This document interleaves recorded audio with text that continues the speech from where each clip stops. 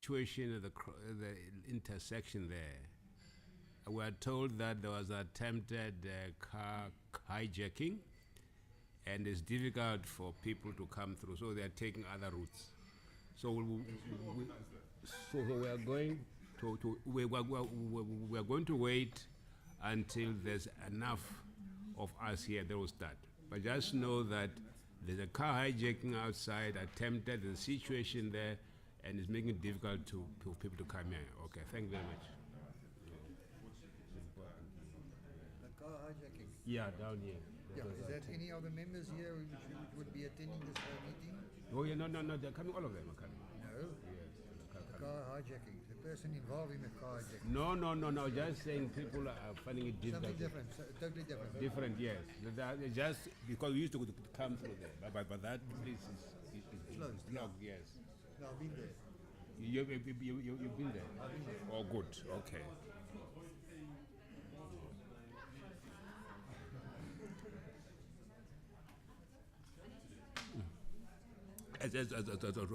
Doris.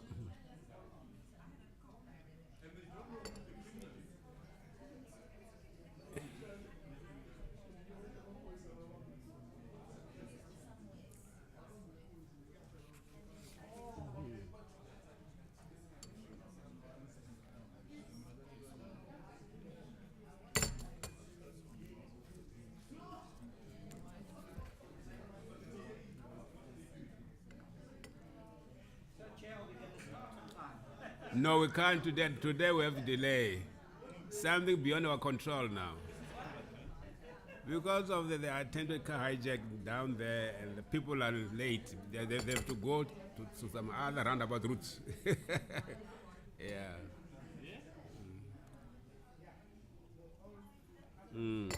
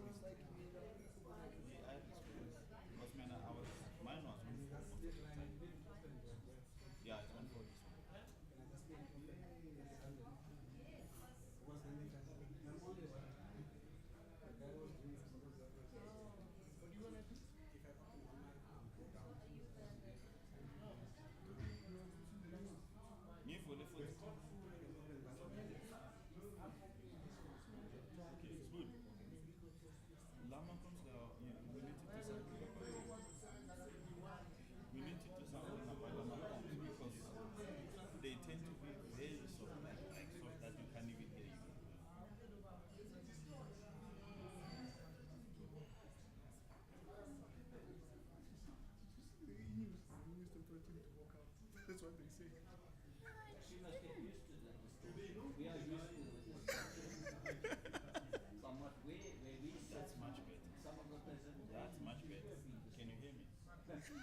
But I think that's part of, you're a board member, and part of the challenge is that if you rely on how the media reports what is said, it isn't an accurate reflection of what happened.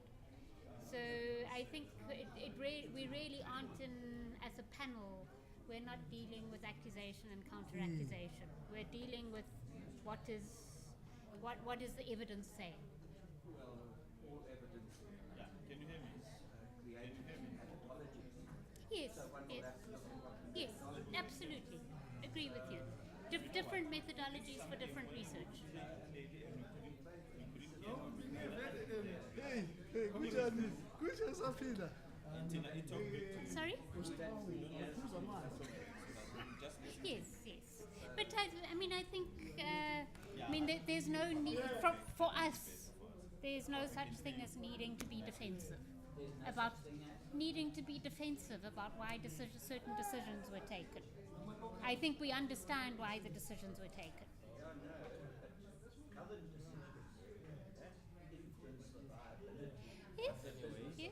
Yes. Check 1 2. to other important decisions. Yeah, but I think, I mean, from the side of the panel, there's nothing that we haven't expressed any view whatsoever on anything. I was displeased by the side that I sat there yesterday. Yeah. Quite often questions preceded statements Of what we've heard. of what we've heard. That doesn't mean that we agree with it. We haven't heard it. No, we sent you the summaries of everything. Have you? You sent it to Yes, yes, and to Sanral. Okay, well then we as a We sent a summary of every single submission. very much. Yeah, I will question our yeah. We sent the organizations, public meetings, even the roundtable experts, which we aren't circulating to anybody else, and the political parties. So we sent all 4 sets of summaries, and you'll see it's very wide views, very wide. for me, today, what has happened. Uh, I mean, it has serious problems.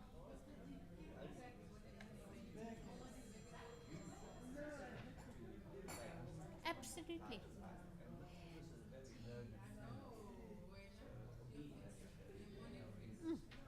And As a board member, I have to sit here and say that this is I think that you mustn't prejudge it. Don't prejudge it. I look at the figures. I'm Oh, not prejudging it. I'm looking okay. every month we get figures on that. Yes, well, I mean, one of the things we're still waiting for is the figures so that it helps us inform our decision. We've only got one set, and we very politely haven't. Morning, everyone. Good morning, good morning. Friends have got a reception day. Oh, did- what did- can I say, man? No, but did you speak to Musi? No, but they're your friends. Why should I speak to them? I said, have you spoken to Musi? He's not my friend today. No, Yes, I have. he told you what, that I phoned the DA and asked them, and they agreed that they can go away. He didn't tell me that, but he just told me that earlier, but that we're going to tell the DA because they got no permission to do what they're doing over here, and that we're going to ask the police to come in. Okay, now as I spoke to him after that, I phoned Neil Campbell, who's the delegated person by John Moody. He agreed that John Moody had organized it. I said that when people came to the DA's presentation, they asked for leave and appreciated that they're not what is our But you must tell him that he must make sure that he feeds those people. That's always No, the they DA. go. Well, our understanding is they're going away. No. The DA always feeds those people. They hire them for a specific. No, it's a. I know people Yeah. who go and do this. Yeah. There's a guy who doesn't live very Well, far if from they us. are chanting when we start, we will say it into the record that we are disappointed that they have not taken people. Because I phoned him when I arrived at 5:45. Wonderful. Welcome. So if they haven't stopped chanting by now, I mean, we're a bit late. You know that there was the hijacking and people are having to leave. Gentlemen, Yeah. No. you're And okay. you've got the email of the additional questions. And there's a couple more. You think we're a machine or something? Huh? You think we're a machine here or something? Do you think I'm a machine? Sending It you looks like you. You don't have anything else to do. I think I have Trish, some other things to I do. think we should start. But the people are detained because of the accident. We need to give at least another 5 minutes. Yeah, give them another 5 minutes. Okay. That's what's happened because of the kind Yeah. That's not a DA issue. That's Yeah. Oh, okay. that's a hijacking. Yeah. So any word from the DA, because we can't allow that. Well, my understanding is they're going to go away. Okay. If they haven't gone away and stopped singing, then I think we must say into the record that we have contacted them. Yeah. I'm disappointed by Yeah. their protest. I think it's a action. bit. I'm not sure that. Okay, now we'll In fact, maybe we should say it anyway. You're a bit better. Because I didn't show you the email. Yeah. Because But these people have had their chance. They were, oh man, really. I think they're looking for media attention. Because really. yeah, that was the email too.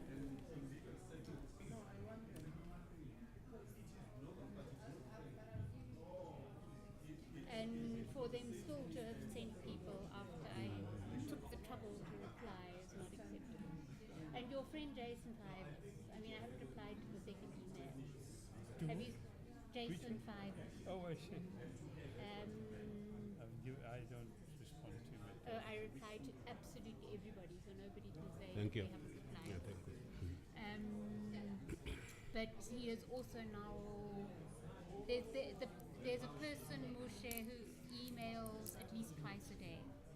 And he's recently taken to sending emails that say, "Hi, Nazir," and then proceed to insult Nazir for the next 5 paragraphs. Oh no.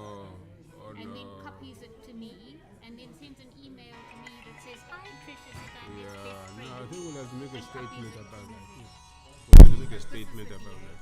But that's been going on Hello? for a while. Yeah, no,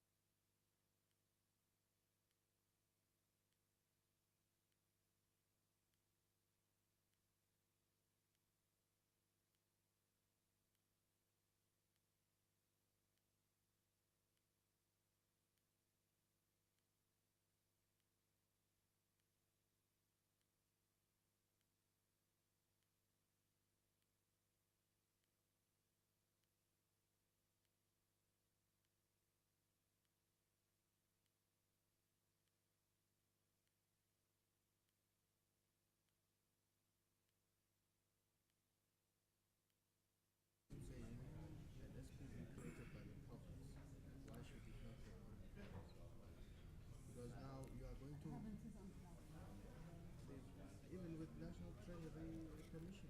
With nothing. Oh, yeah. Good morning. Good morning, colleagues. Let's get started. We are 25 minutes late because 25 minutes late because of the little incident down the street which delayed a lot of people. But we have to start because we have a very long day and so many things that got to be discussed today. So let's take our seats, colleagues. Let's take our seats. Let's take our seats.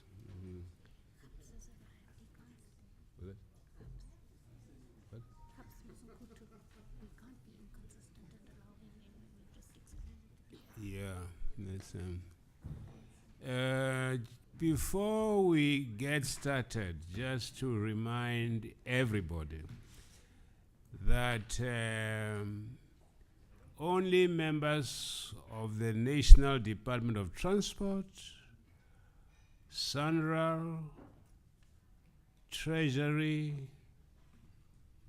the panel, and their support structures from the Premier Office and the media are allowed here, please. If you're not a member of any of those categories, please make it easy for us to proceed with our work. So it's very important that we respect that.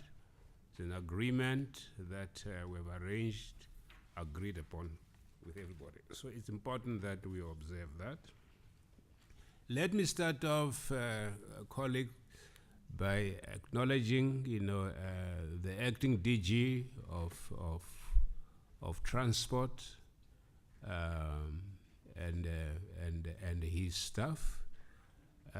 Acknowledge the CEO of Sanral and his staff, and one heading the delegation from Treasury. We really appreciate that you have again made the time to come and give us the benefit of your understanding on these issues. Your submissions are highly appreciated, and in fact, your submissions are decisive because of the roles that you play, in government. We want to also to acknowledge the media and commend the media for continuing to assist us in communicating messages, from these the consultations and hearings. Thanks very, very much. Let me start off by also introduce my colleagues on the panel. I'll just name them as they're seated here. I have on my immediate left, I know I'm going again to mispronounce his very complicated Xhosa name. John who, by the way? John Ngebecha. Thanks very much. I think there must be some Khoisan blood in you. Well, thanks very much. And then we have she just out with Dr. Trish Hanekom, who's a member of the panel. At the same time, she coordinates our secretariat. Next to John, it's Dr. Danisa Baloy, who's well known, particularly in business circles in Gauteng. We have also Miss Loretta Tefo, who just raised her hand. Yeah, she's also well known in the economic circles. And Mr. Ketla Shubani, who seems to be known by everybody. Thanks very much. Who are they? Yeah. Oh, sorry. Yeah, I can't see beyond because of the light. Sorry, Vuyo. We have Dr. Vuyo Mahlati, who's also well known, among other things. She serves on the National Planning Commission. We have also next to her Professor Chris Malikana, also a well-known economist, and serves also on the National Planning Commission. And far left is in more ways than one. We have Professor Fiona Treger. Thanks very much, colleagues. We also have they are not here yet, but as they join us, we are going to acknowledge them. Members from the Premier's office who provide us with administrative and logistical support. I've seen a few of them, but as they come in, we will introduce them. We have also just next to Professor Fiona Tregernev, we have Mr. Ross Jennings. Ross Jennings he has been contracted by GSLO to provide research support for us. Thanks very much. Thank you very much.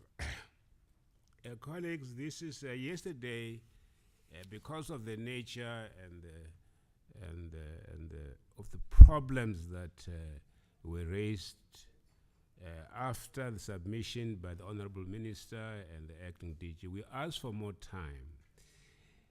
Colleagues, we asked for more time for this part of our work because the National Department of Transport really is the highest office. When you discuss anything on transport, ultimately you have to appeal to that. So that's very, very important for us to give the panel enough time to raise issues at that level. It's very, very important that we do that. They make the policy, and the provinces articulate that policy at their own level. That is why the submission from the Department of Transport is extremely important, in fact, almost decisive. As of today, we agreed to say that will give them 2 hours, for the panel to engage with. There have been 2 major submissions yesterday, and we spent the whole night yesterday just perusing those documents. And we have arranged. I'll ask Trish to talk through the questions that we have prepared. As we said yesterday in the presence of the Honorable Minister, our task is extremely complex. Matters of evidence can be very elusive, and that's why we were taking the time. There are times when there are different, at times, conflicting versions of the policy process. And that's why at times we sound interrogative, we sound prosecutorial at times, because we're trying to tease out elusive evidence. Please bear with us if our tone becomes apparently insistent. We have to do this because there are times when to decide on an issue, we have to be very, very careful. So bear with us if our tone tend to be insistent here.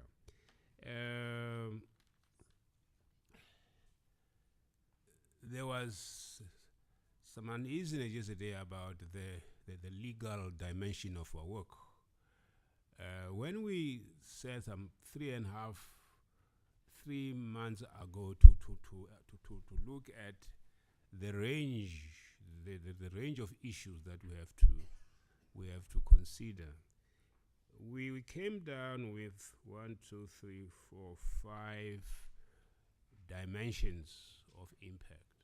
First one, political dimension. The second one, economic. Then social, then environmental. But we then became aware that all these have legal implications. So we added the legal dimension. So it's very, very important that when you ask legal questions, because it is in the context of the issues that we have to raise. You know, it's important that even as an advisory panel, we have to raise legal questions, because without that, our statement will remain incomplete. So it's important that we look at that. We have arranged, I'll ask Trish just now to just project the questions that we've agreed upon as a panel soon. But you know, because it is interactive, we may ask new questions, perhaps follow-up questions. So we are not tied to the questions that have been prepared and sent to you. I think allow us to use our discretion to raise fresh questions if there's a need to raise fresh questions, or even radically new questions, depending on the interactions. We have, at the very beginning, we agreed on a code of conduct, because this is a highly contentious issue. At times, it becomes a bit explosive. So it's very important that we guard the freedom of speech, which has its own culture. So we have managed during the public hearings to encourage people to be much more polite, much more cordial to each other, and avoid strong, provocative language. So let us avoid it, because once you do that, we destroy the chemistry that we need to promote interaction and dialogue across difference. So please just bear with us. Let us, if anyone feels strongly about positions taken by other by constituencies outside your own, please let's try to be as courteous as possible and avoid provocative language. I think this is I think when we decided on a deliberative democracy, it was this that we were trying to encourage, and let us speak. So that is and as my colleagues come in, I'll introduce them. Let me ask Dr. Trisha Rekom just to briefly go through the questions that we've agreed upon so far. Thank you. Thank you, Chairperson. I think, apologies, I think that the department, and I'm just checking, wants to first respond to the questions of yesterday. We did send them the additional questions, so maybe we can just ask them to respond to those and then project the additional questions, which we do want to do so that we are posing the questions and that the media has an opportunity to hear what those questions are. Okay. Just one more word, something that we have to say here. As I said, we encourage, a more cordial atmosphere around these discussions. So when we came in, we saw, posters and placards and things like that. It's okay in our democracy, but we agreed that within the context of these interactions, we discourage protest marches around, because if you do that, you begin to create a very hostile political environment. And it's difficult to discuss very complex issues like urban transport in that kind of atmosphere. So we have discussed the issues with the Democratic Alliance, and we reached an agreement that the protest, I'm sure they have dispersed. But it's important for you to know that we discourage that, and for good reason, And we've done that in the last 2-3 months. And I think let us nurse that environment. Okay, thanks very much. I think Trish, do you want to go through the questions? Chair, I'm indicating that they're first going to respond to the questions of yesterday, and then we'll pose the additional questions so that the media is aware of those questions, and they have had an opportunity already to see most of those questions. So we'll first hear the response to yesterday's questions. Yeah. And Chair, can I just add, because there was an agreement that from the political party that they would not use vuvuzelas or chanting. We contacted them this morning and they have indeed started again. So I think that I will continue to communicate with the Democratic Alliance. We did dissuade any protest action when they presented to us, and they did make an undertaking this morning. So I will communicate with them again, because they are now using a speaker system, and apologies to the National Department and Sanral for the disruption until it stops. Well, thanks very much, colleagues. It's now 20 to 11. We agreed that we'll give this session 2 more hours this morning. So it will stop at 20 to 1. So Treasury will then present after lunch. Okay, over to you. The acting DG. Thanks, Chairperson, and good morning to you and to the members of the panel and the staff of the panel. I see only Ross today, and we understand the other lady fell sick. Our apologies, but welcome to the members of the media and the departmental officials. Chairperson, as the head of Secretariat has already indicated, what we will do, we will seek to meticulously go through the questions as raised by the members of the panel. And in instances where we have information, we will submit that now.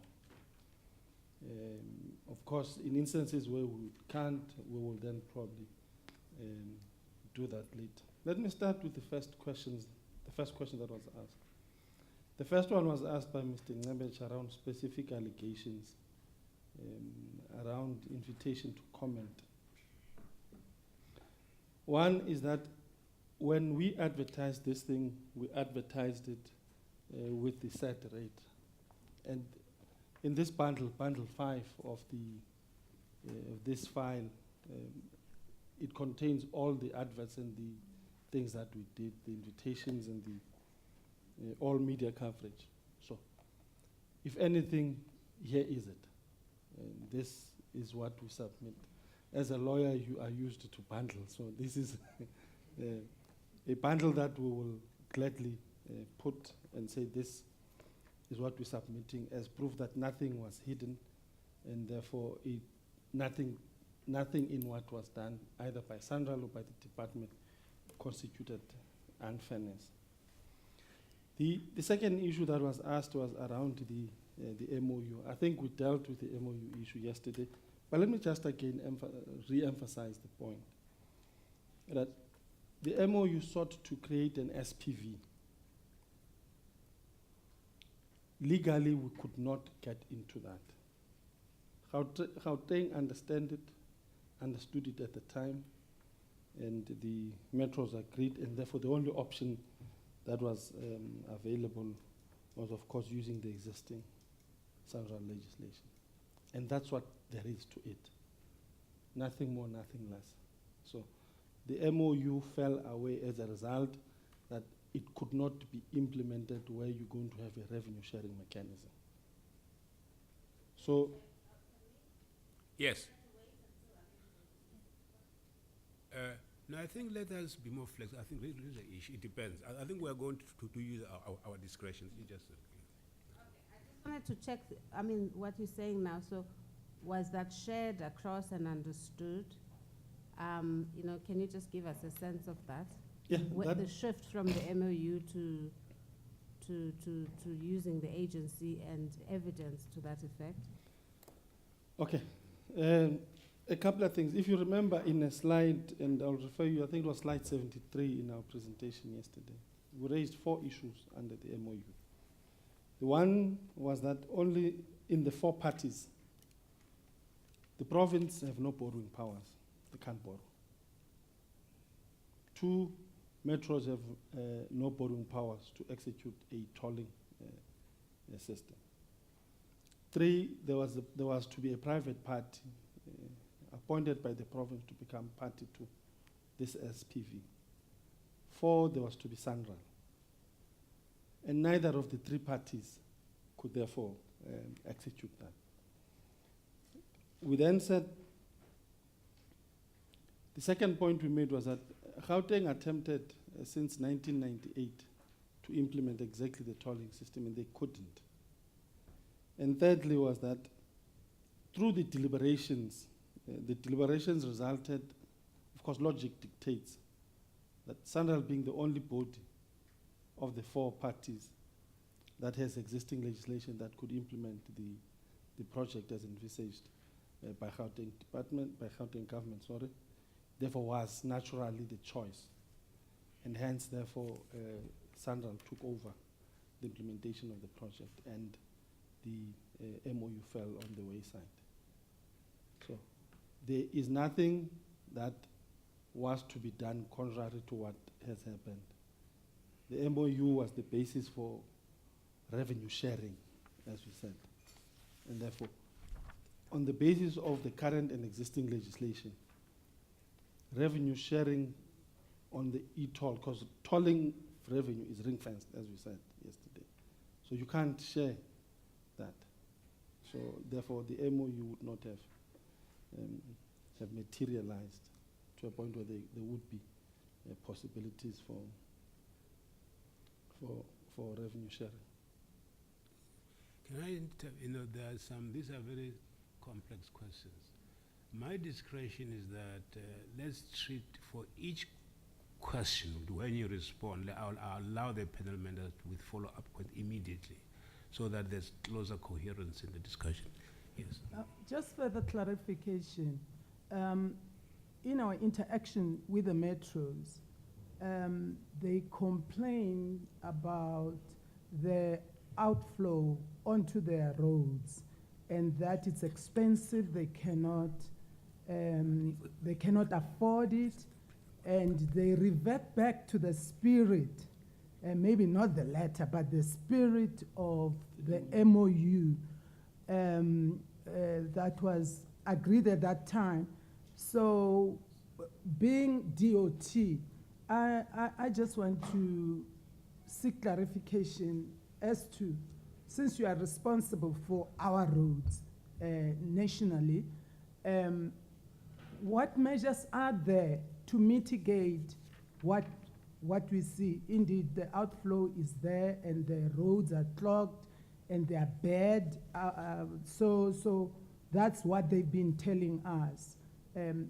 Because we met with all the metros, we met with all the regional ones, and they are ad idem about that. So I just want to seek clarification from you, because I'm sure when the revenue sharing was put in place, there was a reason why. We just don't know because we haven't set sides on that MOU. Maybe you can just clarify for us and we can put it to bed. Thank you. Thank you so much. Let me respond to 3 things from what you're raising, Dr. Baloy. One is that in the MOU, the spirit of the MOU was first to, of course, govern relationships between the 4 parties. But the second issue, and I just want to be as careful in how I come out. I can give you a constitutional answer, which says the sad thing is that transport has all spheres of government have competencies, and the municipal road are competence of a municipal infrastructure, of a municipality. And I don't want to say that because that's an answer I can give.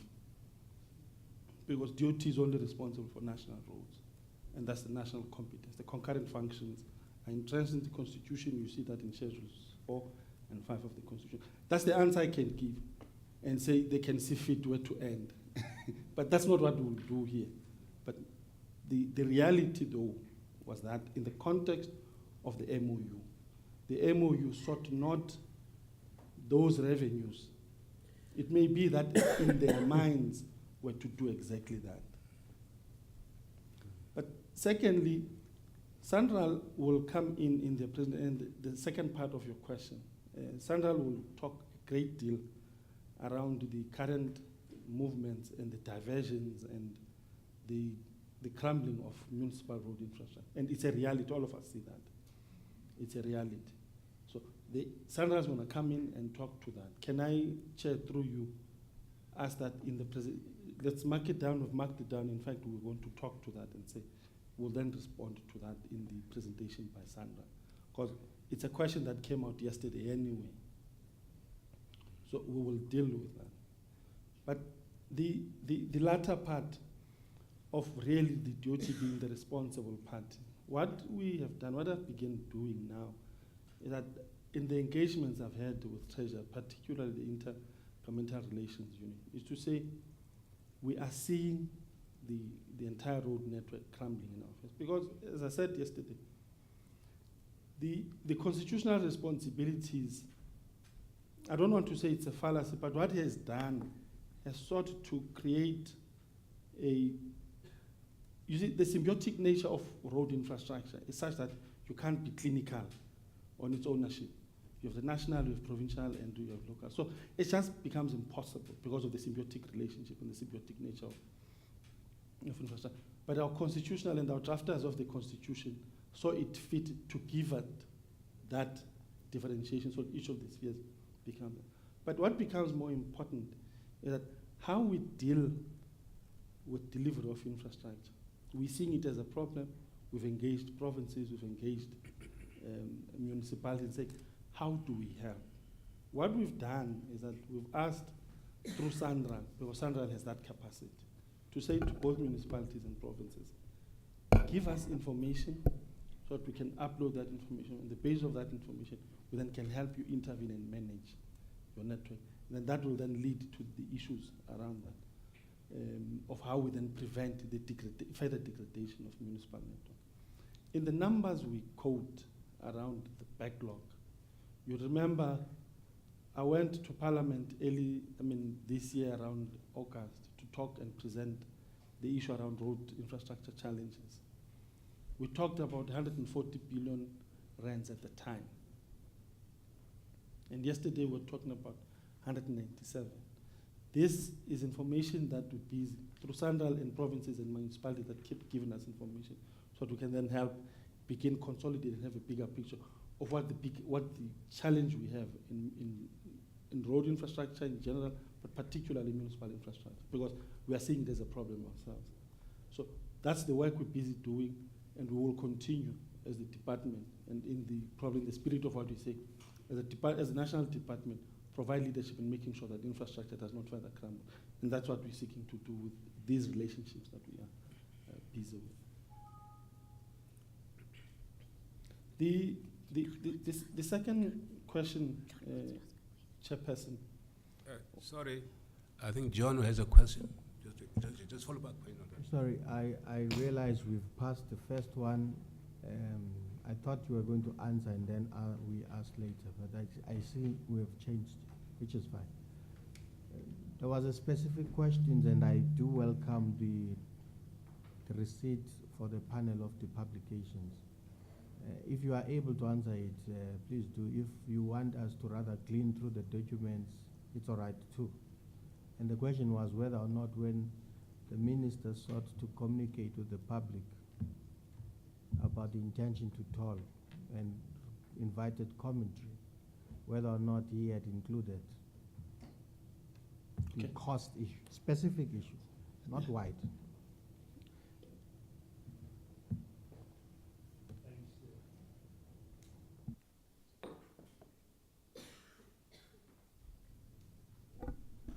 Neither one of them is working. Okay.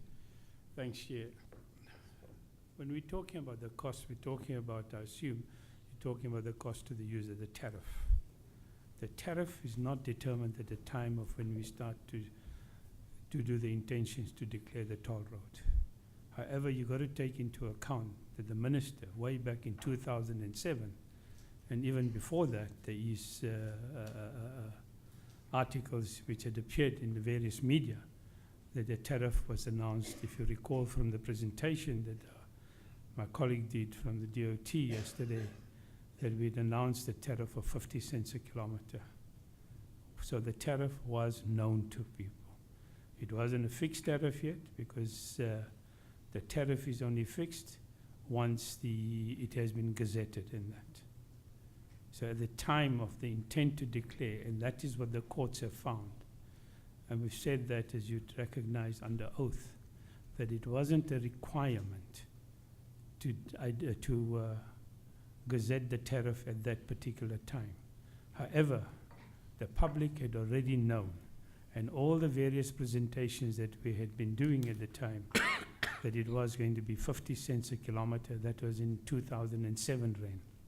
And you saw clearly from that slide that we showed yesterday that when the tariffs were first announced, went to 66 cents, which had just covered up the inflation.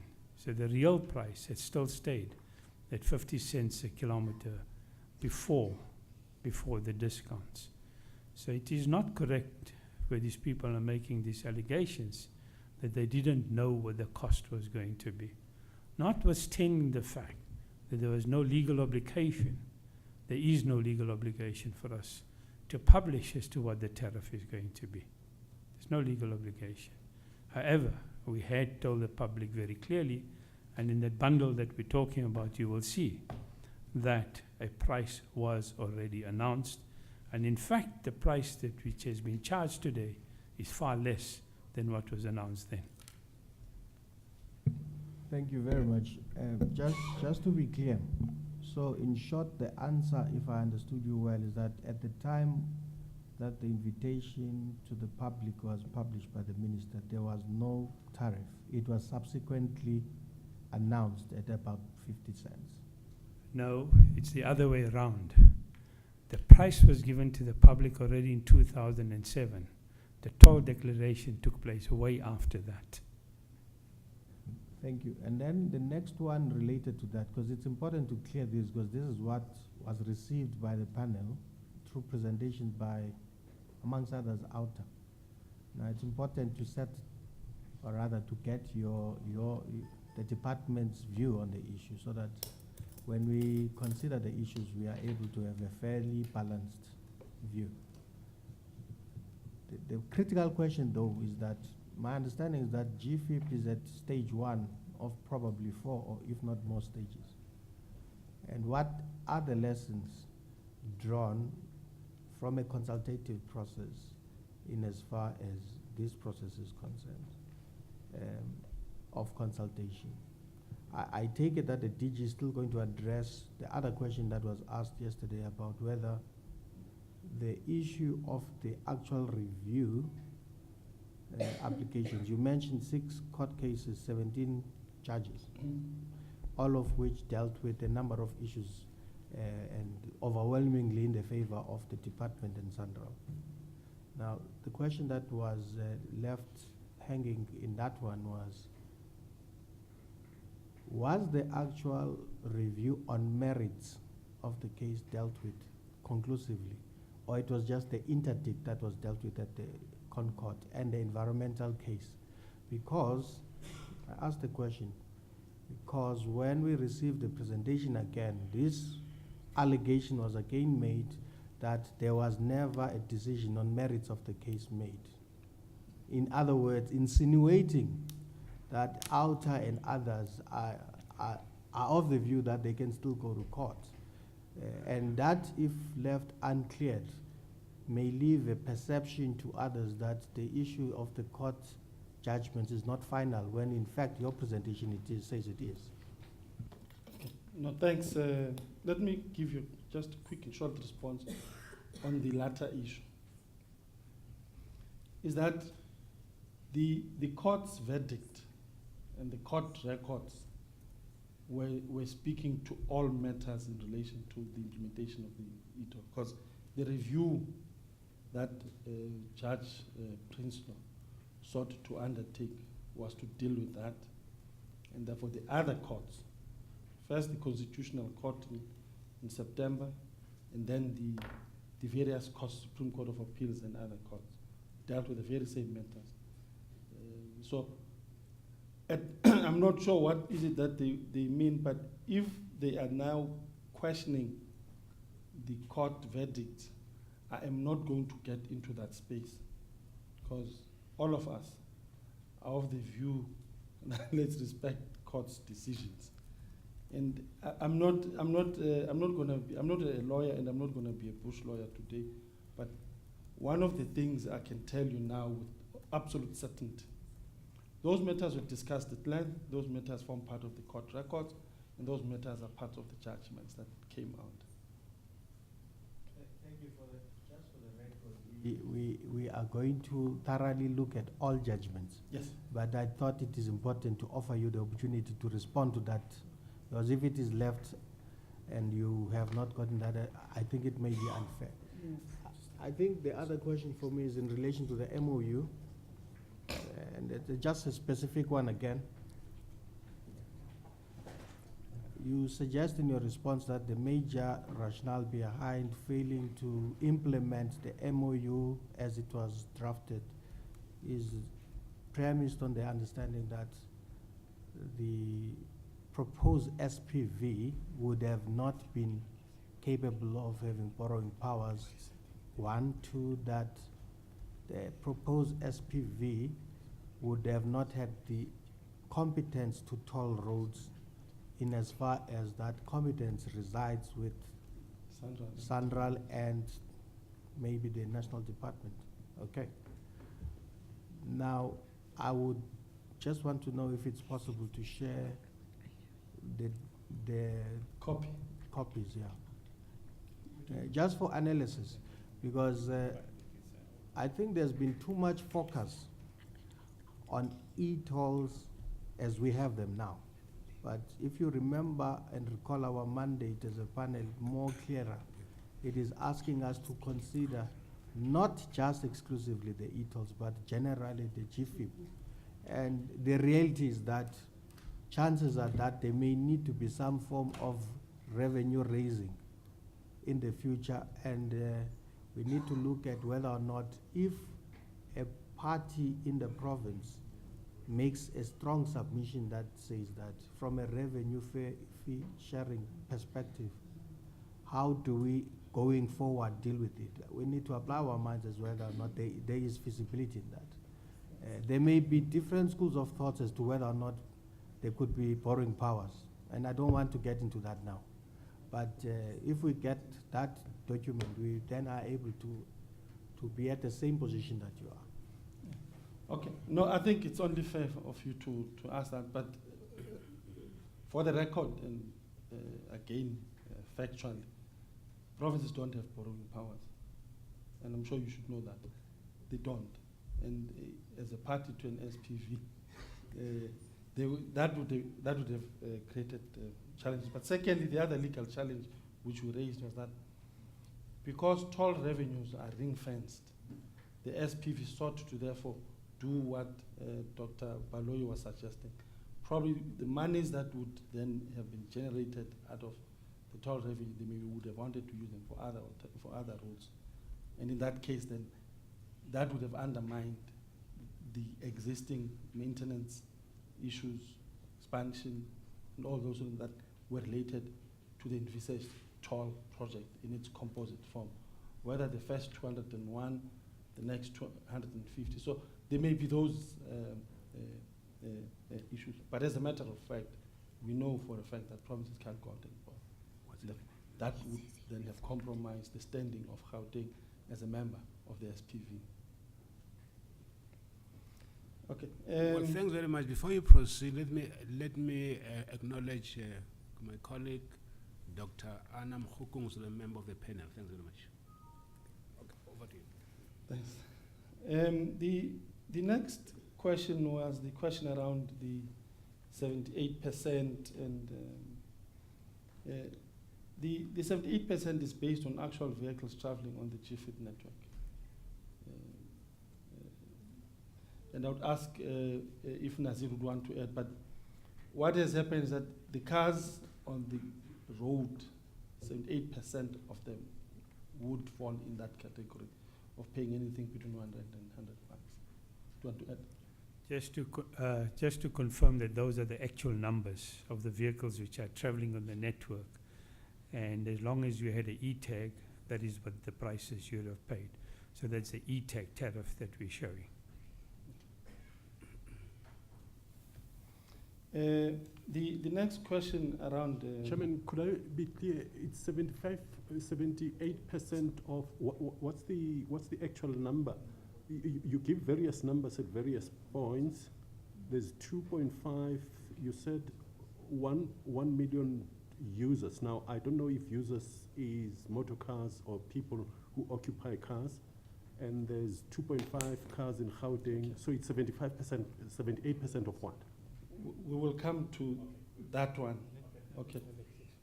Thank you. Go ahead. No, it's okay.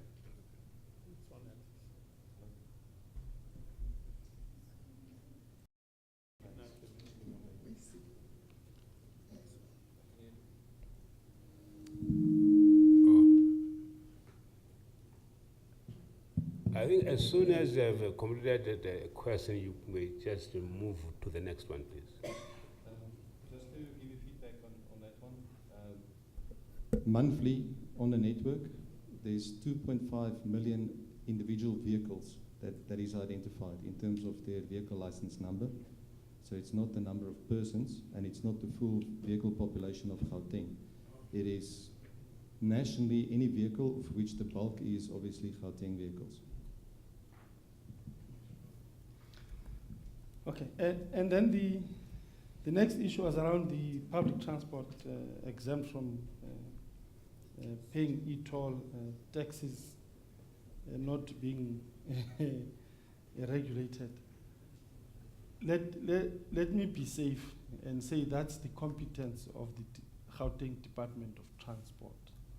It's not the Department of Transport's competence. They are the ones that issue licenses to taxis. So we do not issue licenses to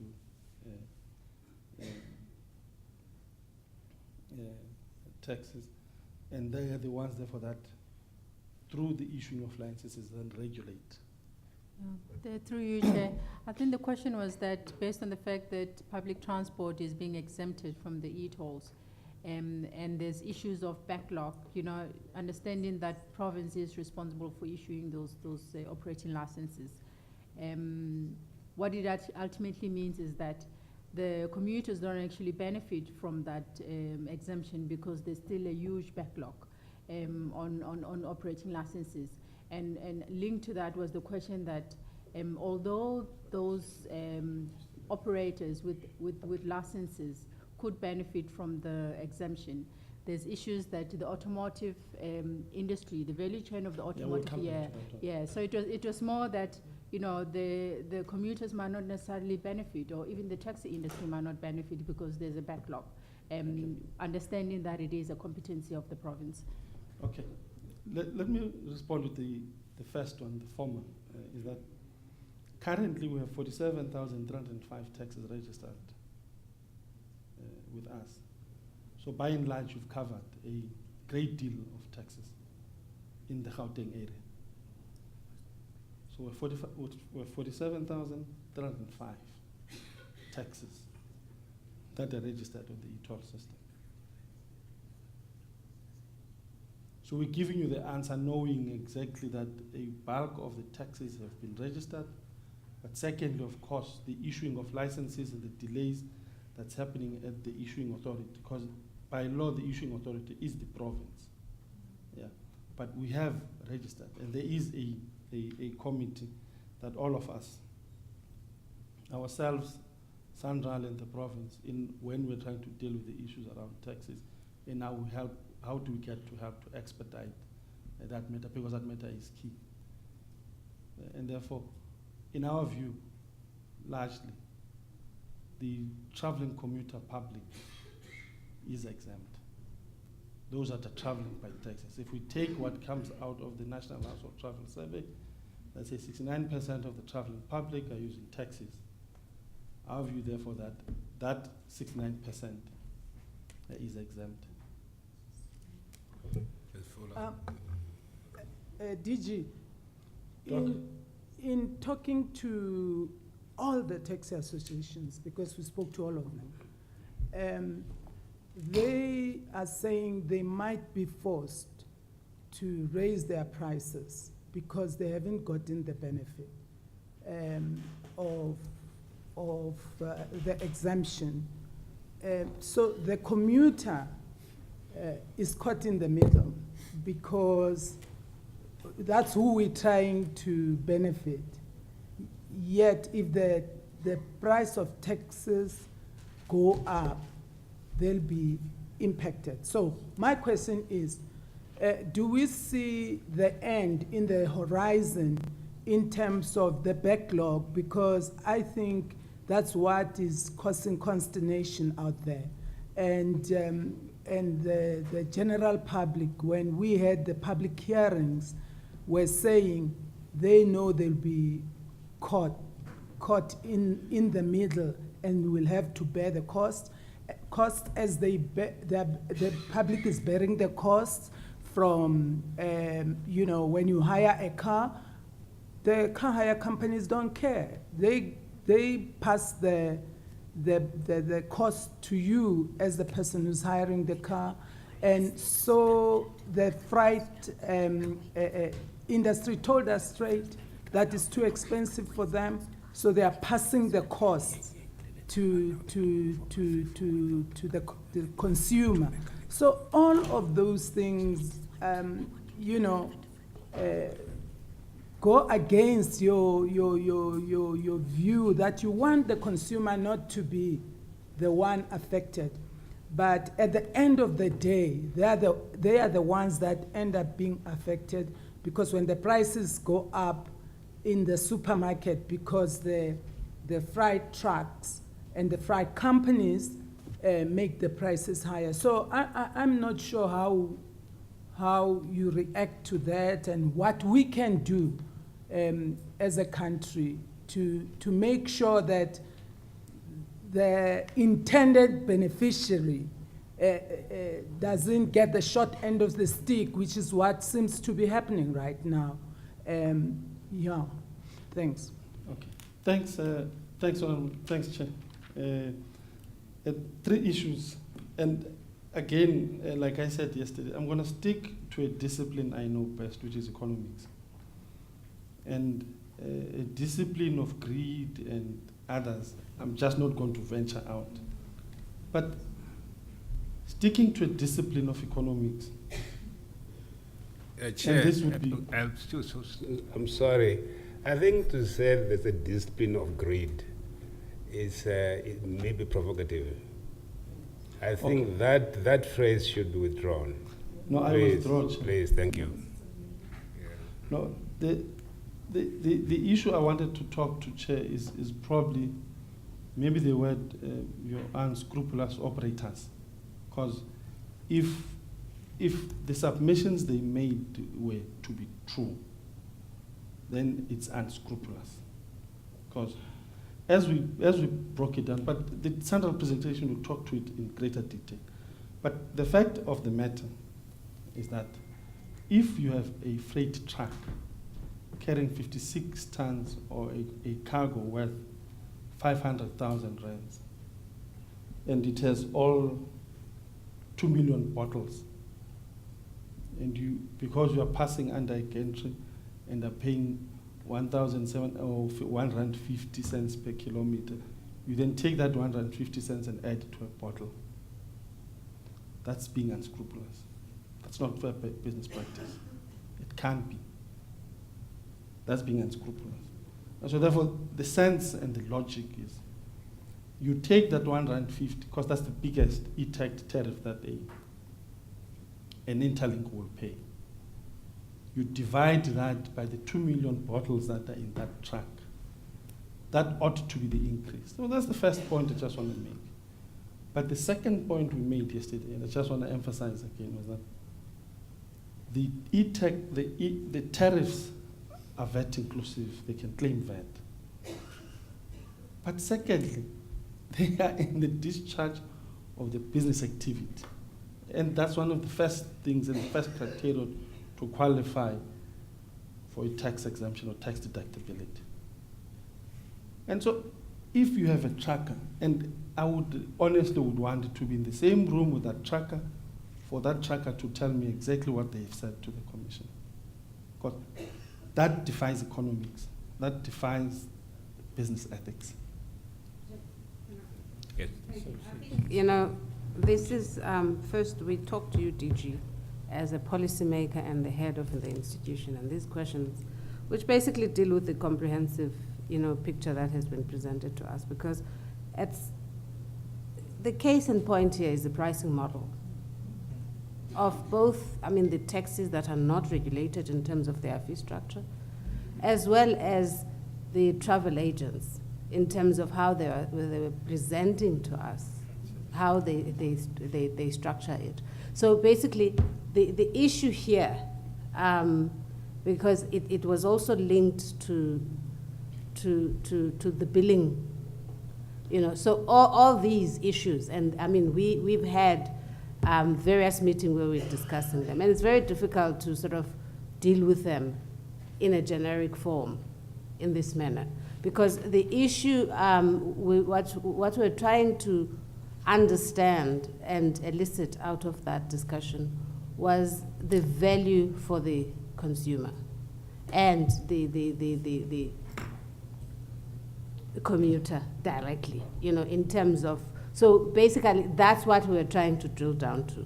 And the questions that we are still having around that, we're trying to understand from your side, have you done enough work to sort of have an appreciation? Can you share that with us in terms of the complexity of what we're dealing with, in terms of what the minister yesterday referred to as an imperfect situation, of the informality of the taxes and how they're structured and how they operate, and also the inefficiencies in the government's permitting and registration arrangement in terms of that. And basically with those inefficiencies, how do we make sure that we, you know, so what we're looking for here is not necessarily a personal view. We're sort of trying to understand, has work been done to have an understanding and appreciation of this? Can that be shared with us? Because what we're trying to find is at the end of the day, if that's a gap, we all sort of try to look at mechanisms of dealing with that as proposals going forward. So that's the angle where we're coming from. No, that's fine. Thanks, Chair. I think, let me, before getting my colleagues to respond, and say this, a couple of things. It's one, this is not a personal view. This is just plain economics. So it's not personal in any nature, and if it comes out that way, I must apologize. Because I'm not here representing Mawethu Vilani, I'm here representing Department of Transport. By extension, the government of the department. So I must apologize if it comes out that way. But it was just providing explanation. So if it comes out in that fashion, I must apologize. But secondly, there are certain things that in the questions that are just unfair on the department to answer and to come out with. Because, for example, how do I respond on the issue and the inefficiencies of a Department of Transport I have no jurisdiction, no control over in the cases and the issuing of licenses? But we've realized there's the problem, and that's what I said earlier on in response to that. The Department of Transport, ourselves, province, and Sanral sat down because we realize exactly the problem we're talking about and how we deal with the issuing of those licenses and how best they can do that. And there is great deal of work that's happening, and there is a good deal of work that's beginning to yield results. Would not get to 47,305 taxes if there were no those attempts. So I think I just probably need to make that clear that this, by no means are we not attempting to make sure that we deal with the situation. But let's get to the reality of the economics, because that's what determines whether this thing is viable or this thing is not going to be viable. And that's the remit, on the basis of what we were told, that's the remit of this panel. And my answers, I'm exactly answering and responding to that economics. The economics of ETON in the context of the remit of the panel. And that remit is, if you have a tracker that's going to add 150 because they passed under a gantry carrying a cargo of 500,000 rands, there is something wrong. Mawetu can't respond to that. No, you guys can you respond to it. None of us in this room. But the reality is, if indeed it is a practice, it's something that we need to look at. Bring in Economic Development Department, bring in other people that really may have to look at those things. So if in the expression of what I'm saying, I'm coming out as being personal, I must really, really apologize. But I'm trying to say, I will stick to the discipline I know best, and that's what I will stick to.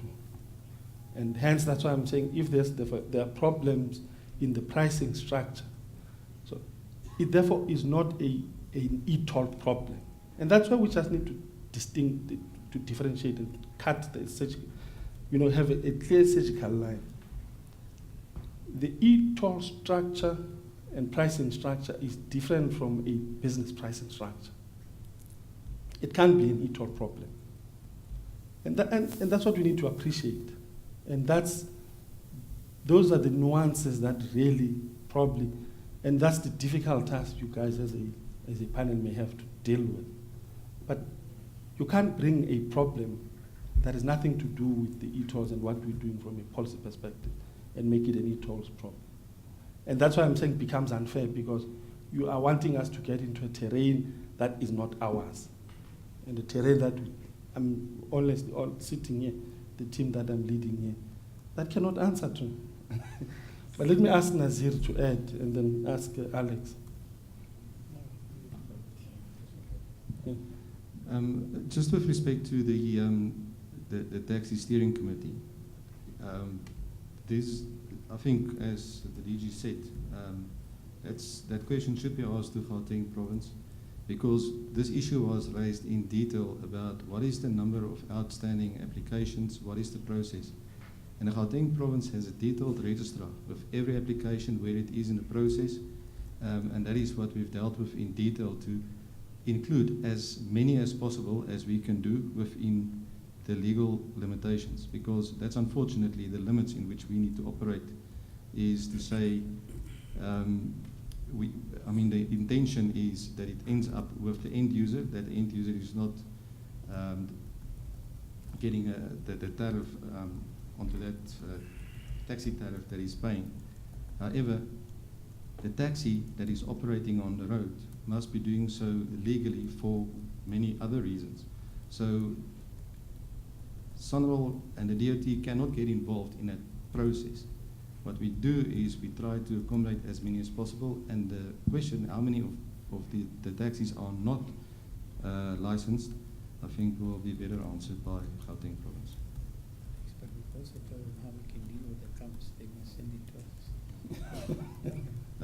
Sanral is engaging with the NTA and Santaku, and we try to resolve issues, and there are other issues like changing permits from a 15-seater to a bigger vehicle and so on, where there was delays. There was a court case last year and the settlement reached on that, and we accommodate everything we can accommodate. So, in terms of the legal limits, everything is done that can possibly be done. And I just want to make one comment, is that you ask about the pricing. We will get back in the economic presentation, but what is very important about the pricing is that it's not something that is just added on.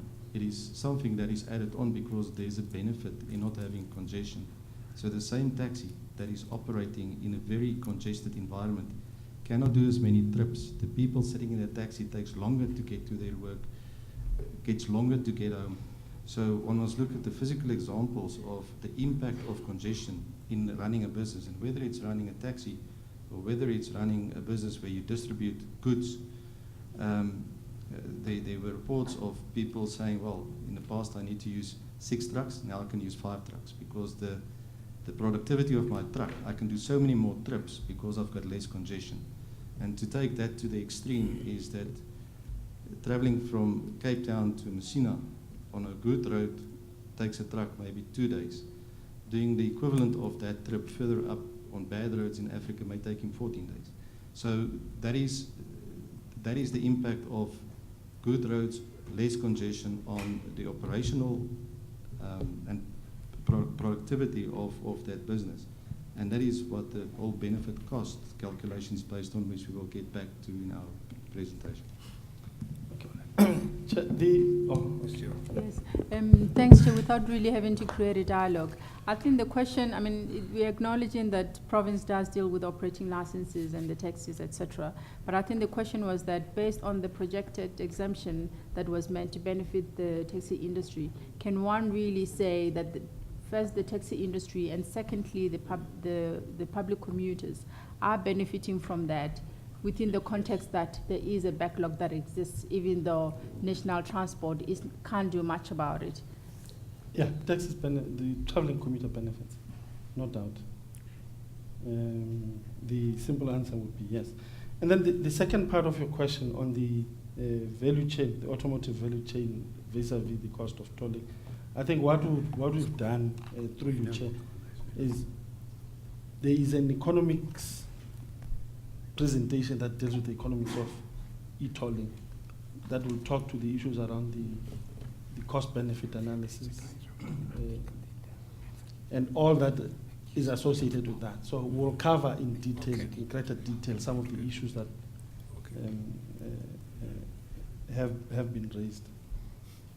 And then let's go to the slide. And then the slide around the location of countries and the high income earners, and I think I'll get Alex to answer. Let me first respond. One as a person who grew up in Diepkloof and understanding the network as is now, is that if anyone comes from Soweto going to Sandton, there is no tolling. They go through no toll. That's the one thing. Unless somebody from Soweto goes through Roodepoort to Sandton, and that person therefore will be taking a long route to Sandton. So that's the second point I just want to make. But thirdly, the location of these countries is distance bound, and therefore, let me make an example. And this is the example I always make to friends and people. I said, you see, you do not pay at the point you leave, your departure point, if you said you're staying Diepkloof or Diepkloof Extension, and you're going to, let's say, Pretoria. Because those who come from Diepkloof know if you take the N1 to Pretoria, it's a long route. You can't. You'd rather go through M1. If you go through M1 from Diepkloof to Pretoria, you only pass 2 countries. So, but the guys will explain okay. Can I reiterate my contention of yesterday? My question was, it seems like because of apartheid spatial planning, the poorer people of our country are forced to live outside, and there are more gantries. We traveled on the road from Springs to Joburg. You pass a whole bunch of gantries. And even if you're traveling from Springs to Pretoria, you travel through a bunch of gantries. And there are people who can avoid that. They have no alternative roads to use but that one.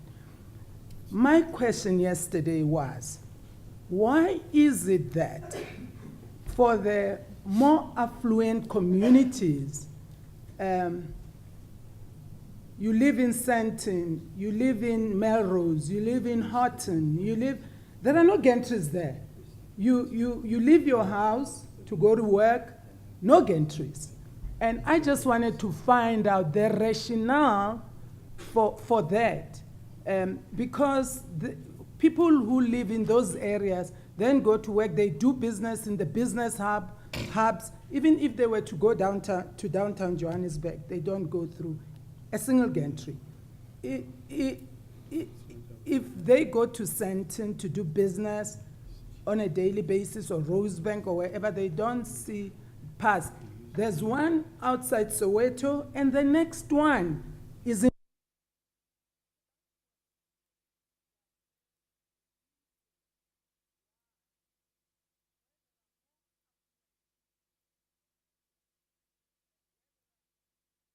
affluent people. I prefer that expression.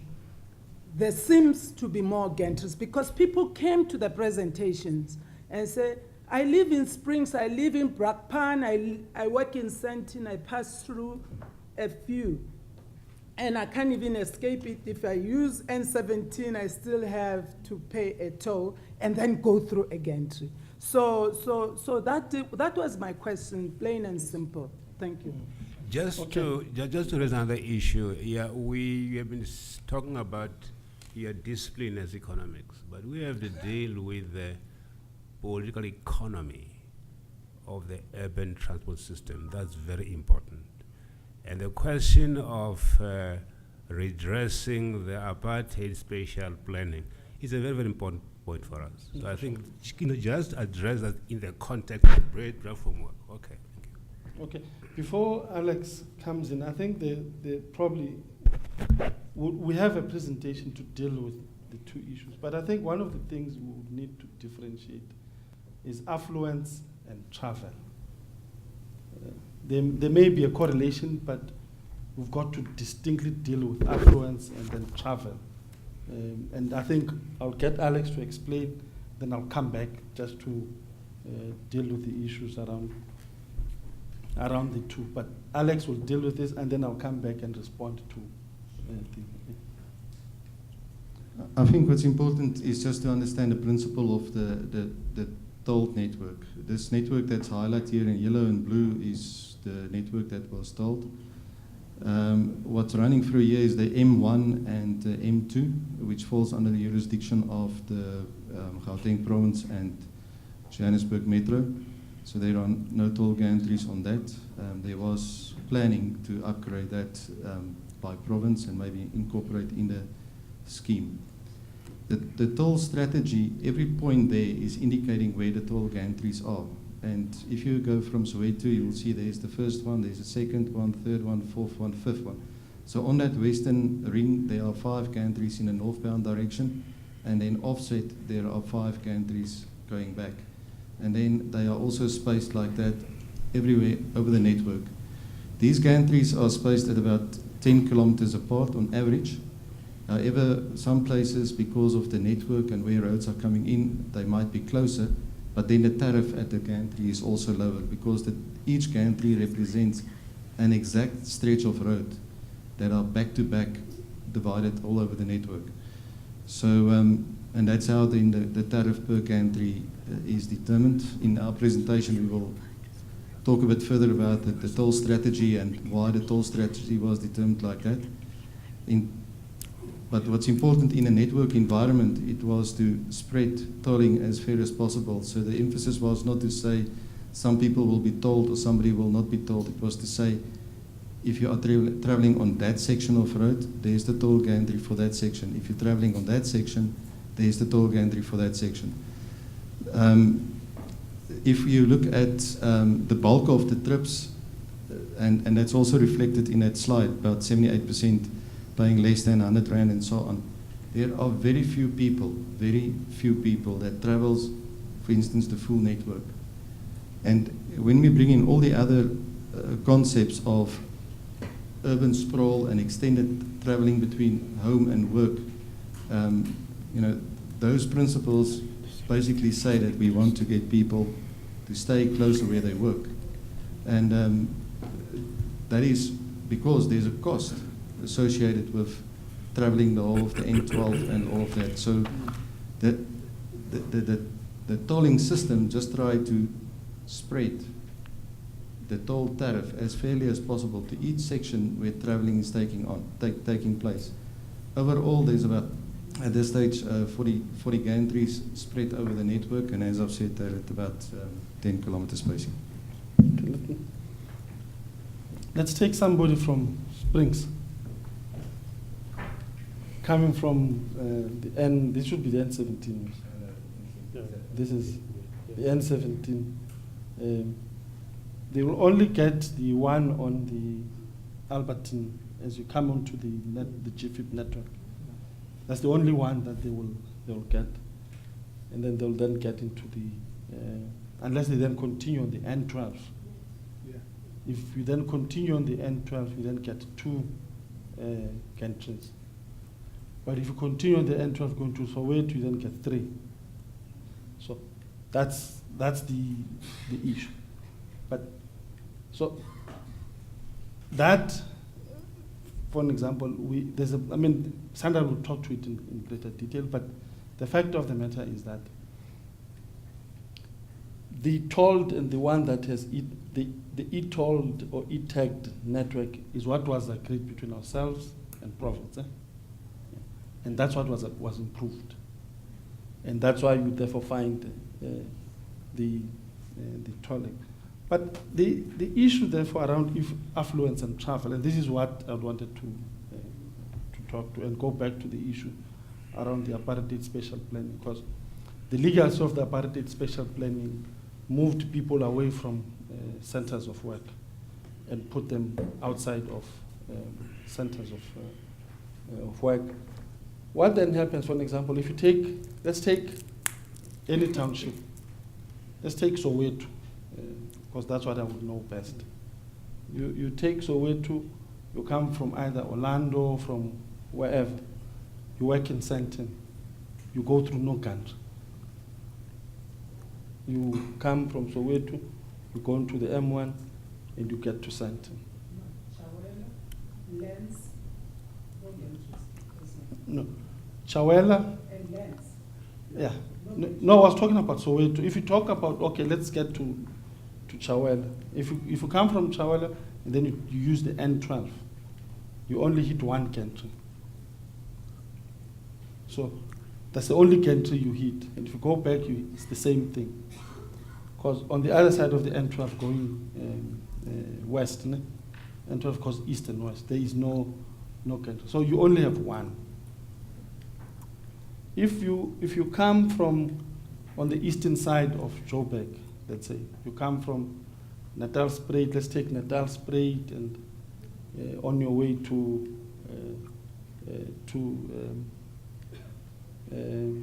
Joburg. On the end, because at Natal-Spruit on the R59 there's nothing. As you join the R59 onto the N12, unless you take Wheatbank, but if you take the N12, R59, Joburg, there is no gun. So the entire traffic from that side would not have any gun. But unless they therefore decide to go on the N3, part of the N12 into Joburg. So there are those things. I think what we need to do is probably we need to work the economics. And that's why I'm saying I would want us to distinguish between travel and affluence, because travel may have nothing to do with affluence, but the economics of having to get there. And then the issue around affluence,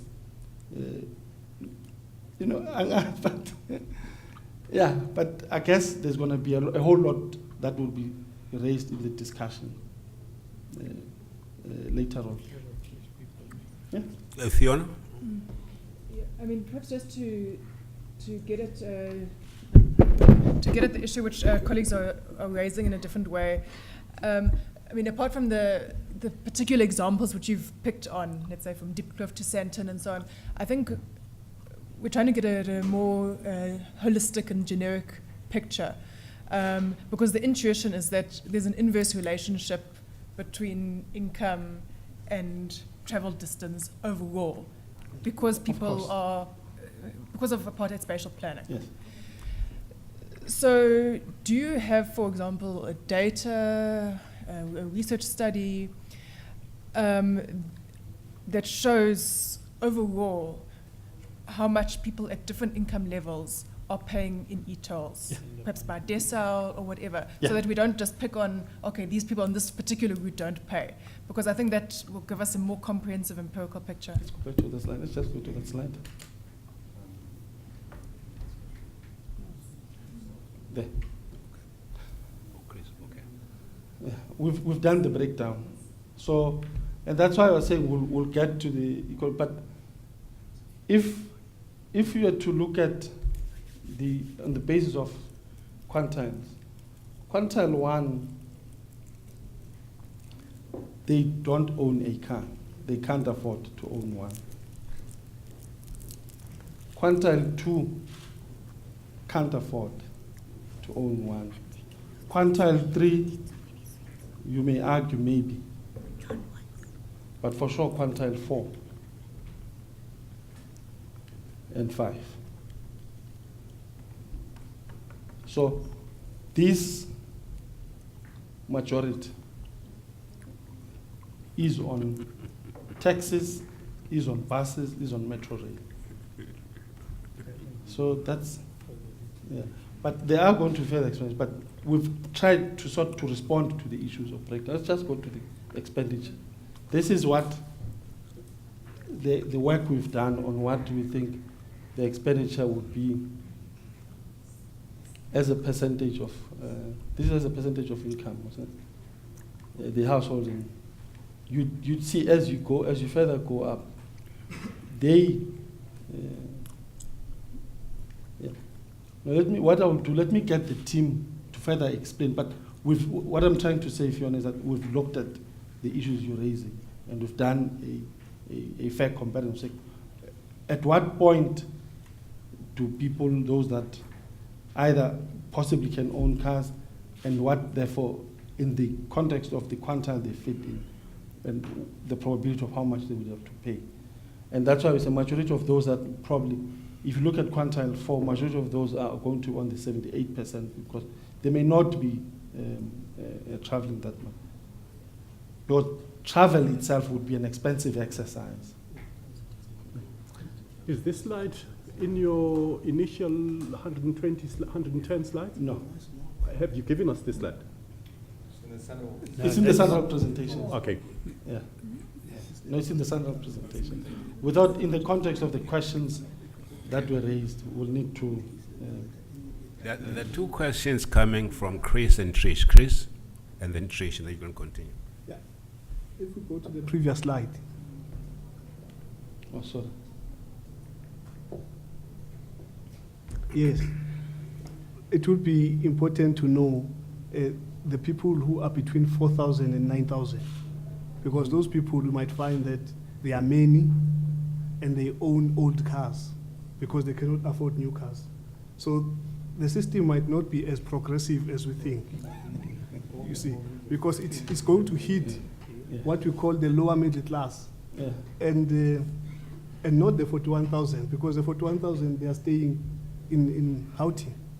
So actually the weight of the cost is on the lower middle class. That's my observation. Okay. Yeah. No, we'll get to that, and I think let's provide time to discuss that, because that bracket that's between, for an example, 4,004 and 9,005. It does exist, and indeed it may be that it's using. I don't know if you want to come in, but indeed it may be. Chair, maybe just quickly, you raised the issue around social justice and equities that we've been looking at in the design of the system. but you're exactly right. You hit the nail on the head. But the fuel levy will cost those guys more than the toll tariff. And we'll show you the sums later on as to why those particular people, the very same people that we talk about, will be not protected if we have a fuel levy as opposed to what we're doing now. But we'll show you that later in all the presentations. Trish? Thank you for that response, and it is in the follow-up questions, but I think we're already going into some of those follow-up questions. And you will also have seen from some of the questions we posed in the consultation process. One of those questions was about people who travel further paying more because they would use more fuel. And in the same way, I think the question being posed was about somebody who travels further passing under more gantries.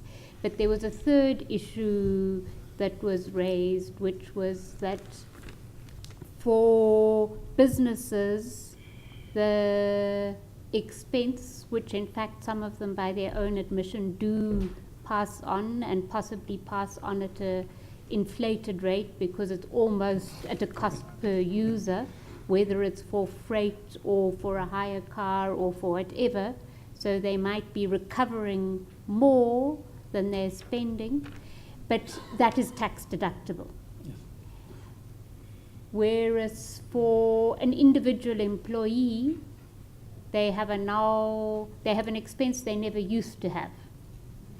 And for lower income and lower middle income, that new expense has hit them in the pocket.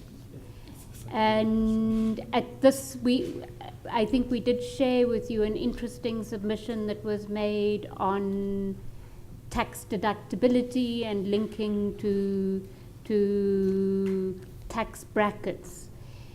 But in addition to that, I think for some employees, what offends them is that you've got people at the top who actually have their expense covered because they drive a company car, they have a chauffeur, whatever. Whereas the individual employee bears the cost burden from their limited disposable income that they have. Now the numbers from what we've seen in your submission and what we had also from the Gauteng department, it's smallish numbers that seem to be using freeways who are low income and lower middle income. But they are being hit very hard because they pay the full cost burden out of their already limited disposable income. And in fact, there's artificial incentives to people who are better off. Including by their own admission, we have had a couple of written submissions from people indicating that they are in top income brackets, but that their total e-toll expense is at the cost of the company. I think we will deal with, because it's also the question you're raising, it's part of the set of questions you sent this morning. Yeah, we'll come to that. Before you proceed, John, do you want to ask a question?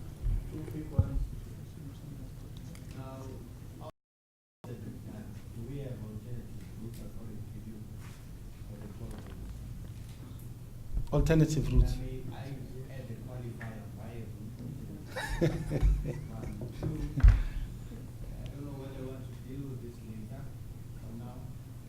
Oh, sorry.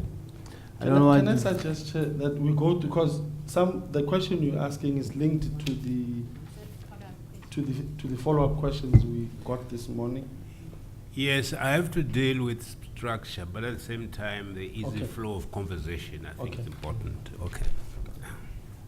The second question emanates from what I had raised yesterday. What your thoughts as a department and or Sanral may be. I don't know who wants to take the question. Regarding the repeal or at least the change in legislation that does no longer require for there to be an alternative route before you can talk. The first bit, yes, there are alternatives. Sanral will deal with the second bit. Nazir? Yes, you're correct that the law was repealed as far as an alternative is concerned. I'm going to turn it on from there.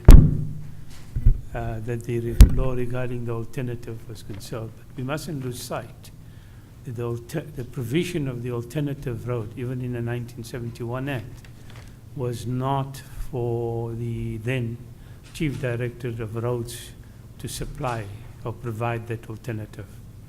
All it said that there had to be an alternative. And it usually would have been either provincial one or local authority one. So there was no compulsion on the national department to provide alternative. And part of the thinking was that when that particular part of the law was repealed, is that we've got to look at different mitigating measures in terms of the alternatives. Now, if you look at the GFIP, and we do have a map which has been produced by the province, and the province should have given that to you, is that there are alternatives. That there are alternatives to the current network. The alternatives do exist. And this is why we looked at a regime of providing the discounts. How do we make sure that what we provide is affordable? When we were talking about the equity and that this is chair raised, exactly the point why we're looking at discounts. And there's a different discount regime, as I'm sure the panel is fully aware of, as to what the discount regime is. And you've also seen the impact in terms of who pays 100 Rand and who doesn't pay what around there. Okay. If we may continue, the second question that was asked by Dr. Baloyi around the public do not understanding what they're paying for. I think one of the issues we just want to probably raise, and it's the issue that was raised by the minister. Maybe we're not doing enough in terms of communicating and the extent to which we probably need from our side to do that. But just to say for what it's worth, these types of insights that as a result of the communication and this that we're beginning to do, it may be, it may not be enough. And I think it's something that we'll probably need to look at, and we are busy. In fact, the team is looking at and improving on those things, because the reality is that we need to communicate more, and people need to understand what it is that we are doing. So that one, we would really take that, we probably need to take that back and see how best we both the department and Sanral in the execution of the project, begin to communicate more, get people to understand more, people get to understand the benefits and all the likes of the system. So we will look at that. The question was asked by Dr. Anekam on the HOV lanes and why the decision at the time. I think there is a full study, and we will, in the study that was done by the team, and we will really forward that study that looked at the feasibility of the HOV lanes. You remember, in the years 2005 and 2000 to 2007. The question that I would not want us to venture into even attempting to respond is your second question that you raised, Dr. Anekam, around the issue around sentiment, emotions and implications. I think the minister dealt with that quite a great deal yesterday, and I would rather leave it at the ministerial level. But I'm not going to attempt to venture and trying to answer that. The questions asked by Professor Tragona is the issue around how the criterion into looking at issues around tolling. Fionn, Sanral will deal with that a great deal. It's in the presentation, as well as whether the feasibility and desirability of the fuel levy. Safe to give you two issues. Western Cape was given the permission to levy, to introduce a provincial levy. Never implemented it to today. The study by the Gauteng government itself talks about the undesirability of the fuel levy because of the non-progressive nature of a fuel levy and the burden it would put on the poor. So those two, safe to give you that, but the team will really talk to the other, just indicate really how the decisions were made. And the second part of your question was with regard to the issue around the net benefit and the upgrades in the context of what was done. We will respond to that because also we're given part of that by the head of secretariat in terms of the coverage of highways. So we will give you a full, in the Sanral presentation, they'll respond fully to that list of questions you raised, including the issue you raised around the cost per kilometer. It was more than the one for new roads, so they will respond to that. So your two questions, the first one and the second one, but on the third one, that's why it's safe to say, to give you practical examples of non-implementation of a provincial fuel levy that was given permission. And then the questions asked by Vuyo around the issue around buses, us not talking more about buses. Let me raise two things. One is that in terms of buses, and probably we may need to go back to the context you used this. But from a traveling public perspective, Gauteng gets the biggest share. I showed that yesterday. Of the 4-odd billion we distribute in subsidies, Gauteng gets 1.8 billion of that. So that's the first thing.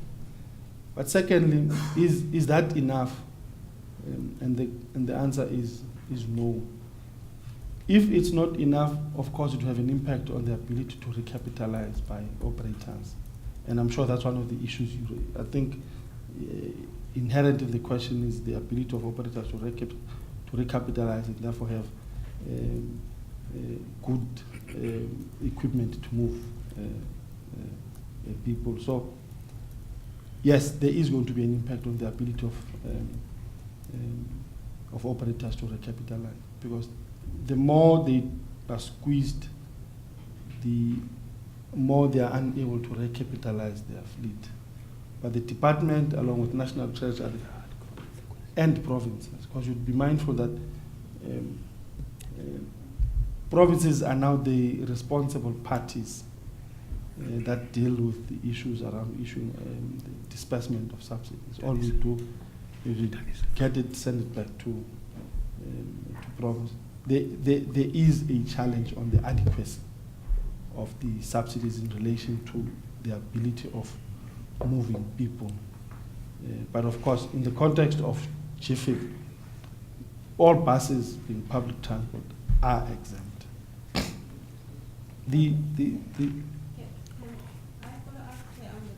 Yes. Yeah, on the question, yes. I was going to the second one, the transport authorities. Just before you get to that, partly I was interested in you saying there's a big problem with this, because that's what in your presentation you said. Yeah, you said we are facing a big challenge as far as this is concerned. And secondly, this has been an issue that has been raised across the board. That in a sense, I mean, there's the appreciation of the encouragement of people to move from cars to public transport. But the issue of particularly, I mean, the case of the lower middle class as well being a big case, because in a sense, new entrants in terms of people who start working, younger people, and all those categories, workers at different levels, have raised, I mean, the issue of the quality of buses that don't go to the places of work, and all that, and the buses on the other side raising issues of the contracts, you know, month by month, no properly structured and subsidy, and how that is a problem in terms of recapitalization.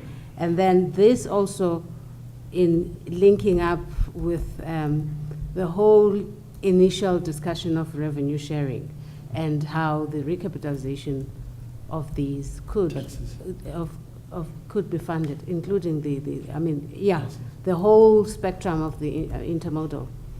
And in a sense, the interest from my side was to understand. I hear you saying we give them a subsidy, but I wanted to appreciate the challenge that you emphasized when you were talking about this, and how far are we, because I'm appreciating this from my other lives, as a big issue that is just not being cracked. I think I agree with your analysis. I think I said there is a big problem, because the problem is such that, one, the amounts we would want to receive in terms of subsidies for buses is not what we are getting, because they are only inflation linked and are not linked to the issues around operational cost. So that's the biggest challenge. And as a result, in real terms, the money that we get from Treasury that we pass on to both operators and the province is not adequate. Hence the issue around the inability to refleet for them to then are in a position to provide a better service. So that's the first thing. Service standards are going to be affected. But secondly, the issue around the remodeling and the transformation of the entire subsidy scheme. In the transformation that we're busy with of the subsidy scheme is to say we now no longer want to subsidize operators, but subsidize the commuter. We would rather pay the difference and say, how much would it cost per kilometer to move this person? X amount, this is what we think the person can afford, and this is what we would want to pay. So that's the second issue. But the third issue, the reasons for the delays on the month-to-month, because currently there are month-to-month contracts that provinces and operators are working on. And our view, and I agree with you, that it is not sustainable because people can't recapitalize because they don't know whether they're going to have a contract at the end of the next month or not. It's undesirable. But the fact of the matter is we are wanting to bring in taxes into the subsidy scheme.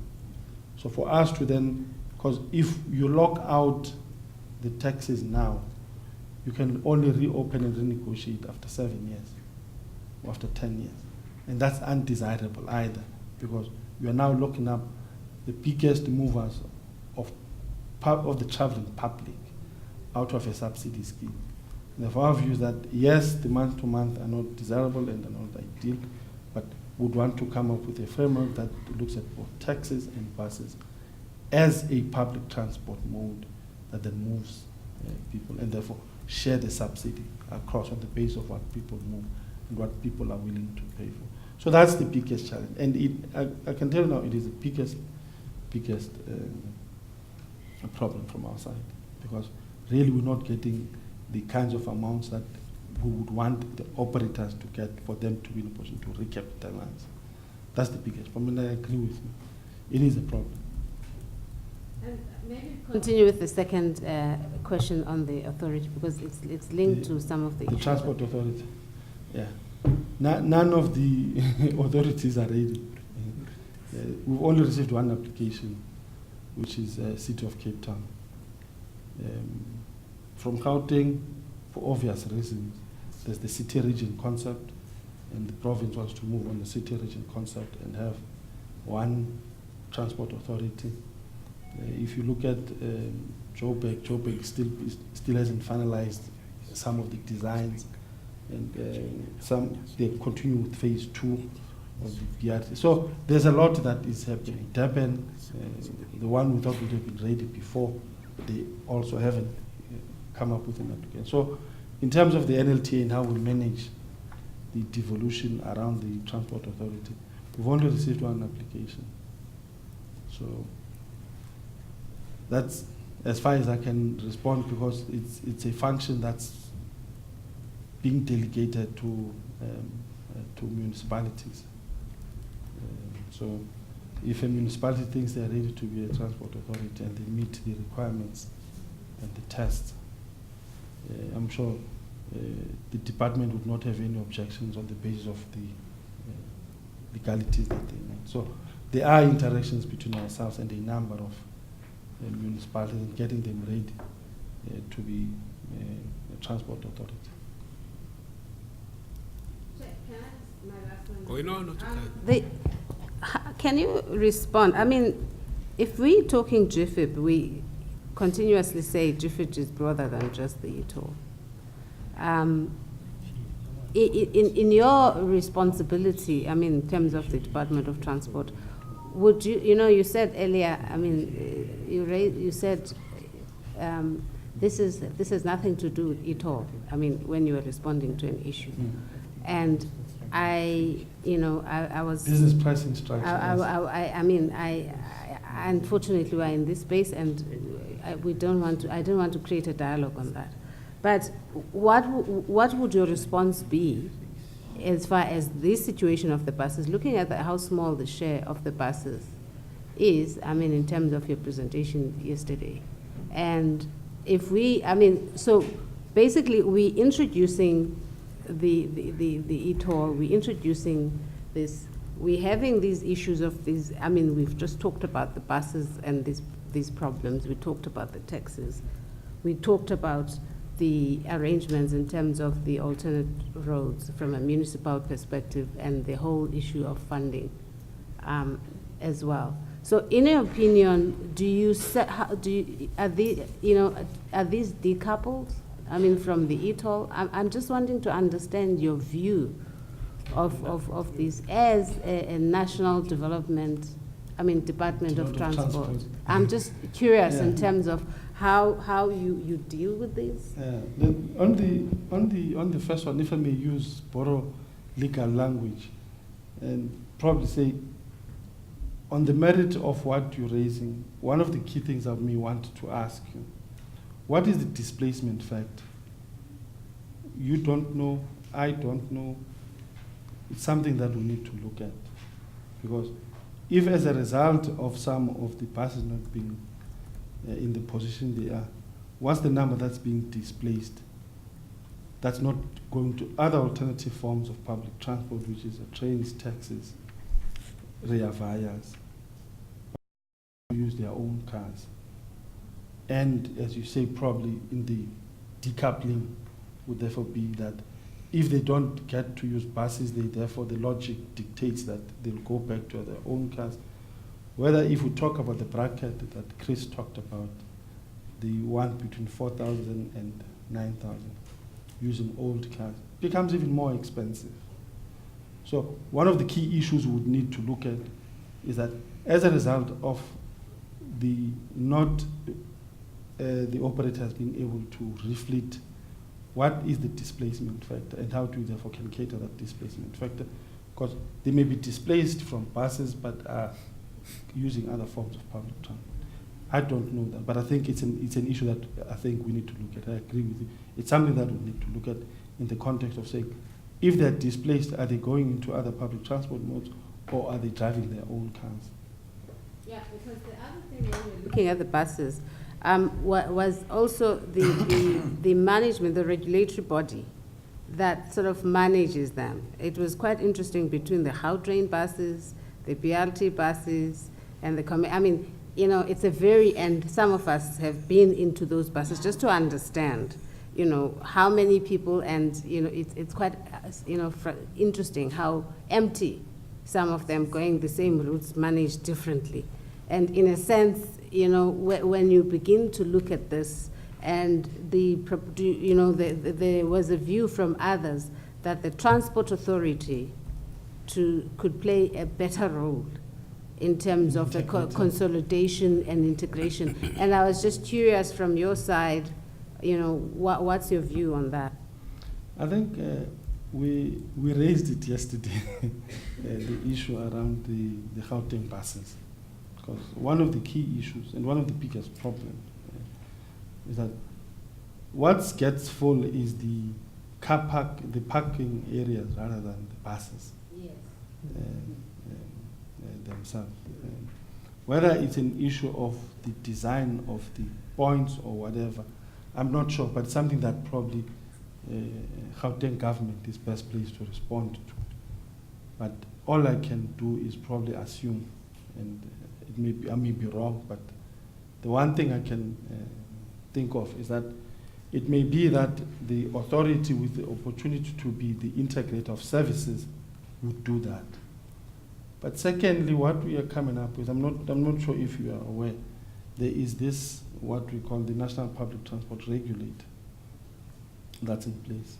The members, we have put a CAB memo to appoint the members of the National Public Transport Regulator to begin the process of creating uniform service standards across all public transport modes and across all services offered, whether by a transport authority or by an individual entity operating in a public transport environment. So that's what is happening.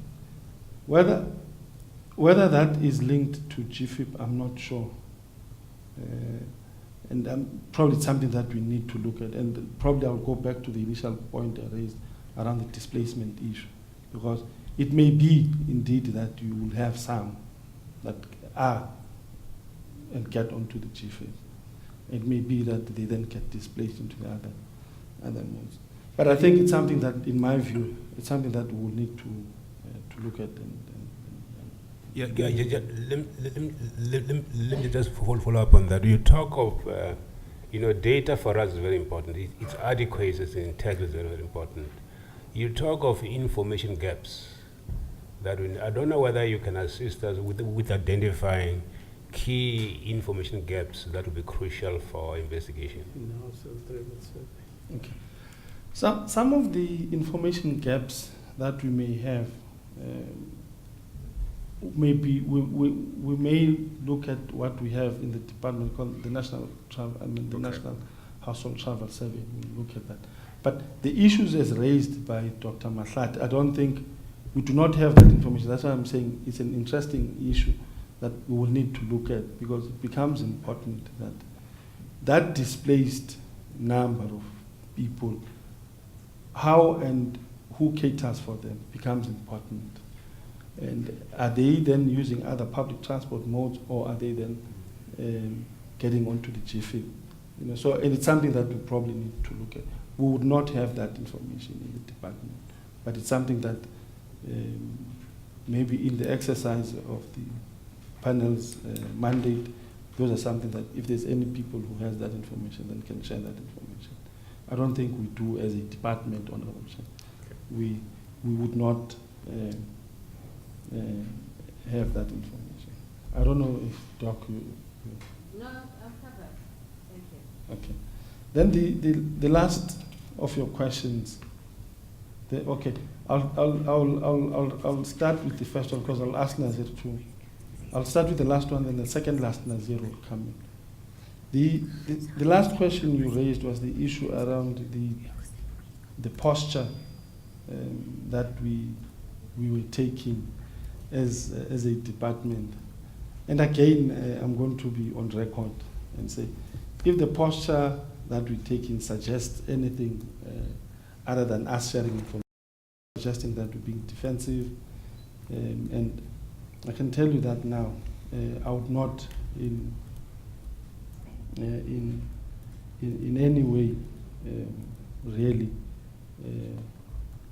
come and seek to defend, because my view is, and that's the spirit, was that let's come and show what we have and put all that we have in front of the panel, then the panel then makes its decision.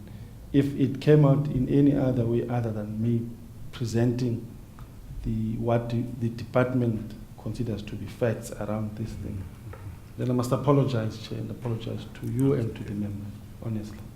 And this, I really mean this, come from, and because we have no reason to defend anything. I mean, you had the minister in the opening remarks. She wants this thing to be open to the media, for people to then interact and interrogate the issues that we're presenting. So if it came out in any other fashion, all I can do is really to apologize. But Nazir will then talk to, oh, you want me to do this first? Okay, can you go to the slide with the exact numbers, Bob Shuban, of the cars? Not this one. The couple. This is just 31st of August, 2014. No. It's not in our presentation, but we will share that with you. Okay, you want to go through, take them through, Alex? I'll just very briefly state, motor cars at the moment, this is self-propelled vehicles, so it's not trailers or anything like that. So motor cars and station wagons, 2.7 million. And if you add up all the minibuses, buses, motorcycles, LDVs, trucks, and other self-propelled, it's just under 4 million vehicles in the province, which makes out 39% of the 10.1 million national vehicle population.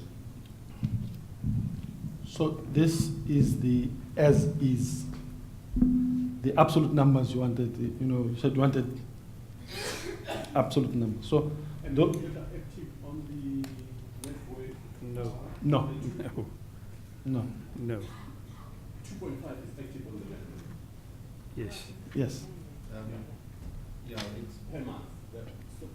Yes, per month. But the 2.5 million includes vehicles that might be out of other provinces, but the bulk is from Gauteng. Because it's all vehicles identified, and it's not only Gauteng vehicles in the network. And it includes the minibuses and buses? Yeah, we've broken it down per vehicle. I mean the ones that are active in the network. The 2.5. The 2.5.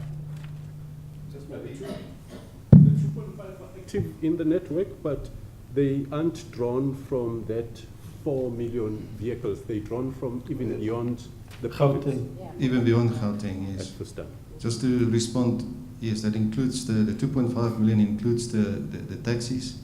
But what is an interesting stat about it is that the routes that taxis followed is more a radial route, meaning it moves from the outside into the CBD, whereas on that network, it's more longer distance travel on the GFIP network, and actually a very small percentage of vehicles on the network are taxis. Actually, can I just talk to that? Because I mean, that has been my view. And I would be interested in terms of that, I mean, in the discussion with Sanral, to sort of have talk a bit more about that. About? Just no. What is just said? Okay. Because I mean that has been raised. Yeah. No, we will. Because you remember we said we have 47,305 exact that have been registered. You know. So, but we will talk to that. And then the other question, Nazir, the issue you raised, Vuyo, about the analysis of the project and the interesting nature of it being driven by the state. I'll ask Nazir to respond to that. Before Nazir does that, just to indicate that it's now 12:15. We have 45 minutes left, so let's be comprehensive but succinct, please. Thank you. Thanks, Chair. Were you telling me I got 45 minutes or have got 5 minutes? I just wanted to check with you. Well, we may even have to consider coming back this question afterwards. Just for clarity, Chair.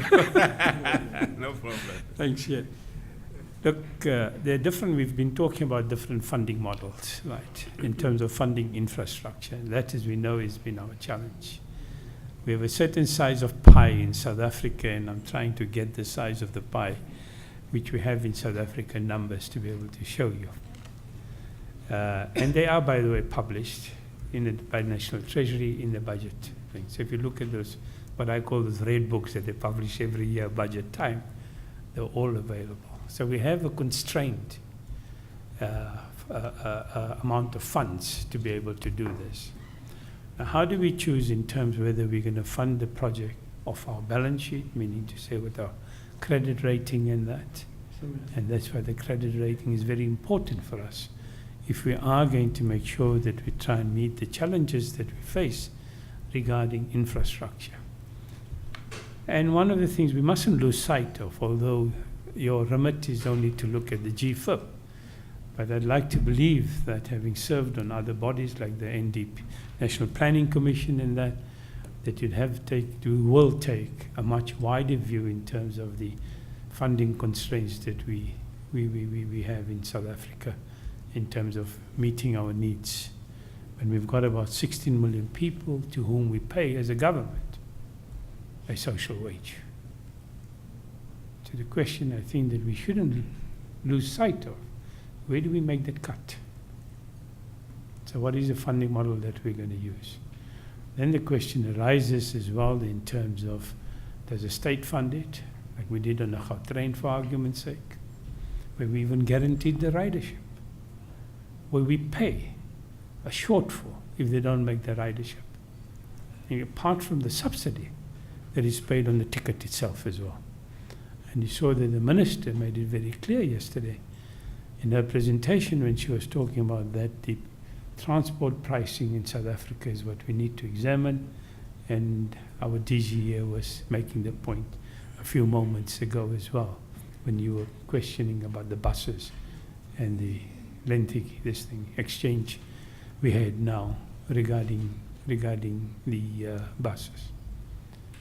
We had Chapman's Peak, which was a model which was built as a toll road in the Western Cape, which was also funded through a PPP model. Now on that one as well, the province, in its wisdom, took the decision that they were also guaranteed the traffic on that road. So for whatever reason they did that, we as Sanral don't believe that that's what you should do, where you should be guaranteeing the traffic on the road. That's a commercial risk that if you are going to engage with the private sector, that's a risk that the private sector should take and not be.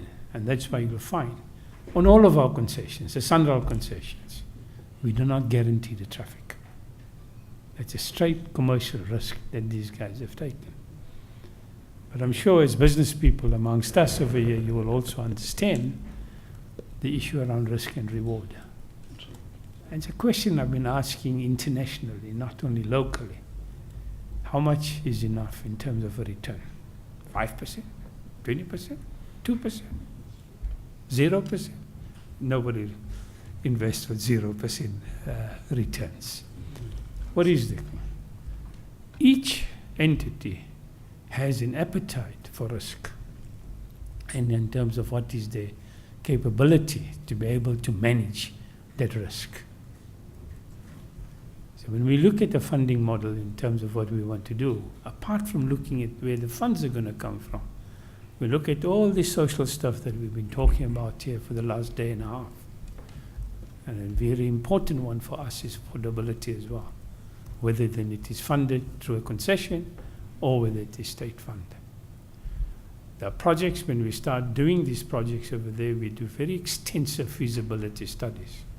And some of it that you'll see for GFIP, those that we did are in that bundle that you'll be getting. As by the way, it's been available on our website since ever we've done these things. Even the updates have been available, like our other projects. The information has always been available for people to read. So when you're looking at this over here, you're starting to look at the issues around the social factors that one has to take into account, the environmental factors that one has to take into account, including in terms of what the returns we'd look for. As we stated in our presentation yesterday, Sanral is a not-for-profit organization. So we do enjoy the benefits of being able not to make a profit, and therefore the tariffs that we can set can be different if we had done all of those through a BOT. But there's a balance that you need to find, because there's an implied guarantee. Now you'll see in our presentation later, Chair, that there are two types of bonds that we've issued on the market. One is guaranteed by the state, and the amounts you'll see that. And there's another amount which is not guaranteed by the state, which is on our balance sheet. And that's why the rating for us as Sanral is very, very important in terms of our ability to be able to borrow money. is one of the mistakes we tend to make in our discourse is that we talk about the cost about the project, but we forget that that cost has been incurred to be able to deliver a piece of infrastructure earlier than one you'd have been able to do if you were waiting just for funding from the fiscus. Let me just illustrate this with an example for you. We've said that, Gauteng, GFIP, construction, 20 billion rands. It's a figure that all of us know. 20 billion rands. Our budget for non-toll roads that we get from National Treasury is approximately 10 billion rands. It's increased a bit over the years. Well, let's take it at 10 billion rands. For 2 years, we could have taken that money and constructed the GFIP. But that means we'd not have been able to maintain another single millimeter of the national road network in South Africa. Not a single millimeter of road. We've got to fund it in that way. And these are the hard policy choices that government is making. And in a way, we're happy to see that the courts have made it clear in terms of where does the policy ambit lie now. It lies very clearly with the national executive. So in a way, we are very happy for the clarity that we've now got in terms of where does the policy ambit lies and what instrument that we use. And that's why we believe that even the National Development Plan now talks about making use of that instrument. But we've always made use of that instrument very selectively. And we'll see later on when we sit and do our presentation, when we talk about the condition of the road network, the 97 billion rand backlog that we've got, that you heard of yesterday from our minister as well. Do we fund a road in Kuruman? Or do I fund another upgrade in Gauteng? And who pays for the thing? So we look at a number of issues like this. Now, to be able to reduce the contingent liability of the state, we mustn't forget that if there's a guarantee, and by the way, all of our bonds are traded on the JSE, so it's very open, anybody can go and see, and I still believe it's a good pension investment. I'd suggest you guys invest in our bonds. I still believe that. No. No. Chris, you don't agree. I'll talk to you later. I'll talk to you later. There's a contingent liability on the state. So when the state looks at it, the rating agencies start to come and do a rating on us, whether it's Sanral, whether it's Eskom, any one of us, or the sovereign rating itself. When they look at the sovereign rating, they look at contingent liabilities. These are contingent liabilities on the state. We need to take that into account. So, if there's a risk that the state believes that they can carry, then we believe that we will fund the thing. And for various other factors. One of the various other factors is, for instance, you will find a lot of concessionaires will tell you that you cannot upgrade the alternative roads. It's not the issue about providing the alternative roads. You can't even upgrade them because they become a competing entity against them. So as a state, we have to provide protection for that. It's one of the reasons that you'll see we would not agree to do a concession if that is a particular requirement on the thing. It's an issue about how do you manage the risk. And if that risk we believe that we're better capable of managing it, we will manage it as a state and as a Sanral. But if we believe there's a better strategy where that risk we can be passed on to the concessionaire at a price which is compatible with what we charge on our other roads, which is compatible with that and what the concessionaire may believe that is a fair return for it, because you mustn't forget that goes through a tender process. One of the things that we look at, apart from the tariff that a concessionaire would recommend, or at least bid on, I should say, not recommend, bid on, one of the things we look at in terms of what are the returns they're doing. we were the first internationally to pose what we call a cap on the returns that concessionaires make. The term we use is the highway usage fee. So once they've made the returns that they bid on, we've accepted it. Everything else been equal. They've made the bid, they have this thing, made that return, thereafter there's a sharing mechanism. And now you will find that that is a tool that is being used internationally around as well. That's an innovation that we brought in South Africa around the highway usage fee.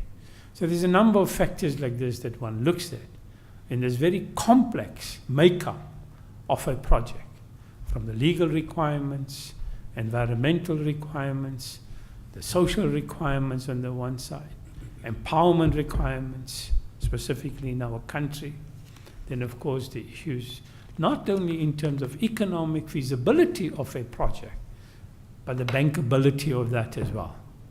That means that we must be able to raise the funds to be able to do that.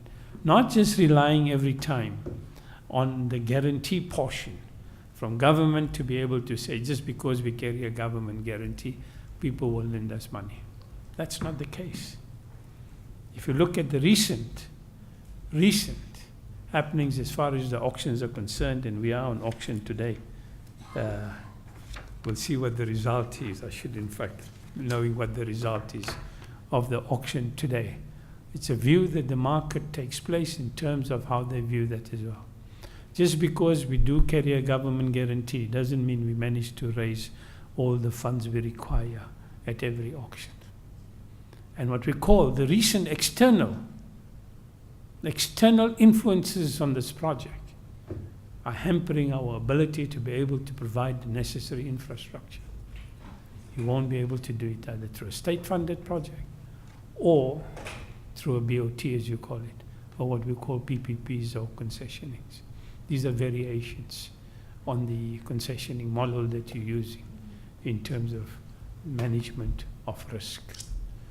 But we as Sanral have a philosophy that we will not guarantee the ridership or the traffic on our roads. We believe if that's the case, we better able to manage that kind of risk and be able to raise the necessary funding if everything else is equal and the external influences do not have such a big bearing on our ability in terms of providing the much needed infrastructure in South Africa. One other point I just wanted to make, that there seems to be confusion that when we talk about the availability for the fiscus, it's very simple.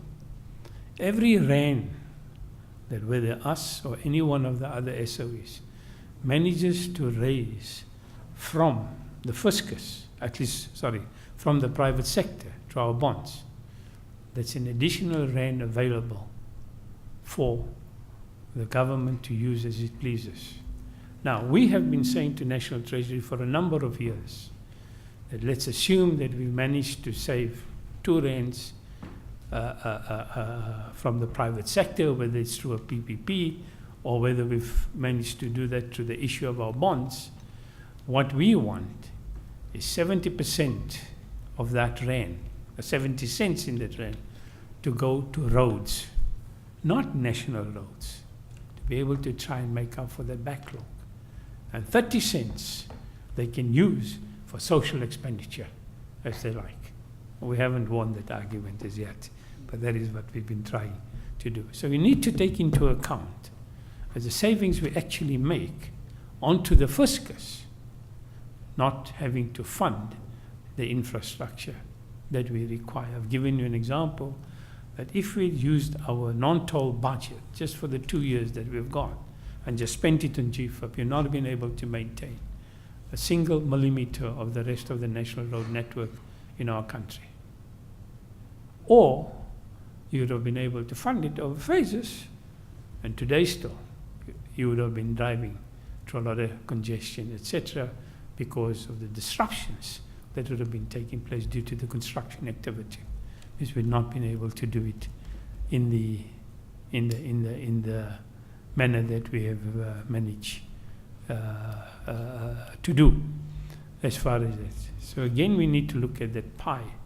The pie I'm talking about, the national budget pie. And how do we chop that up? Where do we do that? Yeah.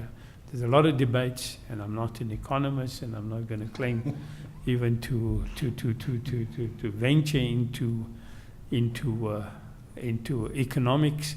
The only economist, with due respect to all the economists in this room, and I'm looking to my team on the other side as well, is Amartya Sen. He's the only economist I this thing respect in the world.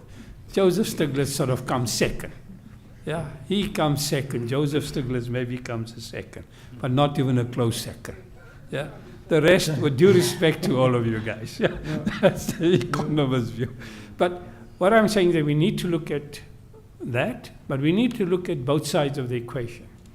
One of the difficulties that we will look at the cost. We don't look at the debt. How do we pay off the debt? Yesterday, Mr. Shabani raised that issue. Does the Department of Transport? There's no money. There is no guys. There is no new money. Nobody makes up there's any shortfalls or anything because toll roads have to fund it from the revenues which are generated by the toll roads. They are meant to be also self-funding. There's no subsidy on the toll roads at all, guys. If we turn around and default, South Africa is in serious problems. That is the consequences that we will have to bear and have to deal with when we talking about what do we do with that pie in terms of how do we cut it up. The hard question for us to answer, for all of us, and I'd like, Chair, through you, for the panel to consider this. Maybe the panel will venture. Let's reduce the payment to the 16 million people that we do on a monthly basis. Maybe the panel will venture that. I don't know. I, together with Sanral, will not venture that answer at all, and we will not request that, because we understand the social implications if we end up doing something like that as far as poverty is concerned. And let's not confuse poverty with the inequality that we have in our society as well. So these are just available Top slash 20 instruments. billion from Gauteng. Yeah. So, Keshla, you were going to say something. This is very interesting, Chairman. Yeah. I wonder what you want us to do. No, I explore hope the question. Explore the question. This is still coming as a formal presentation. Yes. Yes. Oh yeah, Yes. wonderful. Yes. But it's very interesting. No subsidy. No. You're able to finance the coupon without his help. This is fascinating. Except when there are these external influences which are hampering our ability to raise the funds. We are facing challenges because of these external influences. Okay. But we'll do that in our presentation and give you the breakdown. In respect of the network in question, which of the two bonds were used to finance them? No, we use a mixture. Because when we go to the market, depending on the appetite of the Two market. differ, obviously. Sorry? They should. The spreads of the two differ. Yes. Okay. Yeah, but we'll got that in the presentation and you'll see what it is. Wonderful. We're giving you a full presentation on this. Oh, this is wonderful. Now, Chair, with due respect, we've also made this full presentation and disclosure apart from our bonds being traded on the markets, where everybody sees this on a daily basis. There's no secret about these things. We had to go and prove this in court as well, under oath. Not to a panel like this, where, we're discussing this as colleagues and as friends. Yeah, that is what we're doing over here. Because the challenges that we face in our country are the same. Whether you're living, in Gauteng, or whether I'm living in the Eastern Cape. We face the same challenges. We're all in the same boat as far as that pie is concerned. What we need to do is grow that pie. We need to make it bigger, not to try and cut it into smaller slices. As you guys know, how many of it, like chocolate cake. Have you ever tried to try chocolate cake in very thin slices? You end up with a mishmash. That's not where we want to be. So, so what we do is that we look at a number of aspects, all these aspects, before we say, all right. And it's, the main thing that drives us, in my opinion, is management of risk. How do we manage the risk and at the same time be able to deliver the kind of infrastructure that we enjoy right now in our country, and hopefully not at the expense, one province at the expense of the other. Another interesting figure you'll see in our presentation, yeah, that it's only 8% of the vehicle kilometers that are travelled in Gauteng are travelled on the GFIP, 8% of the vehicle kilometers. The number of kilometers that vehicles travel in Gauteng, on all the Gauteng network, right? The entire Gauteng network. Only 8% of them travel on the 201 kilometers. Now, how much time and money and effort are we spending? Yeah, on 8% of the vehicle kilometers travel, as opposed to the 92% of the vehicle kilometers travel in Gauteng who do not use that particular network. Because that's the question that was raised. I mean, linking to this. Are you allowing me, Chair? Yes, no. Okay, thank you.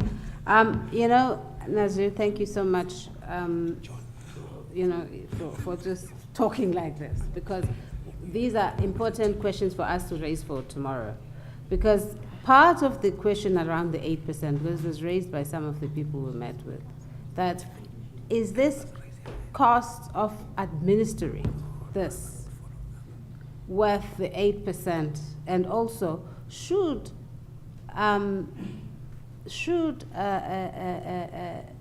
Sanral be really involved in the e-toll collection administration and not just be focusing? Isn't this taking so much time? Because it was quite interesting.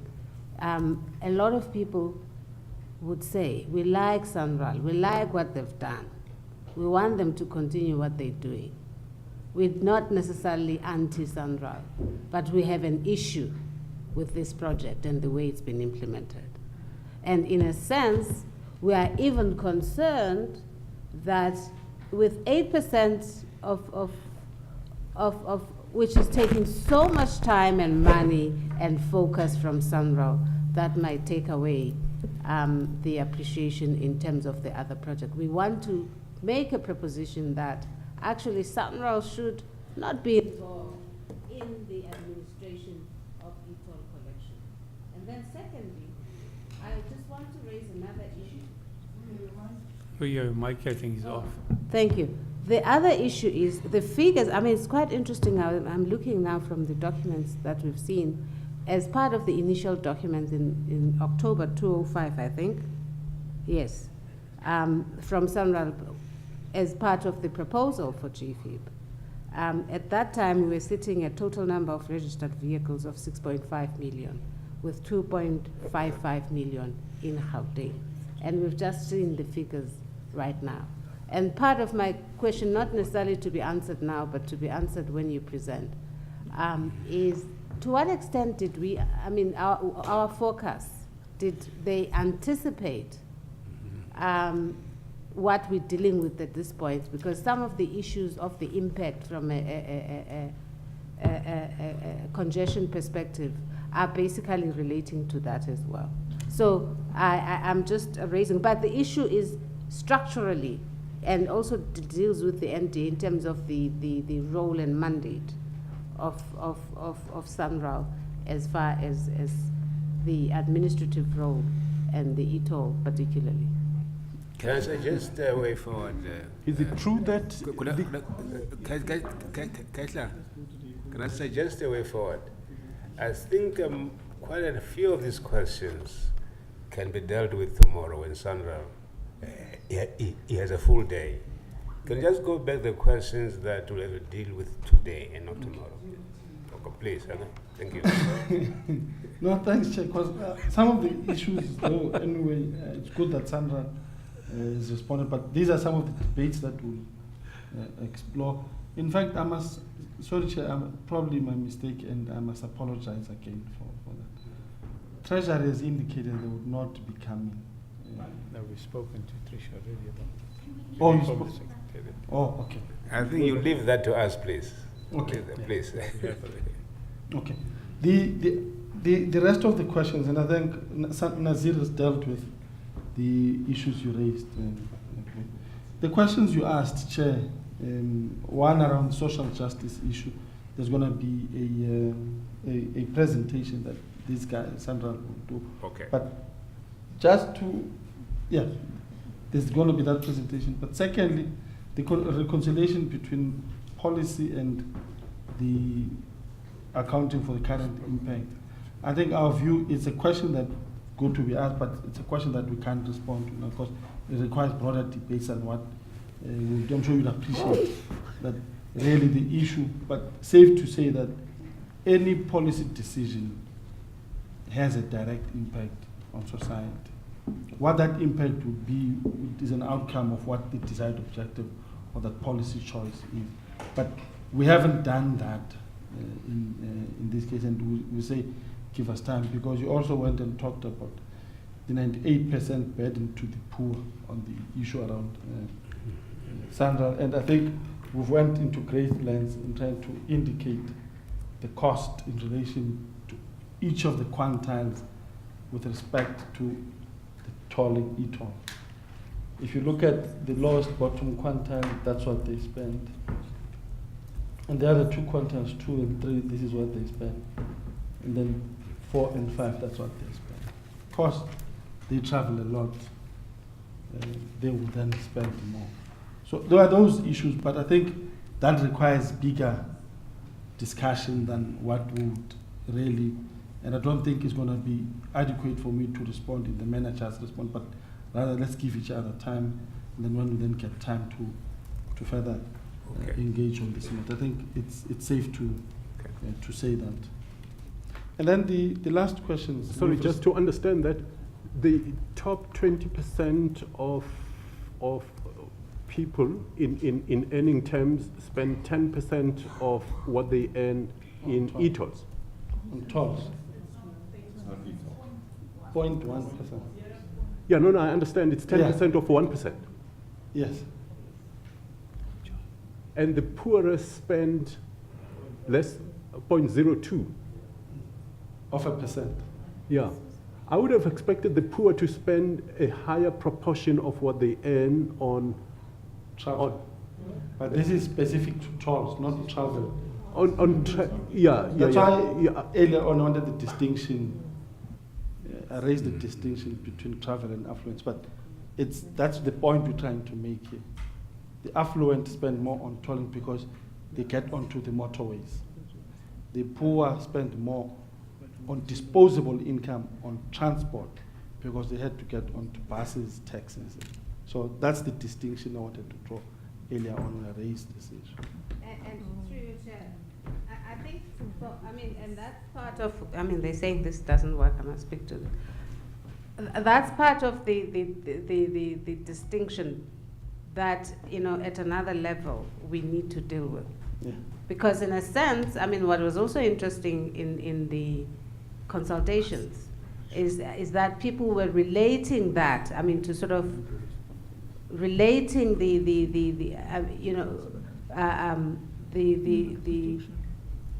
their travel to, from home to destination, whether it's work or whatever, and showing that's where the issues of the inefficiencies and come in, and what it takes them to access. And also, so in a sense, I'm just saying that it's important when we look at the e-toll.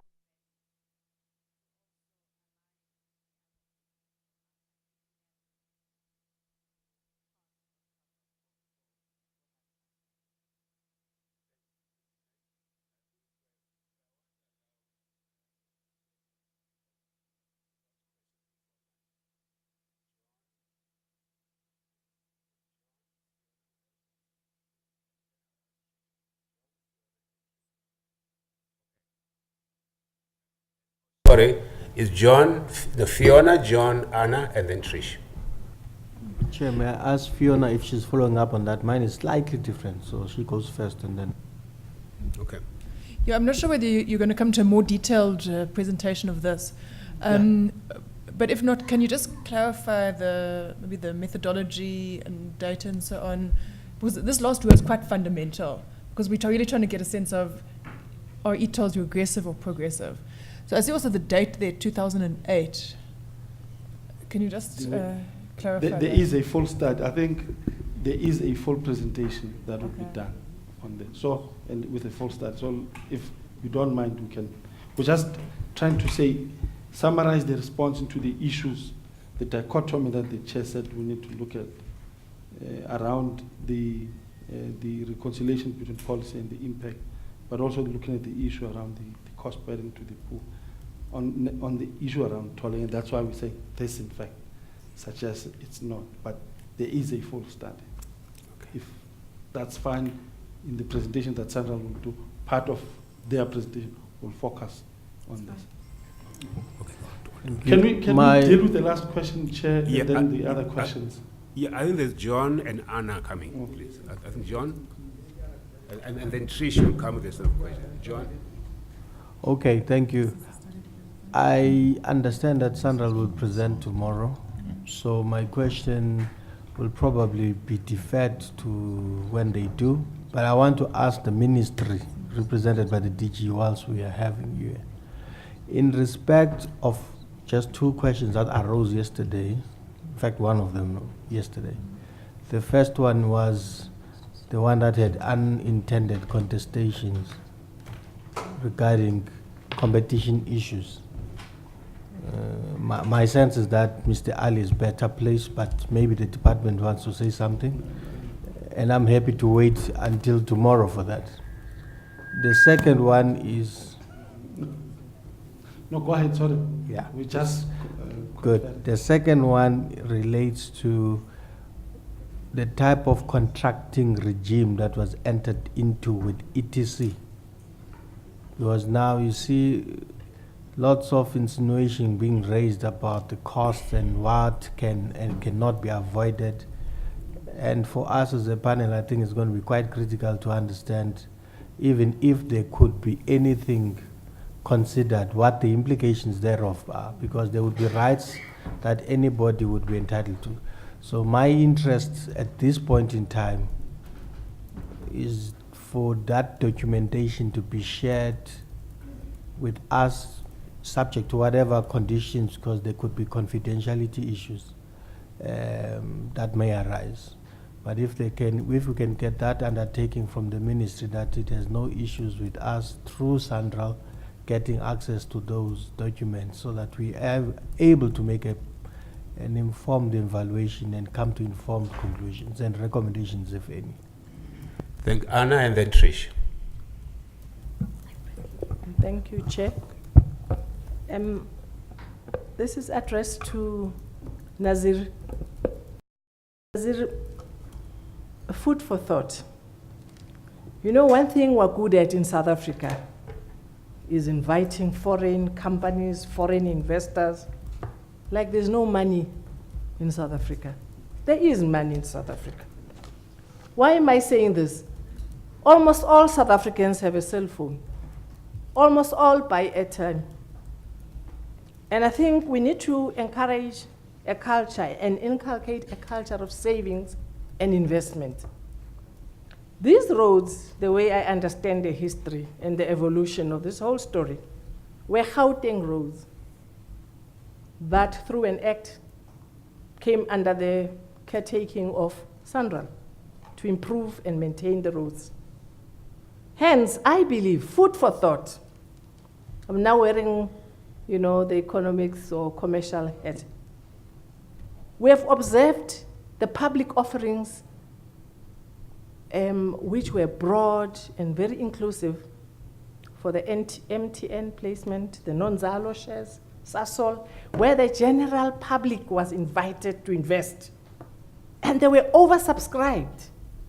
And they made sure not the fat cats got the big slice, but everybody, including Stockfells, you know, taxi associations, whoever, they went broadly and widely to purchase the shares.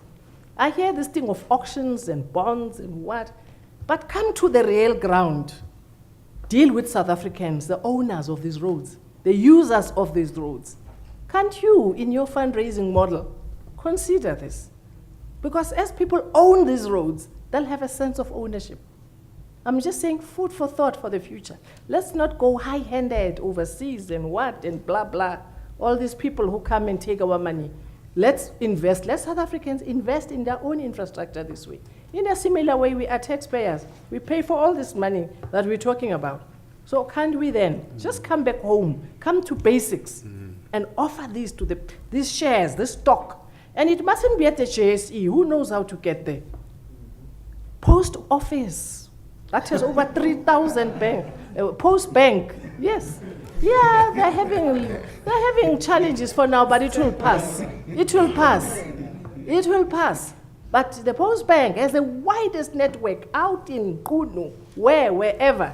They are there. And South Africans can go and buy the stock, the Sanral stock. And I believe, we'll be dealing with many issues if we do that. And people will have a sense of ownership. Yeah. Thanks, Anna. These are big questions. And we only have 2 minutes. I suggest that after Trish, we break for lunch, and then we'll come back and then address them. Fortunately, we have some. Fortunately, we have some time because we're still negotiating with Treasury. So let's come back at it's now 1:55. If you can come back at 1:45 and begin to address this question. Because just now, and then Trish, you want to have a summary? Thank you very much, and then we'll come back to them. Sorry. Now. Okay. You're just spoiling for a fight. Oh, I can tell. You share secrets. Okay, Nazir. Okay, Nazir. Let me answer the first part. All right. Yeah, I think just take the questions from Anna, please. Anna. No, Okay, wait. let me do that. The first part is, yesterday we went to town in how the ownership of the roads changed. In fact, Nazir did not by act take over the roads. The roads were in fact handed over to him because of the inability of the province to want to do it. So it's a decision by Gauteng provincial government. So that's what I thought probably as a matter of fact. Jack van der Merwe did present to us the evolution. Oh, okay. So they were handed over. He didn't buy them. That's the point I'm making. No, we paid $1 Yeah. Okay. No, that's what I thought. Probably Nazir can talk to the rest of the other issues. Okay. I have a view, but... And that'll be the last comment, and then I'll ask Trish too. Okay. Chair, I want to say thank you to the good doctor about this one. First of all, I want to assure you that if any of you guys got any of your pensions with any of our pension houses over here, whether it's the Stanlibs, the Old Mutuals, whoever, I want to say thank you for investing in our roads. Because that is how you are invested in terms of that. As you know that our bonds are available, you're right, they are on the stock exchange, and the person in the street doesn't know that. But indirectly, through their savings, and we've got a list. I can give you a long list about who's got what, etc. in terms of I mean, when I look at the list sometimes, it amazes me. It amazes me to see the large variety of people, of institutions, I should say in this case, we've invested in our roads, and we're always thankful for that. But of course, it's the market forces and these managers who decide. Now, you are going to help me, right, float a retail bond. I've been wanting to float a retail bond for I don't know how many years now. But there's been other issues around retailing that. You and I will talk about floating a retail bond for Sanral, and all of you will be able to. 100 rands, minimum investment. You'll buy a Sanral bond. You'll do that. Now, there's a National Treasury retail bond, but there are other implications in terms of various pieces of legislation, etc., for us to be able to float a retail bond. But with the help of the good doctor, we're going to do that. I've been wanting to do that for a number of years. Thanks, Chair. Well, thanks very much. Tricia, just a quick summary, and Rebecca, 1:45, please. Chair, I wasn't, sorry, through you, Chair, I wasn't proposing doing a quick summary now. My suggestion is that we do indeed break for lunch, that we introduce after lunch with the questions that were consolidated overnight, and we'll also explain then about the representation from Treasury. Thank you very much. Well, thanks very much. Just for the quarter to talk. Mushe, this is what I was writing to Oh, you.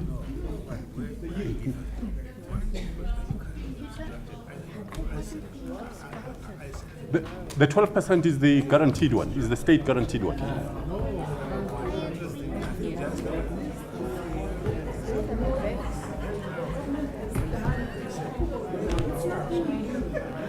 I'll talk to you just now. Sorry, Crystal. I wasn't disagreeing with you. You were assuming what I was going to say. So you won't let me say anything because you're making an assumption. Voy. No, what I was objecting Nina, is that people are saying, can we have this study? And we've got it. We've got the study. no. You guys are going beyond me. Because it becomes embarrassing when we've got information, it's been made available to everyone, and then we say, can we have this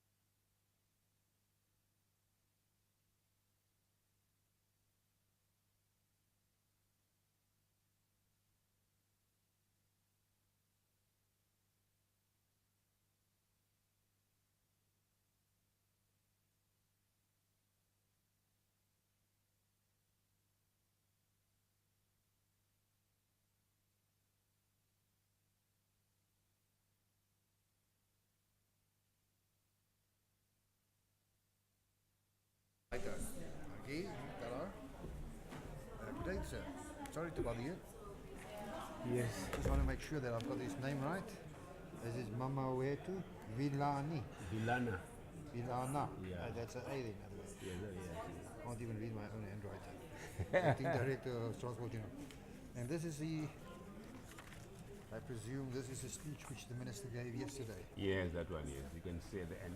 I think it's written here. I think, is it, yeah. It's, yeah. Oh yeah, there it is. And there's this one, you are. No, I don't. This is the one that's given by the acting PG. Oh, can I Now. can I have it? No, we're going to ask from him. Actually, I'm on the. Sorry? I can't part with it. That's the only one I have. Go from the acting. The DG, the one was always speaking. This gentleman. Yeah, the same one. Way to Vilana. By Vilana, yes. Okay, I wonder whether that's the ESC presentation, Gauteng review panel. Yes. Okay. I'm Thank just you. asking whether he's got one. Okay. Loretta. Hey, you know, I nearly had a heart attack. why? No, you can't go. No, I'm just going to. Oh, please. Hey. Hey. Mawana treasurer, treasury, he's getting scared. Because the problems are not with Sanral, they're at that level. I mean, Sanral has done so well. Yeah, they're right. Yeah. Sanral has done so well for itself. Very good, very good.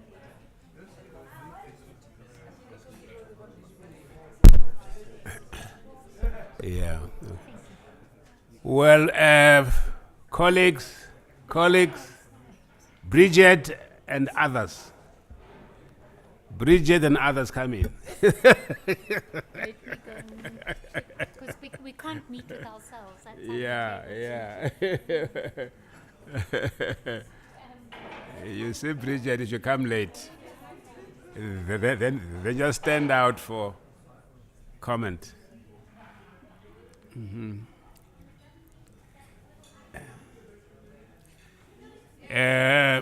Let's come back, please. Whoever is out there.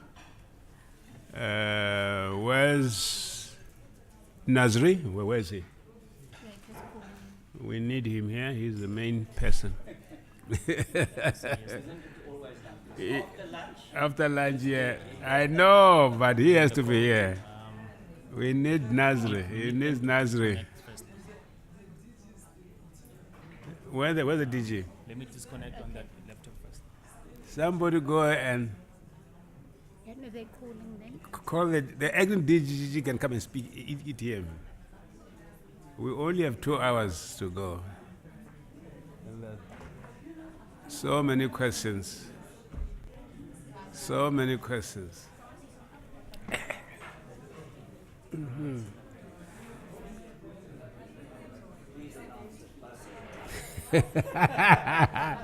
People it is a kind of graveyard session, yes. Graveyard session. Yeah.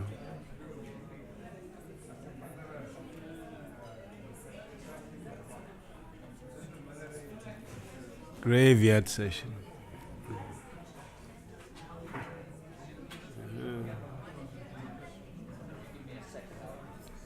No problem. No, wait. We're going to wait.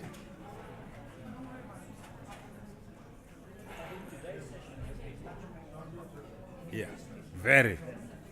I think Sanral did very well. Very well. That's very professional. No, that's very good. No, he did very well. Did very well.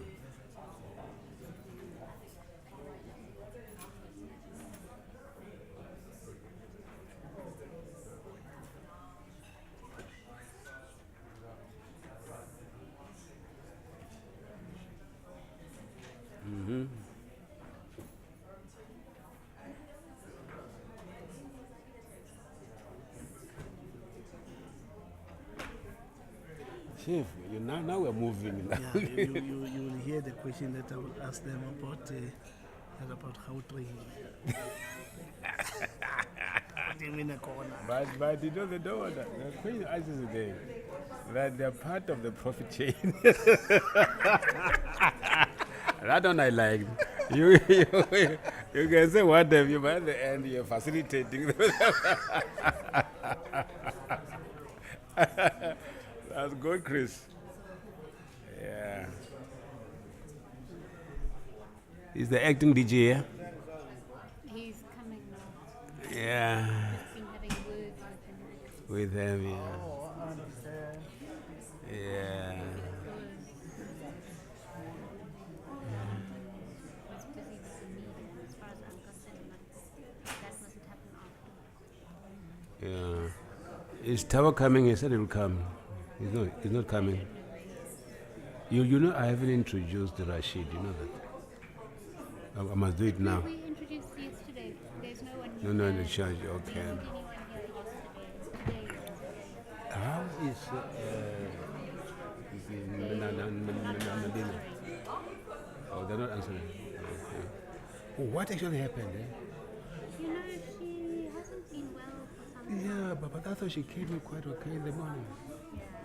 Hey, I think that's she's also a bit of a streaky person. yeah, she just forces things. Yeah, I thought it's a good spirit, but at times it's risky. Very risky. Let's settle down, colleagues. Let's settle down. Yeah.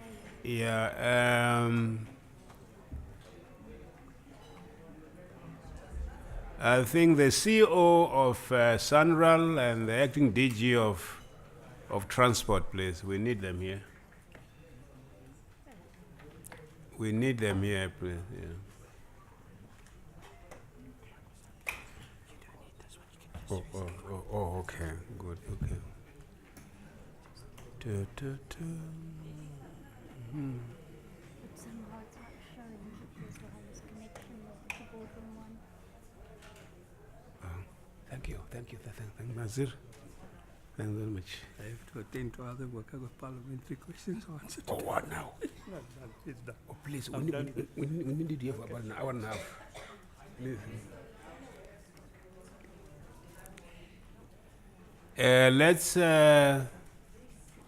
Where's the acting TJ? Because he is in the dock, not Nazri. He is in the dock, not Nazri.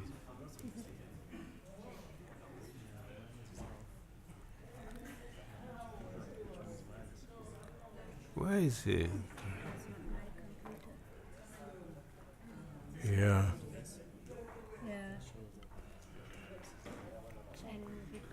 When I can you don't eat in this on your behalf. Yeah, well, that's good.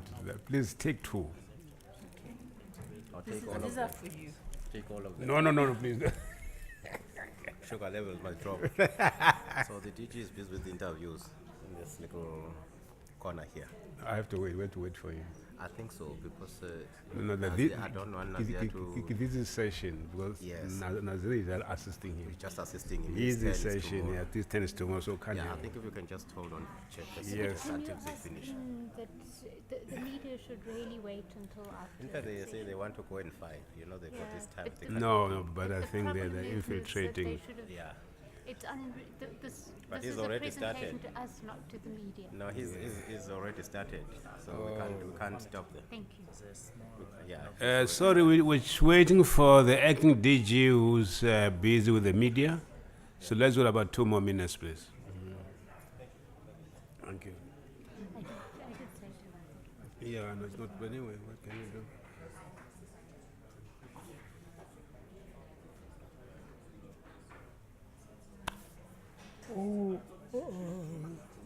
Thank you.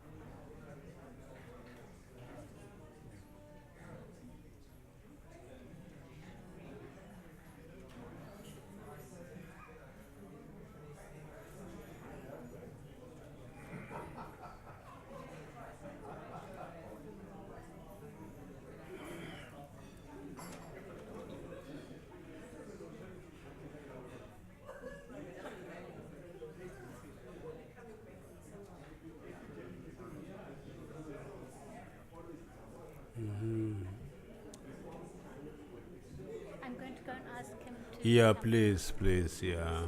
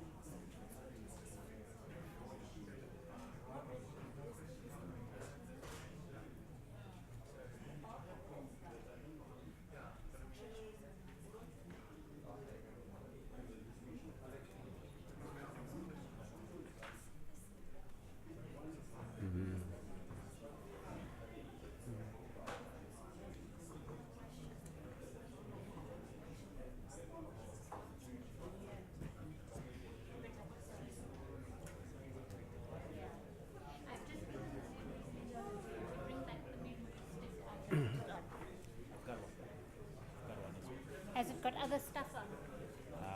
Because the one you gave me, huh? This one doesn't have. This one doesn't have. Yes, Lucy is here. Diane is here. What they've done is that to be able to view on the screens, Diane. cable all the way to the How are you, left. sir? How are you? I'm very good, Good thanks. seeing you. Very good to see you. Wonderful. I just wanted to find out from you, roughly what time is Treasury expected to arrive? They are going to reschedule and they can't come back today. They're going to Oh, they're going to reschedule on another day? Another day, yes. All right, thank you. Diane, where's your boss? Oh, he's good.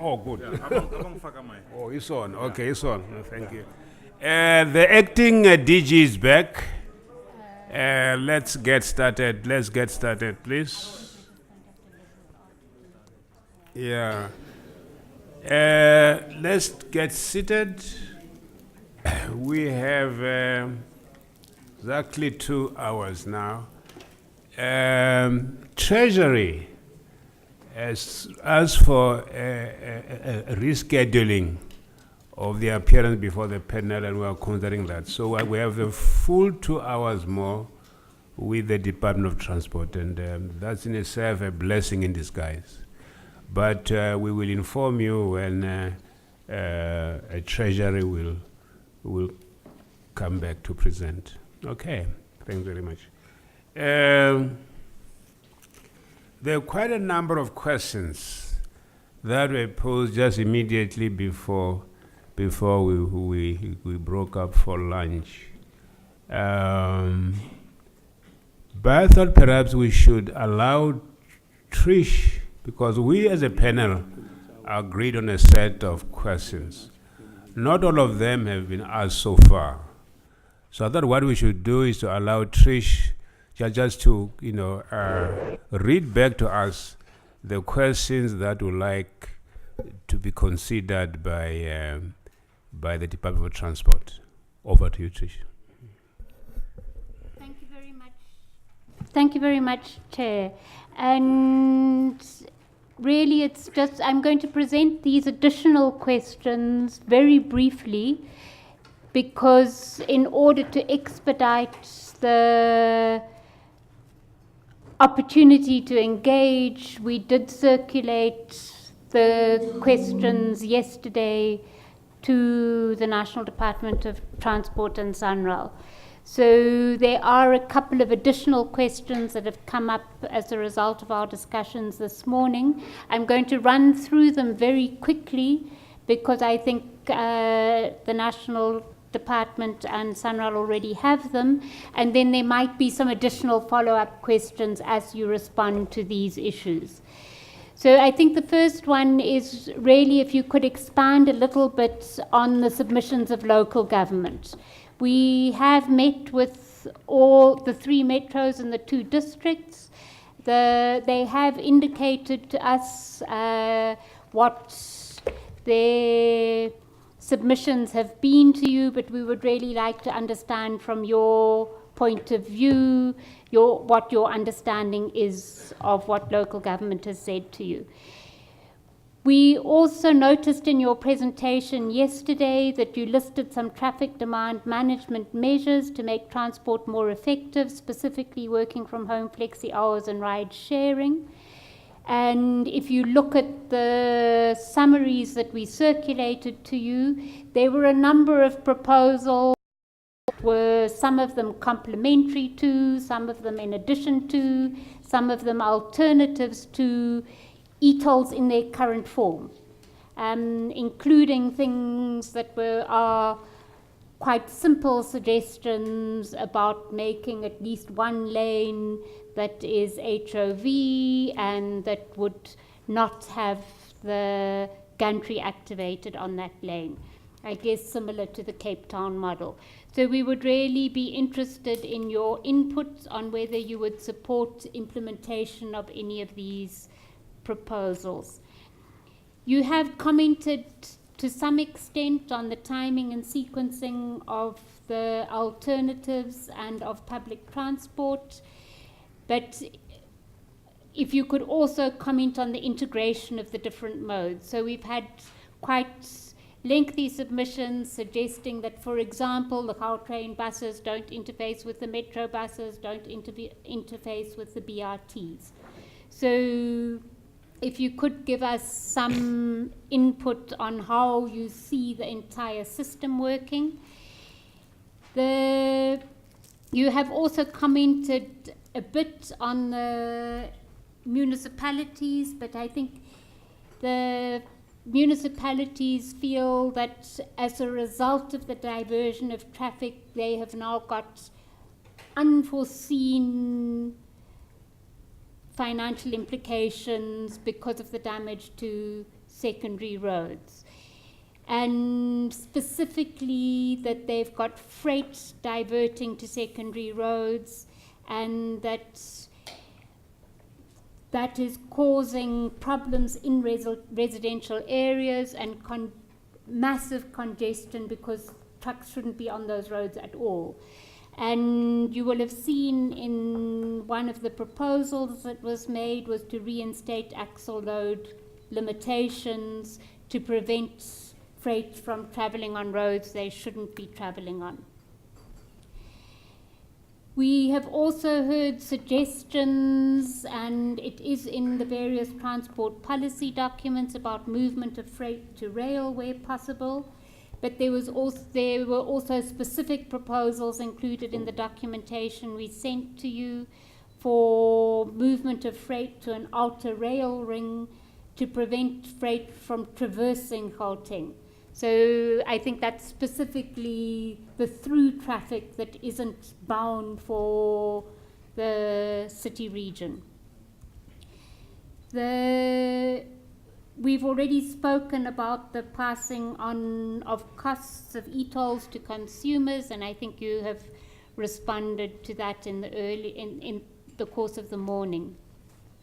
We'd also like to hear your comment on the predicted versus the actual efficiencies for businesses and individuals. And DG did observe your comment saying that you don't want to comment on the civil disobedience, but the reason for asking that question is whether or not the envisaged benefits are fully materializing, because people who might have chosen an alternative route are actually using, as people in public meetings were saying, freeways for free. We must use Afrikaans then. We also, That's I think fine. you have already commented and you said that you would deal with it further when after the Sanral presentation on the issue of employees at the bottom of the rung possibly carrying a cost disproportionate to those who are able to claim a tax deduction either because they are not because they're provisional taxpayers and they can claim it as an expense. We also understand that you commissioned a study on the impact of the Competition Commission judgment on the collusive tendering, and it's not something you've spoken about in the course of yesterday and today, and if there is such a study, if that could also be shared with us.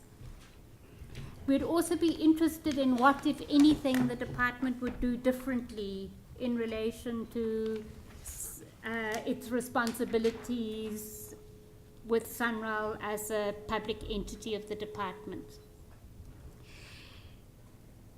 There's then a couple of questions which you might also want to deal with after the Sanral presentation, which are really related to user pay and the funding arrangements, and your response to user pay in areas that are not infrastructure areas, including, for example, health and education, and the extension of the policy principle of user pay.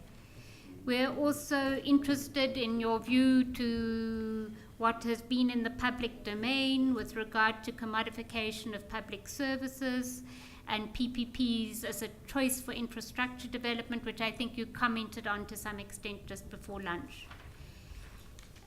As well as the need, and if I can in many of the representations were arguments about consent and agreement and buy-in and support for whatever model there is to fund infrastructure development, and what your views might be about this and about a broad discussion in society for the funding of infrastructure development.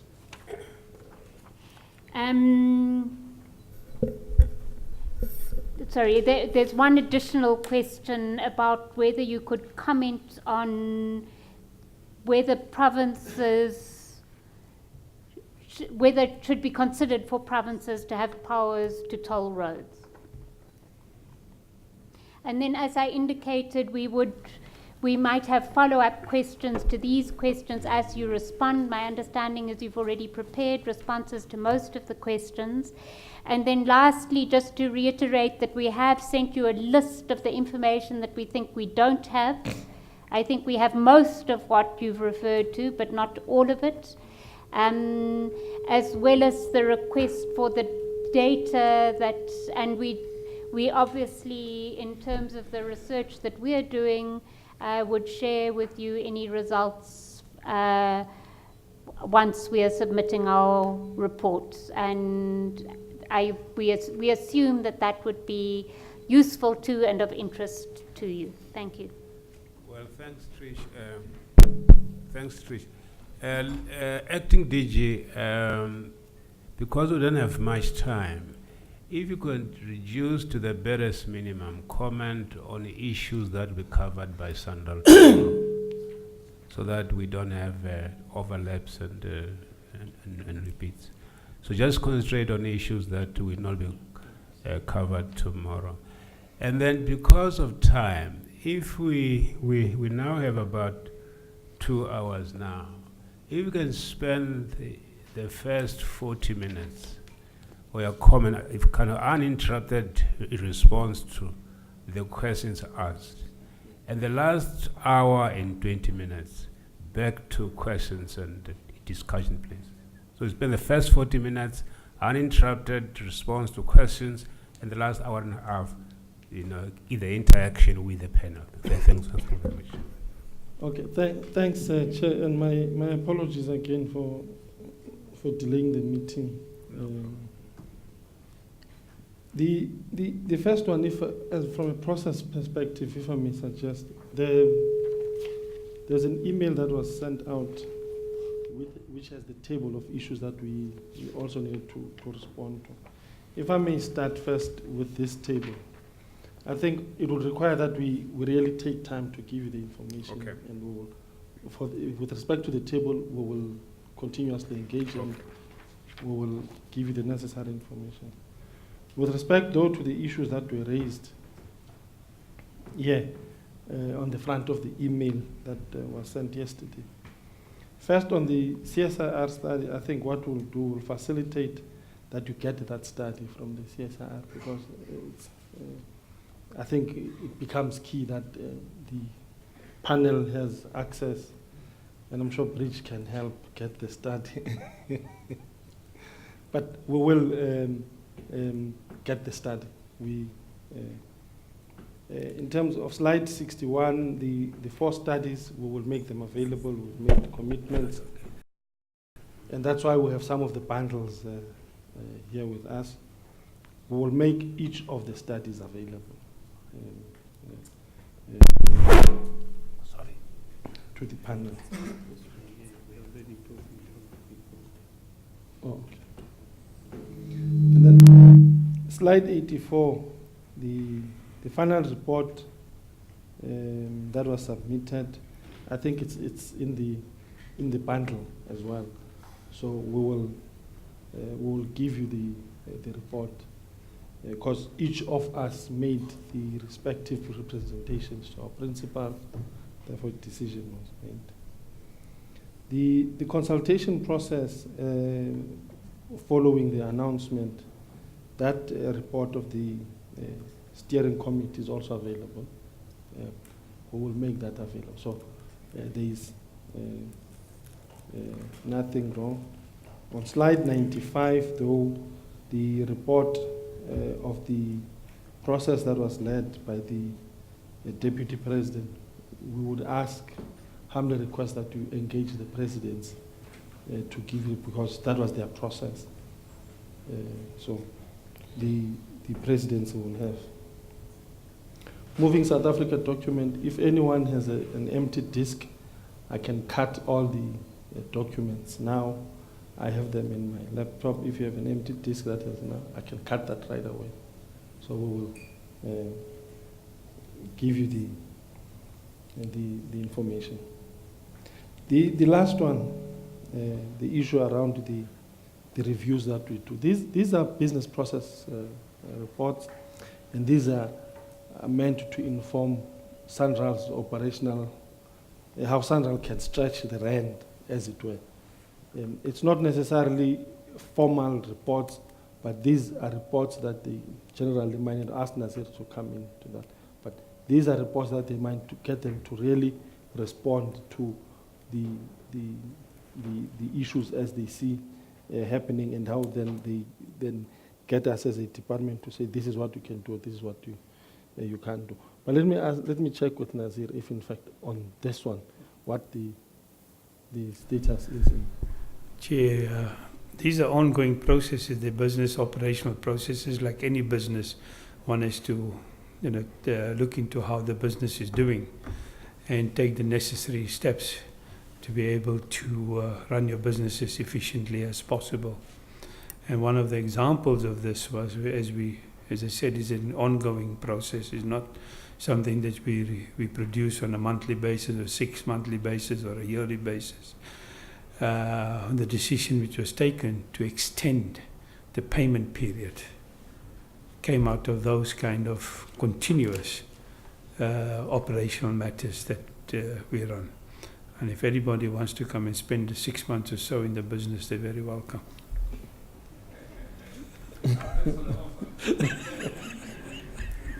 What for you? DJ? Okay, thanks, Honorable Chair. Let me then go through the list, similar to the one we got this morning. The first question was, what were the submissions? Now, let me just get the context correct. Submissions at what point of the process? Because as I said earlier on, and in the genesis of the project, local government the three in particular have been involved in the process right throughout.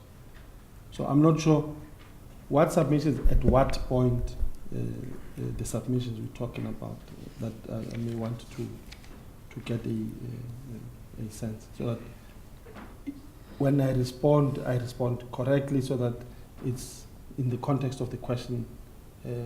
Don't respond to that. Trish will respond to that. We met with the individual municipalities and we met with Salga, and I'm sure you've seen Salga's reports. And we did pose a question yesterday with regard to the fact that there were council resolutions in Joburg and Trane. There were not resolutions in the two district municipalities or in Ekurhuleni, according to the documentation we got from them. They all indicated they've met with you along the process. So it's not saying that they haven't met with you and conferred with you, but they indicated that there have been areas of agreement and areas of disagreement in relation to their engagements with you. So we certainly are aware, and I think what we were really wanting to understand is if, in your view, there are any areas that are unresolved differences with the municipalities. I'm not sure if colleagues want to add to that, but I think that's really what we were trying to establish. Thank you. Maybe if I can just provide the response.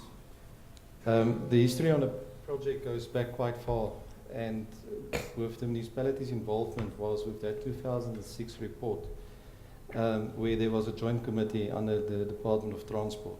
And that report was actually a joint report, if you look at the report and the contributors to that report. So that was the position of that joint committee, and that was taken back to the different councils. Sanral was asked to go and present at all these councils as well as their portfolio committees. And at some of them, I can remember specifically the city of Johannesburg, they required additional modeling to be done, especially with respect to the issue of potential diversion and so on. So these additional studies were provided. I'm not aware of specific reports that followed after that. I think in general, everything on this project, whether we talk about the toll strategy, whether we talk about the solutions for interchanges, and all of those were handled through what we called clusters. And in these clusters, we would have a toll strategy, this cluster with Sanral, Gauteng province and metros participating, discussing the reports from the specialists. The same with the traffic studies that were done. The same with the geometric design solutions. So you will always have, especially technical people, not 100% in agreement, but we believe that we found agreement about the solutions that were on the table at that time. So apart from that, I'm not aware of any specific submissions that were made to Sanral. Okay. Yeah, no, thank you so much. Yeah, that's what I wanted to clarify, because really they were part of the process, and submissions they would make would be probably enriching the process and helping us to come up with a solution. In terms of travel demand, it's in the presentation, but also we will make available, if any. With respect to the travel demand, I've referred to the cluster system that we had, and one of them was specifically looking at HOV. So it was once again a joint committee between the metros, Sanral and the Gauteng province. We've commissioned detailed studies, and that report we will make available. The key issue is that these things were piloted at the time, and I was just paging through all these press clippings, and you can take a look at them about the actual public outcry that happened when it was piloted. In the last study that was done, there was also participation by different stakeholders, including the metros, province, Gauteng, all of those, and to look at implementing either dedicated HOV lanes or the implementation of dedicated public transport lanes. The reality of that is that if you look at the current makeup of people in vehicles, that we talk about a 2+ and a 3+ lane, meaning you can travel in a HOV if you have 2 or more persons or 3 or more persons. On the 2+ scenario, there are too many vehicles already with 2 or more persons, that lane will be completely full. There won't be any benefit in using that lane. On the 3+ scenario, taking in consideration, and City of Johannesburg had a big launch of a website at some stage to get people to match people staying in the same area and working at the same area. But to get 3 persons in a vehicle is quite difficult. And if it is a 3+ lane, then that lane will run actually underutilized. So all of that information is available. We also considered a dedicated public transport lane, but the severe impact that would have on the existing traffic, because one can actually go and test it today, and if you want to test the impact of that pilot for 2 weeks, a dedicated public transport lane, and see what would be the impact in the Gauteng region. But there would be a severe congestion as a result of that. And yes, one want to force actually the use of public transport or ride sharing, but I think here we really looked at solutions. We also looked at the concept of high occupancy toll lanes and all those kind of things, and discounts for higher occupancy vehicles. All of that was discussed at the time.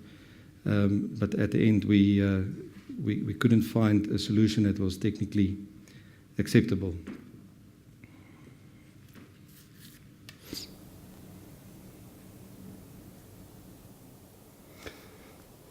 Okay, thanks. The next one, the issue around integration of modes.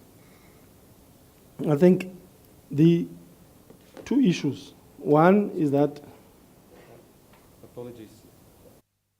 Just in answering the question, Sanral has no objection and the DOT has no objection to travel demand management measures and ride sharing.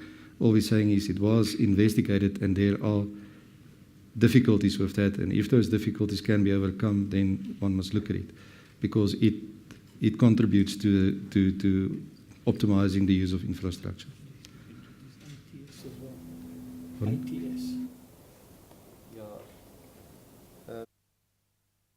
We've also implemented intelligent transport systems, which is rolled out and everybody can see it. It's also about optimization of existing infrastructure. And in a comment that was also made yesterday that some cities use tolling or congestion charge as a mechanism to optimize ride sharing and when people are traveling. So in itself, and that was stated right back in the 2006 report, that the concept of a user charge in itself is a travel demand management measure, because users then start considering the cost of traveling, the more direct cost of traveling, and look at other ways to either do their traveling, move to public transport, or to start sharing trips, or if it's cheaper to travel outside peak hours, to do that.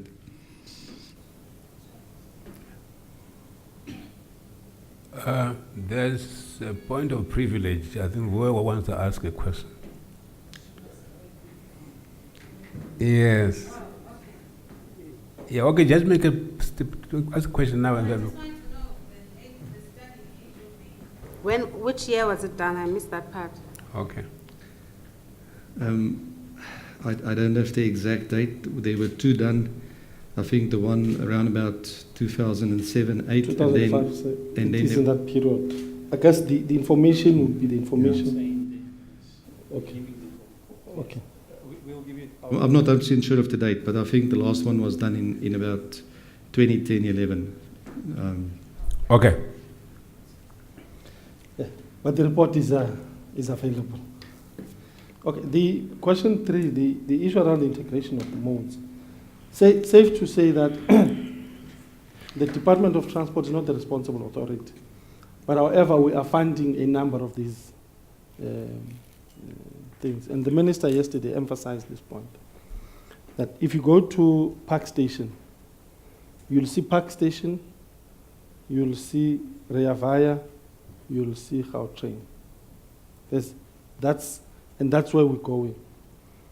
But secondly, you'd have noticed that PRASA is beginning to develop a number of its train stations into mini hubs, or as it mini integration points, as it were. Because one is that train becomes a nodal point or train station, and therefore you'd want that integration around that node being a train station. We did that last year. We launched Bridge City as one of the examples of how our future thinking is going forward. We have railways, we have taxis, we have buses, we have a hospital, we have offices, we have every social service facility and social service center. So in that place, we have everything you'd want that's coming. So that's what we're now wanting to do, leverage government infrastructure to deliver a number of those social services, so to then house them in one.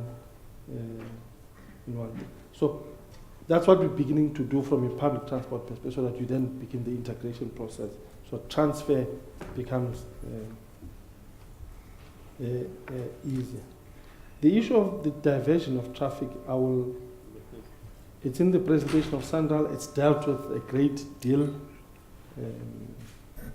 So I don't know the issue of the variable mass axle limit, because can you do that now?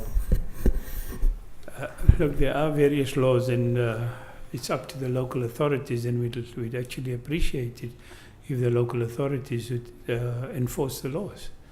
They're the ones who need to protect their infrastructure. They have the necessary powers to stop heavy vehicles, etc., from using the roads and damaging the roads that they should not be using. So they do have the powers, and that's what they should be doing in terms of implementing the overload control. And the provinces as well are responsible for overload control.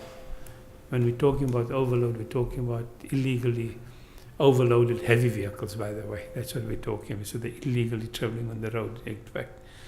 That also lies within the ambit of the provinces. But if you speak to the provinces, you'll find that that is not a priority for them. And that's a false saving by not prioritizing that.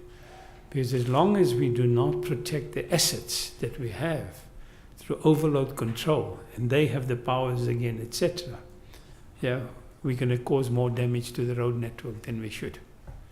However, having said that, we do work together with our colleagues from the other spheres of government, where we have gone to Treasury and we've asked for additional funding, which we're hoping which will come through, to be able to put in this infrastructure. And other places you'll see, especially on the toll roads, where we do put in this infrastructure. And we can see the difference that it does make when there is the infrastructure in place with the law enforcement agencies, and we'll enter into a partnership with our provincial law enforcement authorities to actually then implement the law. And one of the ways that we've done this is by minimizing the number of traffic officers that we require. So what we call the civilian part is no longer done by the traffic officers. That is done by civilians. So we don't need to have a traffic officer now being bothered with to see whether the water is running properly in the toilet or not running properly. That is done by the civilian side. And we've also introduced a number of these stations as we're upgrading them, where they're automated. So what we require a traffic officer for is to do the law enforcement part, because the civilians don't have the authority to direct the vehicle off the road. It's only the traffic officers who can do that. So we require traffic officers to do that. We require traffic officers to make sure that the vehicles are on the static way bridge, are properly on the static way bridge, etc. And the the weight of the vehicles on the axles, etc., and is all automated.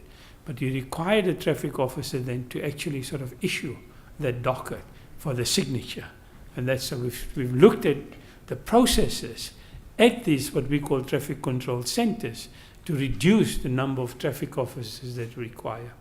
And some of these places that we have upgraded as well, we have other facilities that we've put in to do some basic roadworthy test of the vehicles, of the heavy vehicles. They will make sure that they will check to see that physically the vehicle is in good working order, meaning say like your indicators, etc., work, they are visible. And at some places we've also got facilities where we will test the brakes of these vehicles as well. But all of this requires an investment. Now, the choice I think that the provinces have to tackle, do they invest in this infrastructure or do they fill in the pothole? Like I said earlier, there's no new money. There isn't sufficient money. We've got 197 billion rands of backlog.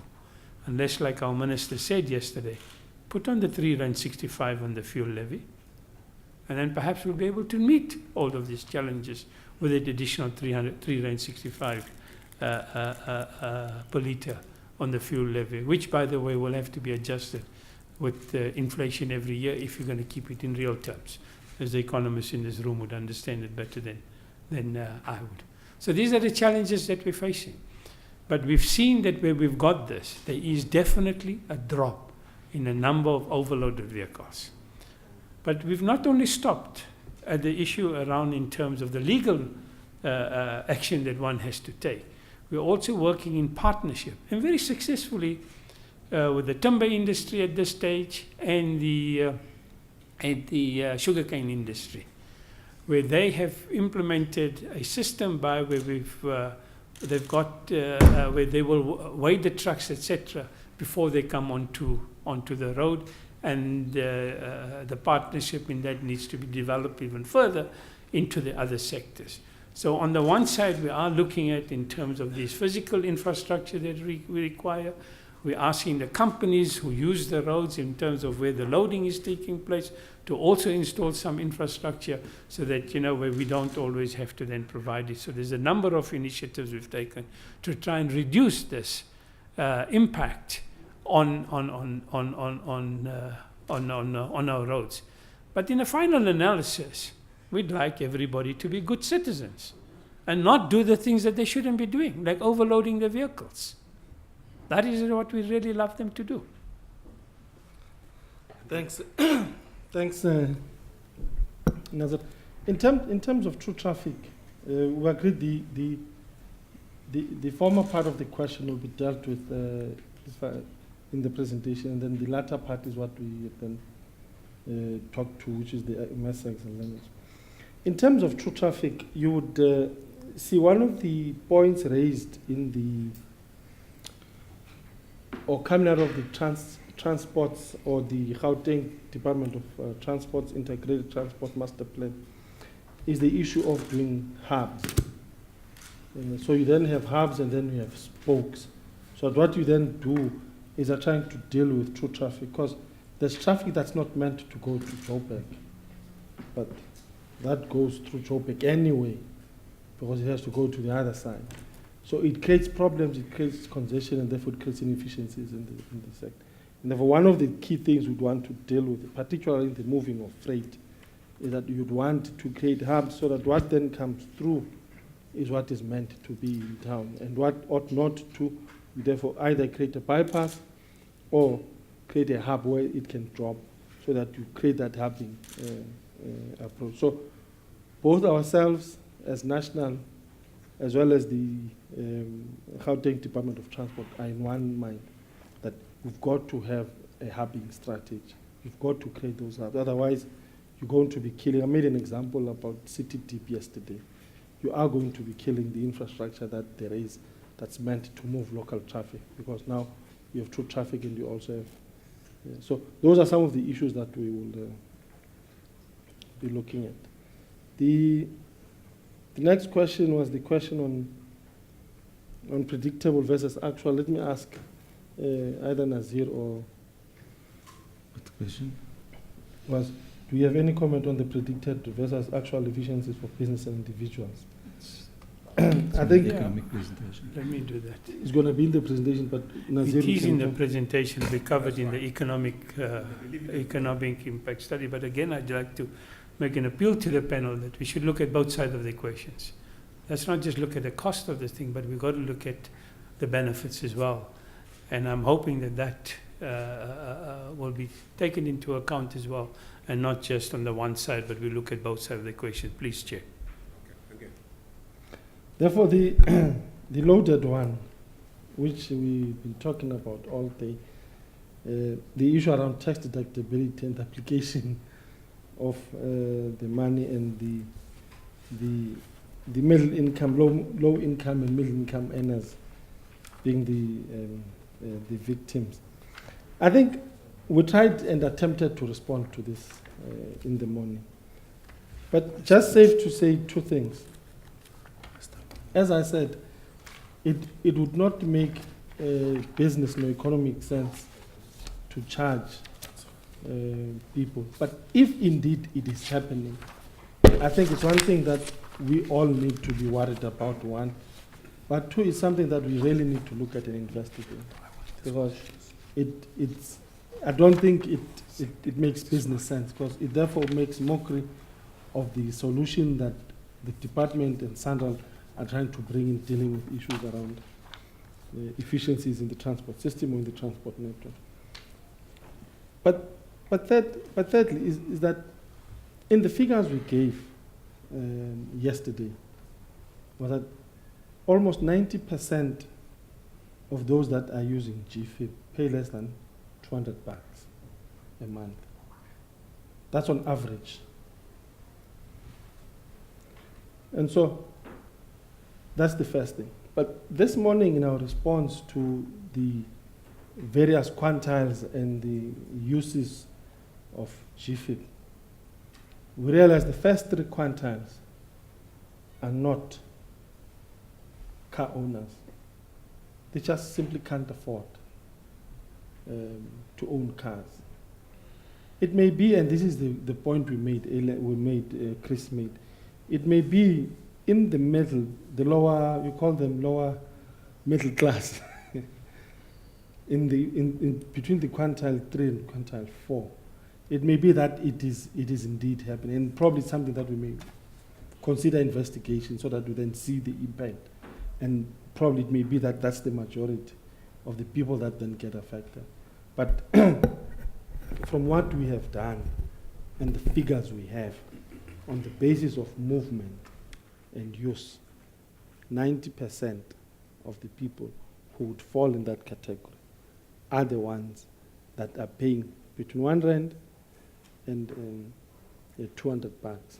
So I don't want to discount it completely, because it would be foolhardy of me to do that, but I think it's something that we just honestly need to look at and investigate. Do you want to add? I just want to add that in the previous steering committee report, National Treasury did provide an answer about the user's charge versus effects, and the question was also raised there about deductibility of that for tax purposes, and then just coming back to the lower income groups, that there need to be a reality check. If you look at income versus the distance of traveling, because tolling is not the only cost associated with traveling. Fuel is the biggest cost.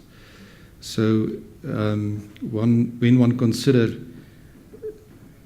income versus the distance of traveling, it's not possible for people earning 4,000 Rand to spend 4,000 Rand on fuel. There's a correlation there, and I think that is also what the DG referred to. That's it. The panel members saying here that it's the guys who have chauffeurs and upper income where the companies are paying the costs. I've had a lot of people coming to tell me, I'm talking about companies now, where the company will carry the cost of the business travel. But they will only carry the cost of the business travel if they have an e-tag. They are not going to pay the higher VLN tariff to those guys. So as long as you incur the lower travel costs, there's a lot of companies that I know of who've told us that they are carrying the cost of their travel, because that becomes part of the package that they're paying. And they've got different structures for their staff. So we need to bear that in mind as well, that it's only not those people that we think on the top, everybody across the board, but that's a company policy. And we've engaged with a number of companies to say, please make that an across the board policy to be able to do that, because you as a company benefit as well by having, the saving in time, etc., and so forth. Thank you.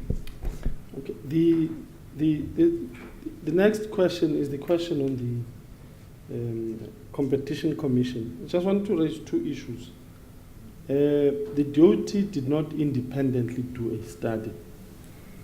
The study was, in fact, an investigation was done by the Competition Commission on behalf of the Economic Development Department, because that was the department on behalf of all of government that was pursuing the case. So all of us brought in all the issues through the Economic Development Department for them, therefore, to pursue this. And that's why you never saw each of us who was responsible for infrastructure. You never saw COCTA following up on the issue around stadia. You never saw us following up on the issue around roads, no municipalities. So there was at central government level, EDD was. I'm sure what we will do is probably ask EDD to provide the report, because that was the basis for them to then take the matter to the Competitions Commission, follow it up, make the kinds of statements, because it was done now under the umbrella of the Presidential Infrastructure Coordinating Commission to really get to the bottom of it.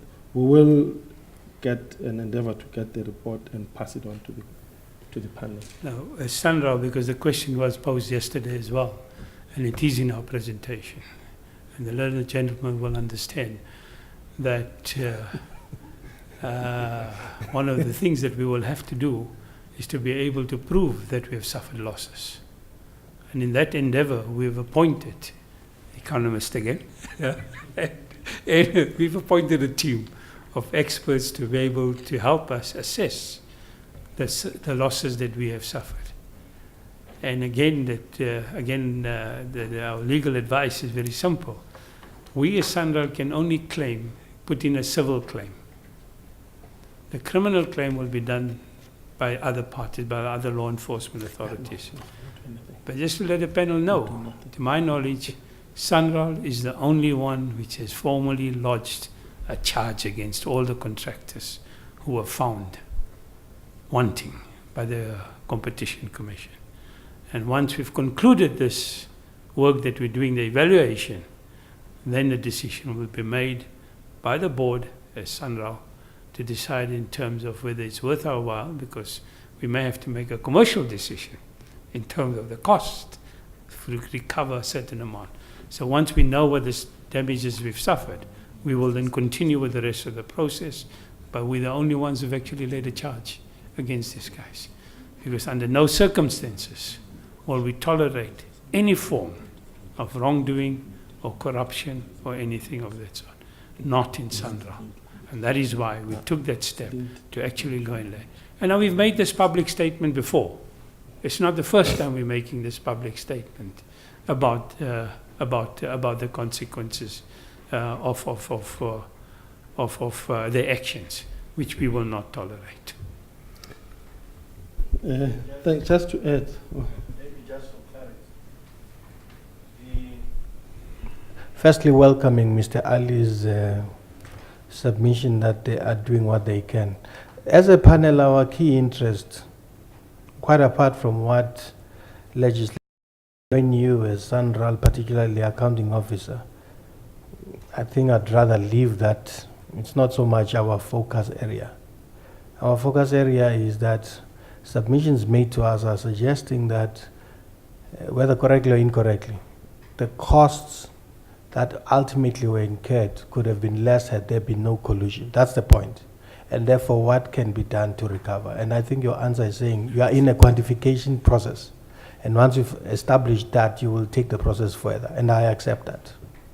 The second issue, though, is in relation to the investigations themselves by the Competition Commission. May have to check how this really operates. Competition Commission states that they are the ones that pursued it without a complaint. It's neither here or there for me. Whether it was started by government entities or not, that's not the point. The reality is that at least it was done, and it came with certain findings. Now, we do have access to the report of the Competition Commission. That's not what we were really requesting. It is quite specific with a number of projects. Now, the two-pronged question was to suggest that that collection arising from the administrative fine of 1.46 billion rand, which is quite distinct from a damages claim that may arise from the Sanral process. Is the department willing to go and lobby National Treasury to give us some of that money back to lower these costs and therefore give some relief to the motorists of Gauteng? That's the issue. Thank you. Sorry, before we deal with the issue. Friends, we have it now quarter to 3. We need whether you still have more to say before we open it up to question and comment, please. Okay, just about 5 or 10 more minutes, please, and then open it up. Okay. I think Nazir wants to add, but I also want to raise. That's fine, Nazir. Okay, Nazir. Okay. Something. I was going to say, with due respect to the learned gentleman,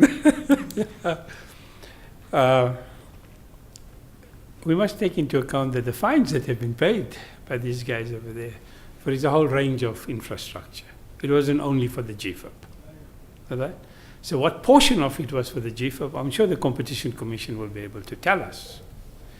But that's why when our, and it may not be a significant amount of the fine for the GFIP, because there are about 13, I can check the number, of our projects which have been affected.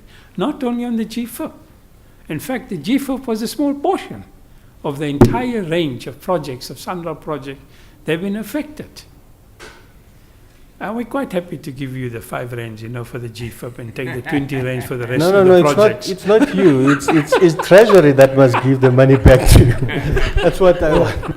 But then the other, the latter part of the question around Gautrain, I don't know if there's a study, and probably would be interesting. It would be interesting to look at. I don't know if that was done, but it would really be also as part of the basket of issues to look at and see what indeed then happened. But I'm sure what we'll do is probably check with the Department of we'll check with the Department of Transport in Gauteng if in fact they did that or not, and then probably we'll then forward the report. Anything we'll do differently as a body that governs Sanral? Nothing, honestly. We would not do anything differently, because it may be, if it's in the context of the issues raised by Dr. Baloyi on the issues around communication, but if it's a governance issue, from a governance perspective, honestly, nothing. But if it's an issue around communication and how you get to better communicate what we do, get people to understand, I'm sure there is, and there is a lot to be done. But from a governance perspective, would not. Because I'm sure many of you know that this entity has received a number of clean audits. So from a governance perspective, I think there isn't anything that we will do. User pay for health and education, can I leave that to cabinet? I'm an official that advises and cabinet takes decisions. And therefore, I really would not want to venture out in the area, but my gut feel would be it's something that would not be, there's no one who would have an appetite for this. But that's why I would say I'd be guarded in how I respond, but I think it's a domain that cabinet would fit in. Yeah, and I can share that outside. That's offline, eh? Yes. Commodification of public service. Yeah. Do you want an official answer, or do you want a political come official answer? I'm not sure. We just want the balanced answer, that's all. Yeah, I'm not, this one also borders on being an issue that must be dealt with by cabinet. But safe to say that in the context of provision of road infrastructure, I mean, we raised two issues. We said in the provision of, let me make an example of the facts we gave you yesterday. We are giving Nazir 10 billion rands a year to maintain our roads. In the portfolio that he has, 84% of that is public roads, public infrastructure, where infrastructure is built to provide both for economic, but maybe to a large extent also social services. Are we charging for that? No. Fiscus funded. So we're charging for that? No. Is GFIP a commodification of public service? Is that the question? And the answer for me is no. Because as we said, as we gave you the facts and this empirical evidence, 90% of the poor or those that travel on GFIP that are in the income brackets we talked about do not pay as much. And therefore, it is not necessarily a commodification of service, of a public service. In the context of water, let me not talk, but I have views as well. But yeah, so rather let me stay in the domain I understand better, which is transport. And therefore, in our case, we do not commodify public service. If its function is economic, it's economic, we therefore user charge. If it's provides a social service, it's provided for through the fiscus. And then the other one was around the infrastructure development. I mean, I think this, in my view, would have been great if it was the first question you've asked, and it would have been the mandate of the panel to really look at a number of things. And the first one for me is, what is it that all of us needs to do, government, private sector, in bringing about or developing both economic infrastructure and social infrastructure? And how do we therefore, what sort of choices do you need to make in the funding of the development of infrastructure? Because earlier on, Babu Shuban, we talked about unintended consequences. There may be, because network industries in their nature are monopolies. You may say, yes, let's have somebody to come in and develop infrastructure, and therefore they build, own, operate. But at the same time, it becomes a means to economically exclude. You see, so there are those such cases, and in our view is that those are some of the things we need to bring into the basket of infrastructure development. But by and large and generally, my view is that how you deal with infrastructure development is the symbiotic nature of infrastructure in how it helps each other. Whether you talk about transport networks in their entirety, whether it's ports, roads, railways, and aviation, or you talk with around energy, water, you talk about telecommunication. That basket of issues, there are those that would be really fit for what one would term economic purpose, and you can exclusively provide that through user pay. But there are those that you really cannot. So. Well, thanks very much. Thanks very much. It's 5 to 3 now. We have an hour, colleagues. Over to you. There's one question left. What, the powers to toll. Oh, okay. Nazir wants to. Nazir, okay. Nazir? There are jurisdictions around the world, like the United States, where the states have the authority to toll. We're not a federalist country. We are a unitary country. It will be a policy decision of government in terms of whether you want a plethora of authorities to want to toll, or do you want to keep it centralized as it is. We did look into this through that SPV model that you talked about earlier on, that we spoke about yesterday as well. And we found that that was not the suitable tool or the vehicle for us to use for the implementation of toll roads in our country. So we all will have a different view in terms of who all should be around.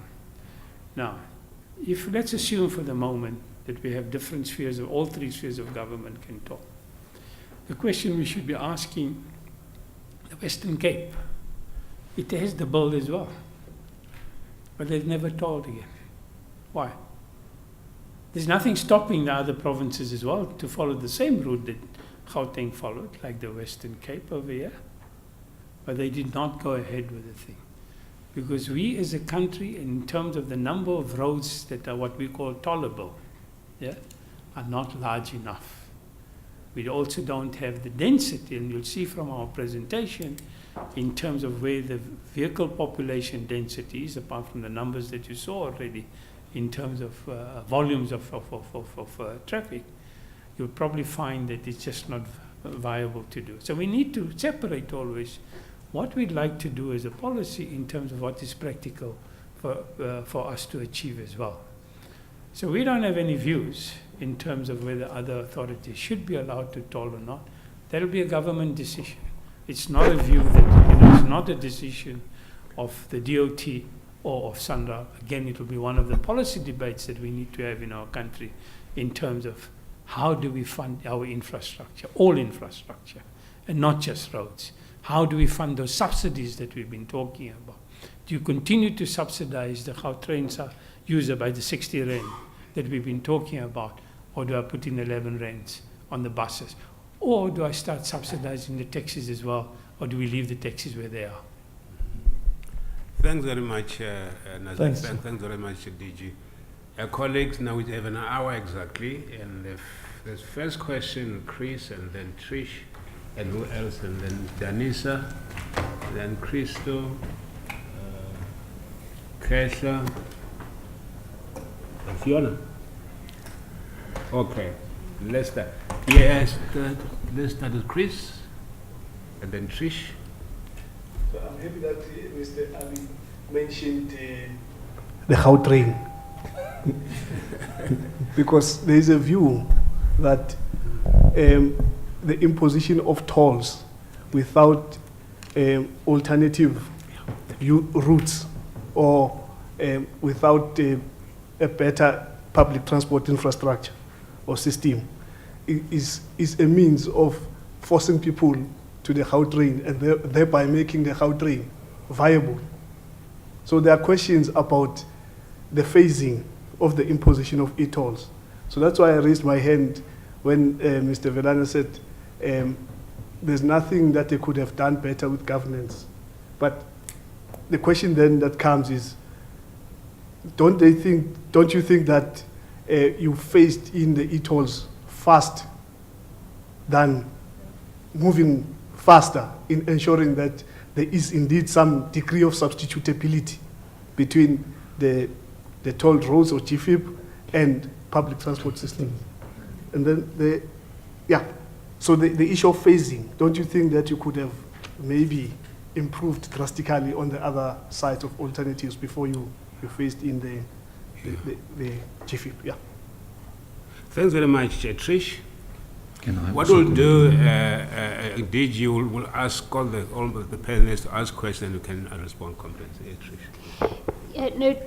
Chair, two quick things, and the first one might be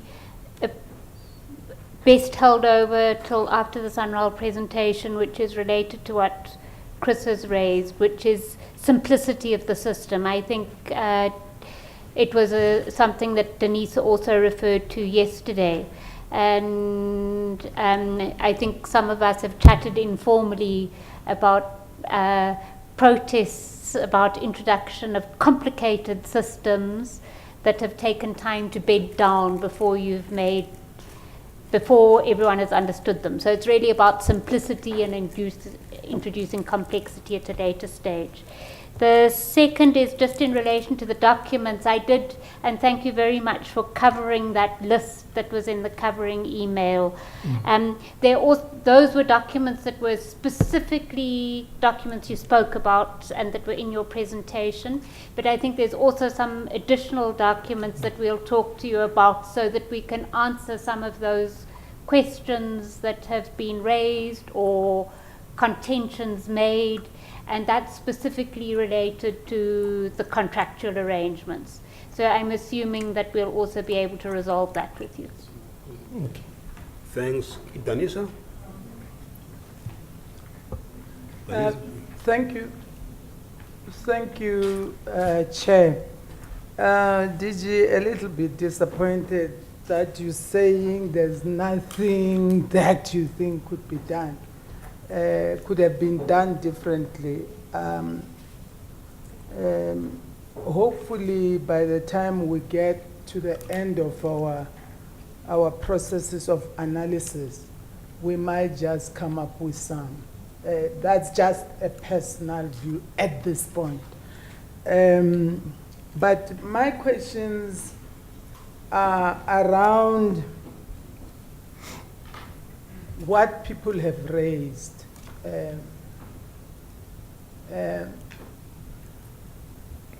Most of the people are not saying they do not want to pay the tolls. They are saying the tolls are expensive for them during these hard times. The economy is not doing well, and it's an extra burden. And I'll just leave it at that one at that.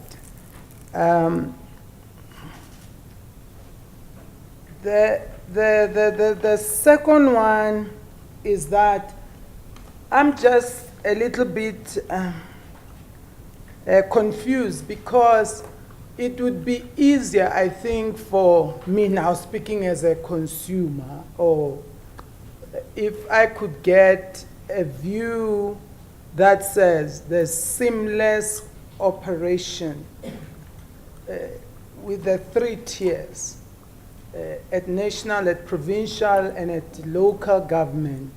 Because it seems like at certain stages you work together, and then at some stages, no, that's not us, and it's provincial, and then it's municipal. So if it's that confusing to me as to why it's not seamless all the time, it must be confusing to the general public, and I'll be specific. You said that the provinces can have the power to do certain things. The municipalities have the powers to do certain things. But the overall competency vis-a-vis what happens with Sanral lies with DOT or with national government.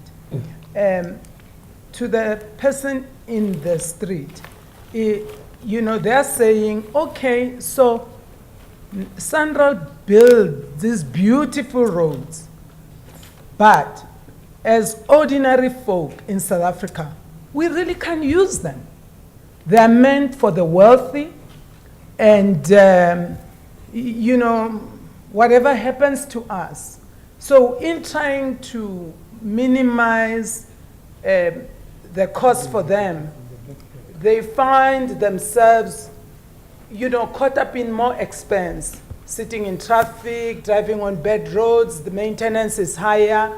And I'm saying all this because these are the things that were transversal in each and every public hearing that we had. If somehow government could come up with a process that alleviates a little bit of that, and I'm sure Mr. Nazir will say, Mr. Nazir Ali will say, no, we've already cut it down to this level. But if it's still choking the average person, is there room for us to look at another alternative? But mindful of the fact that you're sitting with the elephant in the room of the money you've got to pay back. And I think the general public understands that there's money borrowed and that money must be paid back. I think we got that response everywhere. It is the modality of repayment that I think needs to be communicated, because when I say the elephant is in the room, the elephant is in that people do not understand as to how you are repaying this versus the system. And I know it's something that I'm sure you'll cover tomorrow when we have the Sanral presentation. But I'm just tying it to the general complaint that we got. Okay, we have to pay this. We can't. Is there another way? Can't we come with collective? And I think that's why you're getting everything. Can it be fuel levy? Is it workable, even though it might be expensive for the poor or people who can't afford? I prefer that. The reality of the situation, they feel at this point, by being driven away from the main highways that we're talking about that are not congested, they end up being on the by roads that takes them hours, and then it becomes expensive for them. Thank you. Thanks. John? Oh, thank you. Mine is not a new question. I think maybe I may have missed the response to it. If I didn't, just want to get comfort that the DG is okay with us being given the ETC contract by Sanral, so that we can make that evaluation we spoke about. Let me just add, this is something that we've been talking about some time, and we need to be advised as to the legal implications of that right to access of for information. Crystal?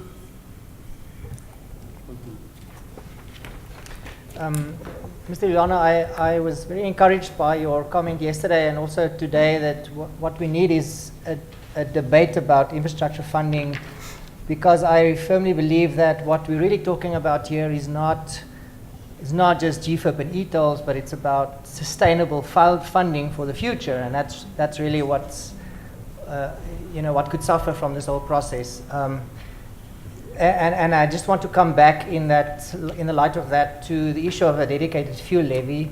Your own, I mean, there's been many arguments in favor of using the fuel levy, especially a ring-fenced part of the fuel levy as a funding mechanism, and the benefit cost study for the GFIP actually showed that would give a better benefit cost ratio if we could use a fuel levy source to fund rather than to have to toll. So my question is a few related questions. The one is, do you see any benefit at this stage as a department in renewing the advocacy with Treasury around getting a dedicated ring-fenced fuel levy mechanism reinstalled? And is this not maybe a golden opportunity for reigniting that debate? You know, is there, I suppose one should put this question to Treasury as well, but from your side, do you think there's any benefit in that?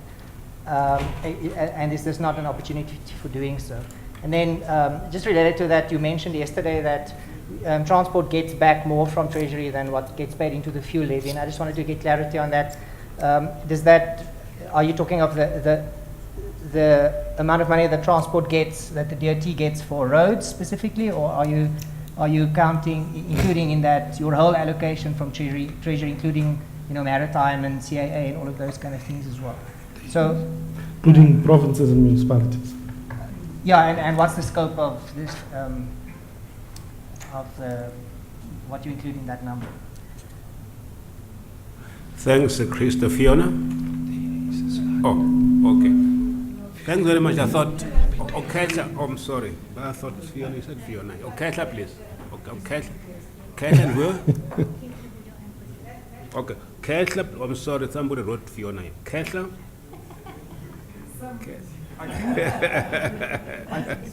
Ketla, Vuyo, and Egypt, please. You mentioned in your input, was it your input? I can't recall now. A sum of 5.75 billion rands that was given to Sanral. What was that? Was that a grant? Was that part of financing the guarantee that you spoke about? What was it? And was it, just explain what it was. That's the one thing. The second thing is, you said that Sanral has 21,000 kilometers of road that falls under its aegis. What percentage of national roads is that? That's it. Is that it? But That's there's 10 billion road. rands that is financed, that finances what you call freebies. Where are those freebies in relation to that? I can't understand that. And that 10 billion rand, you said, has grown over a period of time. So I just don't understand how that works. If you could explain that to me, that's the second thing. The last thing, you said that 90, I hope I'm right, 90% of the people who pay tolls pay less than 200 bucks. 200 rands. That's wonderful, that's great. But I just, and I can't do the calculations here on my own, I don't believe that that money is enough for you to pay the coupon. Yeah, people you owe money. Now, how much are you giving Sanral to pay? Zero, we said in the That's movie. wonderful. That's wonderful. Zero. But just explain, just explain to me how the maths work. Yeah, no, I understand. I accept that. It's beautiful, but I just don't understand how the maths work. If 90% of the people pay, and I just don't know what the nominal number is that is represented by that 90%. If you can go into that, I'd be very pleased. And the last thing, the consultation that has been undertaken by Sanral that you went through in your presentation, does that constitute 100% of, is that all the story there is to tell about consultation? Is there something more that happened beyond that? Thanks, Ketla. Vuyo? Thanks, Chair. Chair, I just wanted to... they told me it's not working last time. Let me try it. Thank you. I had asked a question earlier on in terms of the 205 project, I mean the figures in terms of the cars and how that affected the projections then, looking at the time in Sanral documents, we're looking at 6 million cars total countrywide and 2.55 in Johannesburg, I mean in Gauteng. And now the figures that were presented by the DG, which basically have moved. So I wanted to understand how that is impacting in terms of the the current model and business plan. Then Current secondly, model Chair, for can revenue generation or can I just give you the second one and then you can do. The other thing I wanted to understand, Chair, is in terms of the, the payment arrangement. I'm just talking now from an e-toll perspective. Are we paying in perpetuity as people? Is our payment modeling structured around the contract of the e-toll, or is it a project term? I'm just trying to understand. And in a sense, if that's the case, can we be assisted with the payment terms and the contracts, the relation to the ETC contract, as well as just a sense of how are we looking at when do we stop paying? Are we paying in perpetuity? Or are we paying in order to be able to service the debt? And how is that linked to the ETC? How have you structured that? Thanks. Bridget has just joined us. I didn't introduce her earlier. This is Dr. Bridget Samula. She's one of our civil engineers. Bridget, please. Thank you, Chair. My question is to the acting DG. I'm particularly interested in the GFIP roads that form part of the SIP2 project. Because you did talk about the freight hub and the freight ring, and within that freight ring, there are a couple of projects that form part of the GFIP Phase 2. My question particularly is about the funding of SIP2 and the implication of that for those particular roads, the PWV roads that form part of the SIP2 project. Thank you. Thanks, Bridget. Over to you, DG. PWV 14 is gone. Serious? Serious? Yeah, it's gone. Where has it gone? That's why we're here. It's gone. It's gone. PW14 is gone. Can you be more explicit, please? Chair, this is what happens. Please when be the more same- explicit. Chair, this is what happens when the same people work in different forums and they forget what they said in the other place. The And kind try of and township remember what they slang. said Yeah, here. I'm worried by the township slang now. No, what I'm saying is that Speak just simple English, Madij. yeah, the plain English is gone. It's not going to happen. We are not going to go and build PWV14 as part of the SIP2 project, because we are here in the room discussing GFIP Phase 1. Phase 2, we are not even going to get into Phase 2. Chair, can I respond to that?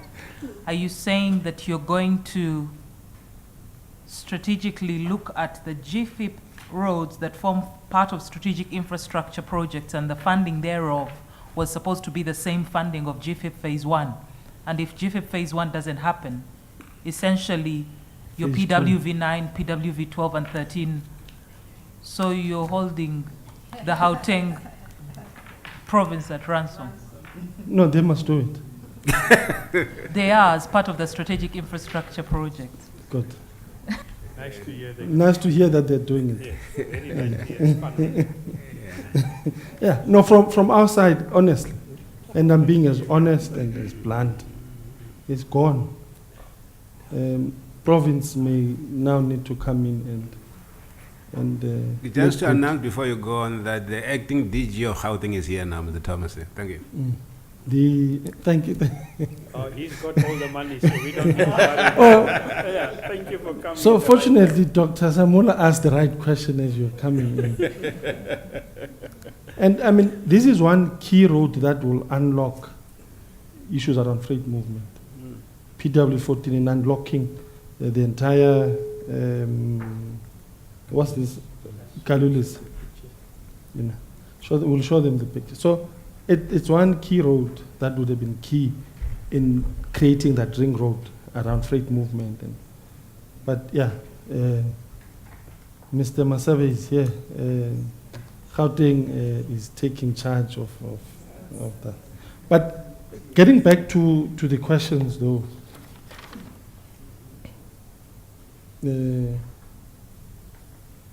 I don't know. Let me see. Okay. The first one was the imposition of the phases to move people into Gauteng. I think the reality is that we had to take a choice and a decision at what point we bring both. Because we had to bring both. You couldn't, this thing would not have been sequential. You finish this, therefore this happens. If I may use the mathematical term, congruence in this case had to be what we really deal with, because we couldn't wait up until the entire public transport system is sorted, or couldn't wait up until the how train is, so you had to do this and this, because if you didn't do anything on the roads, you still have had the congestion, waiting to finish up Gautrain and have Gautrain work, and then hopefully you would create the displacement or diversion by getting people into the Gautrain, then do the roads. So you wouldn't wait, because you would have been killing the economy, because the lag for coming up with Gautrain was almost, 7 years. So we couldn't wait the 7 years to do what we needed to do. So it wasn't going to be either this or that. But you want to add, I think, Nazir and Alex. Before maybe, because the danger now is that you've built GFIP and the public transport system is not being ramped up. Now you will have another congestion on GFIP. See, because the cars are rising now in number. No, that's not true. Since let me say, since 2003-04, public transport expenditure as a budget item at national, provincial, and local government has been shooting up. If you look at the investments that, in fact, I must just go back to my information. I know I do have that, because one of the things we wanted to check with the announcement, post the announcement of 2010 World Cup, the amount of investment that cities that were interested in bidding to host, the investment into public transport infrastructure just shot up. But secondly, the investment that national or central government did, you now had a number of funds or grants. We had PTIS that was looking at building public transport infrastructure, particularly your integrated public transport networks. So there was that money coming. But you also had additional investment in roads themselves. So there was a huge money that was being invested. And that was the height of now dealing with issues around taxi recap, the reform. And that's the time where we're beginning to face challenges on the buses. But so that was the second. The third one was PRASA was big, because in 2007 we came up with what we called a public transport strategy with a plan. And so as a result of that public transport strategy and the plan, we therefore began to invest in the various corridors that we keep. Because you remember in the public transport strategy, we talk about priority corridors, A, B, and C. And each of these corridors, the investment was prioritized in corridors. A, subsequent investment went into corridors. B, the next investment went into corridors. C. So there was that exercise. But fourthly, post investing in the various corridors, we then begin the exercise of trying to recapitalize and refurbish railway wagons, particularly metro rail wagons. So there is a huge amount, there is body of evidence to show the amounts of money that we began spending from a public purse in improving public transport. So the issue, therefore, may be is what would have been an ideal public transport setup that people in their minds thought would have been ideal for travel, so that as you then have GFIP, we then have a bigger displacement factor than what you would have had. Maybe that's what we would need. And I can tell you now, I do not have the information, but it's something that probably is worth looking at. Because the issue was that we would have wanted a bigger displacement factor. And probably that's not what we have got.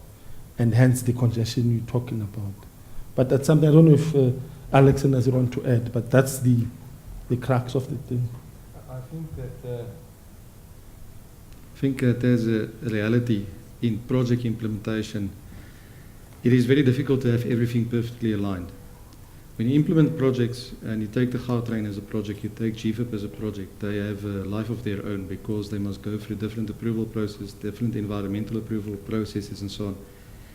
And large infrastructure projects are seen over the world to be implemented from when the idea started until implementation.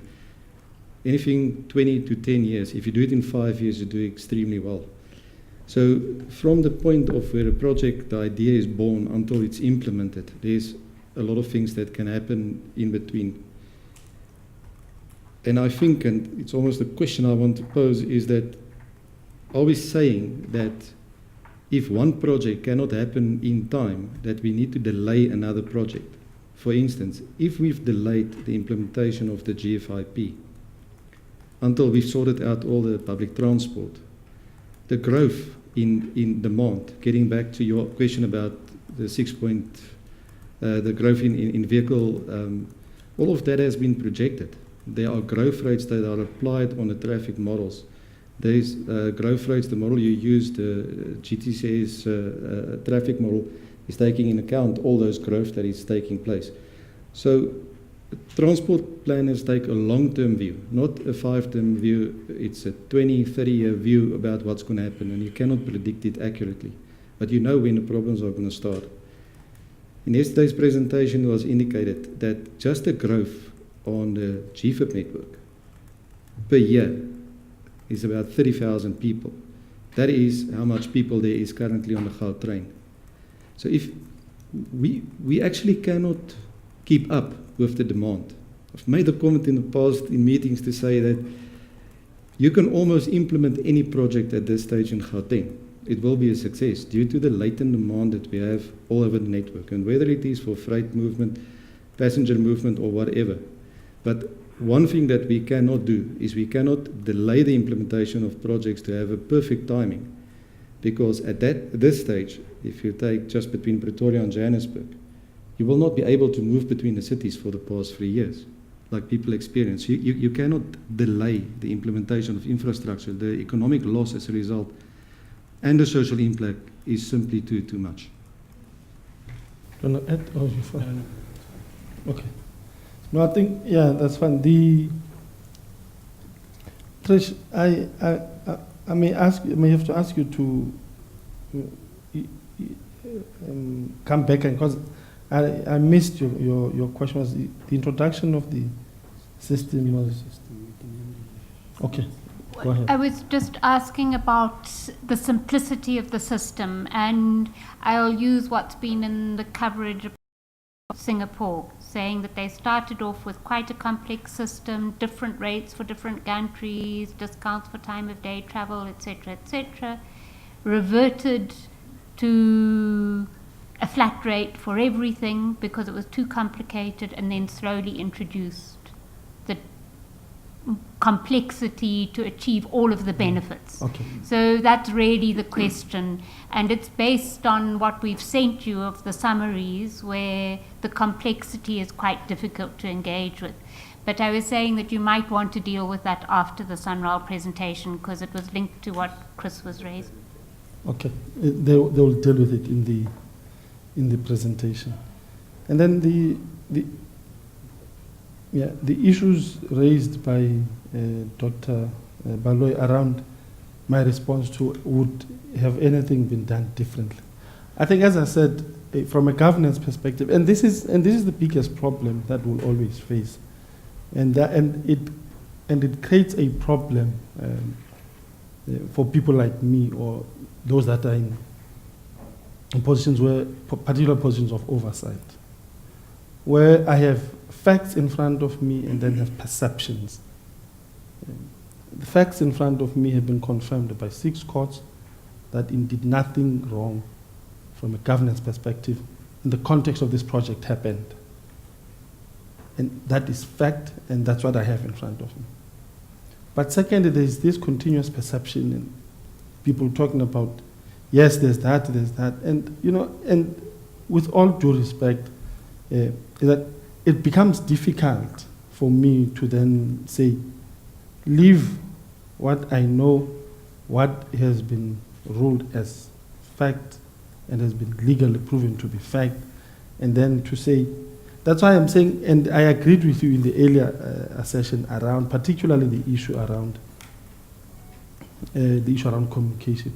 And that's why I said, can we do something different? For sure, there is a lot that needs to be done differently in how we dealt with the issues around communication. It's there for everyone to see. So it would be foolhardy of me, again, as I said earlier on in the morning, not to accept and agree to that reality and say, we may have done this thing differently and we will continue to do that differently.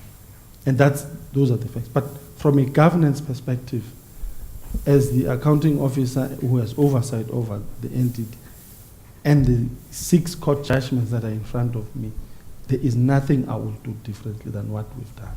I can tell you now, and I will say this the next, unless something else different comes out, then that's different. Then, of course, Mawetu will then rise to the reality that there is something that needs to be looked at and be looked at, so that all of us then. DJ, let me just go back to that one because this is critical for us. As we said yesterday, there is what you regard as economic logic, what you regard as economic facts, and you use your principles to justify that. But we have to do one more thing, to account for the impact.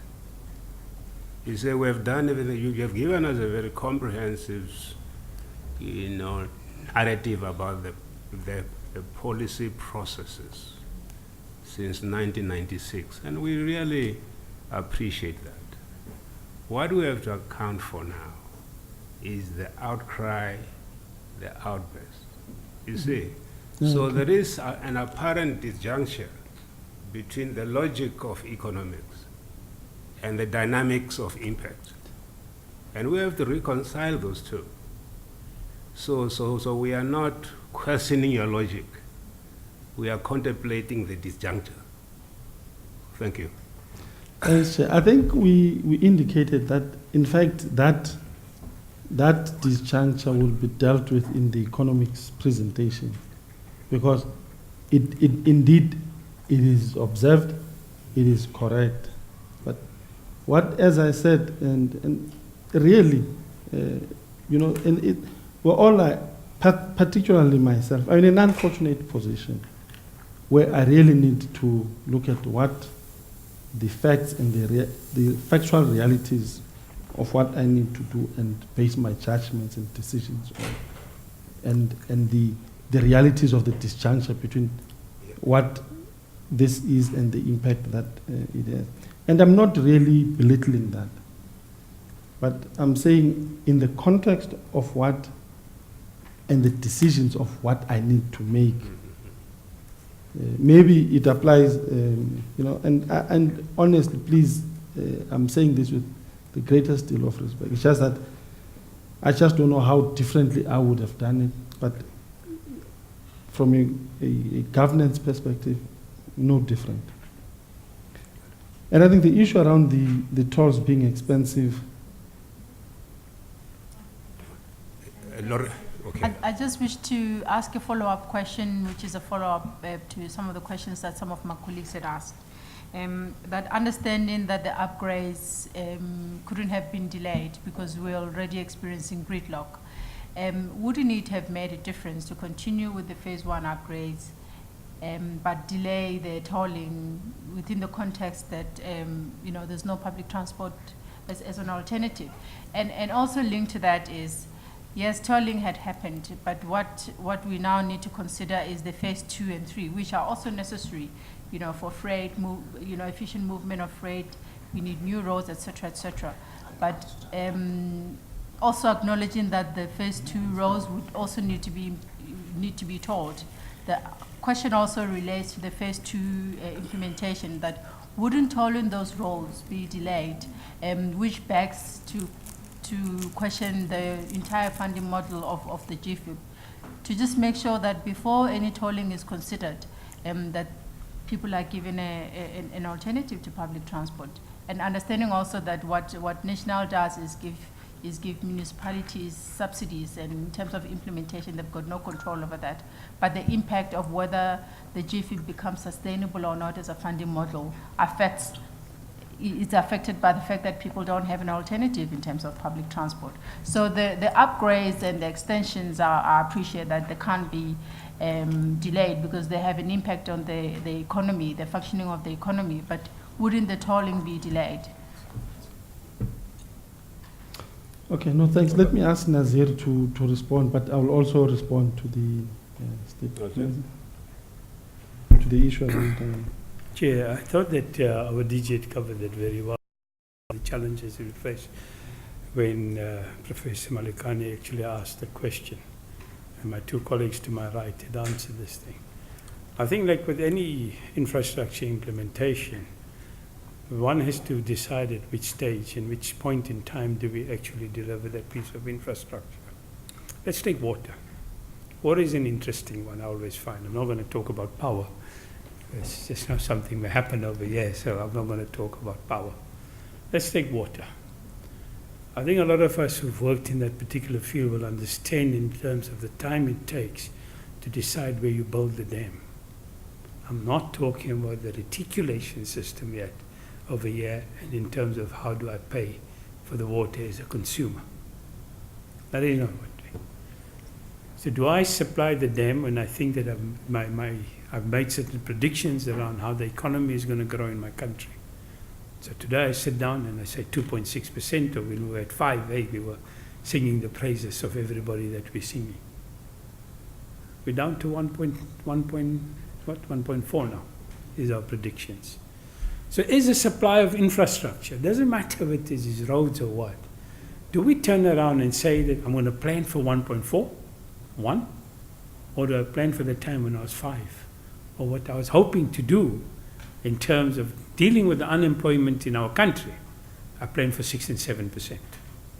There's a direct correlation in terms of the infrastructure that we supply together with the jobs that we create and the growth in our economy.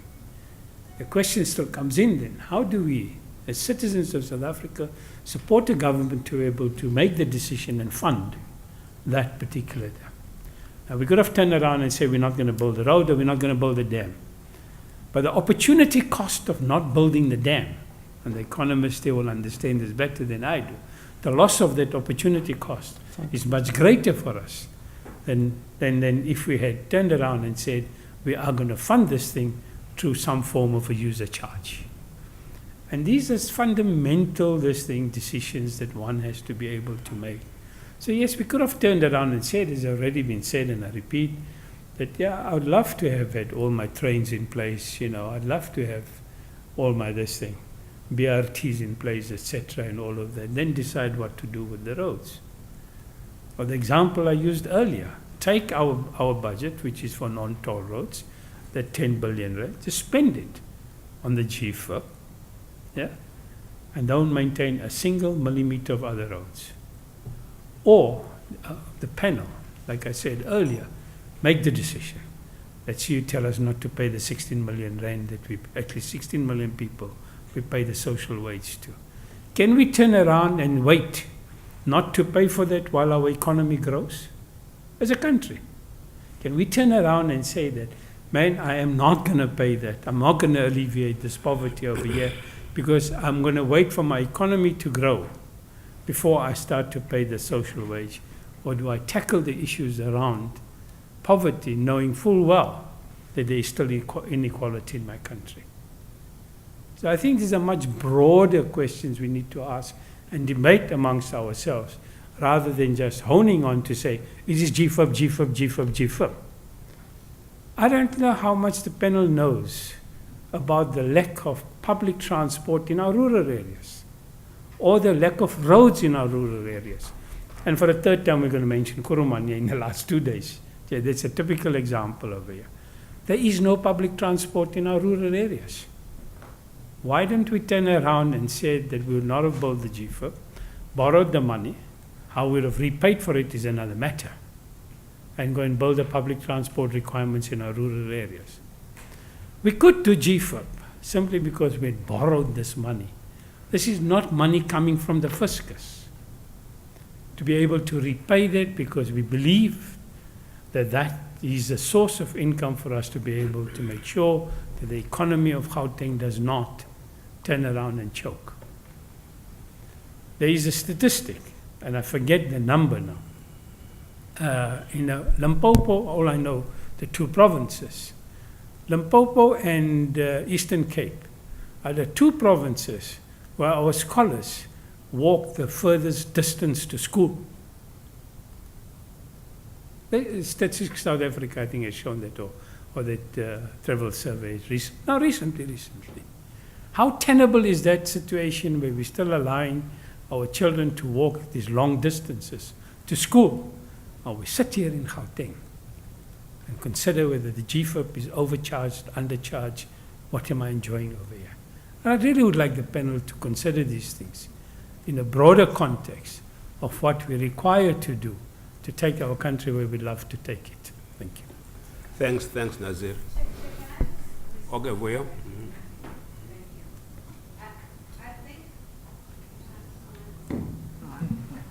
Use that one bit. Okay, I think, Chair, it's important that, one of us responds to what Nazir is saying, because I think it's important to have the appreciation that the questions are asked specifically for the reasons that you are raising. We get people, and I mean, we say this as people who also have village homes and appreciate the lack of that infrastructure. But the questions, I mean, the context is very specific to the assignment. And we get people who come and say, actually across the board, we support the development of our infrastructure in the area. And we specifically support the intention and basically, but we are coming here because we cannot afford to continue to be choked when the alternatives are not sorted, because the impact of that on us is unbearable. And whilst there's an appreciation, because I mean, we raised the questions with them as well of sequencing and alignment, that would you rather we wait 20 years to have everything sorted out, maybe 50 years, before we even get to this? Everybody appreciates that. But the question is, how do we manage this fairly in a way that ensures that the principles of what we are trying to achieve in all the documents, from the white papers to the Gauteng integrated transport strategies, everything that says the right thing, but how do we get there in a way that, in a sense, we manage, particularly in terms of where it affects the pockets. So the conversation here is basically designed to have an appreciation. And there is an appreciation of the long-term planning models. We understand that. But when we ask the questions, we want to understand from your documentation, are we dealing with a situation that is overwhelmed in terms of the inaccuracy of what we initially planned for and what we're dealing with at this point? And to what extent are you, from your side, ready to move and the other pieces are not in line? And how do we deal with that? Because at the end of the day, it is the citizenry that is raising the issues. And it is a citizenry which is not just from an area of poverty. It is the citizenry and citizens of South Africa who are raising these issues across the board, including the lower income groups. And the issue is trying to understand, as a response from a socio-economic impact assessment, including environmental, how then, you know, what affects this discourse? And in a sense, how do we, in trying to present our findings, deal with an understanding of the causal factors as well as consequences that are coming out of that? And I think if we deal with the spirit of the conversation within that, that's why we need, and I personally believe we're doing well. And I think we just need to dig deeper in terms of assisting each other to have an appreciation of those factors for us to be able to get to that point. Thank you.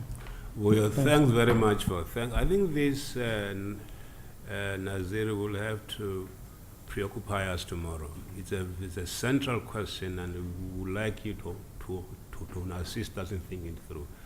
Keep Danisa. Just quickly, juxtaposing it as well, is that the people who talk to us also say that Gauteng generates a lot of money that gets distributed to the rest of the country.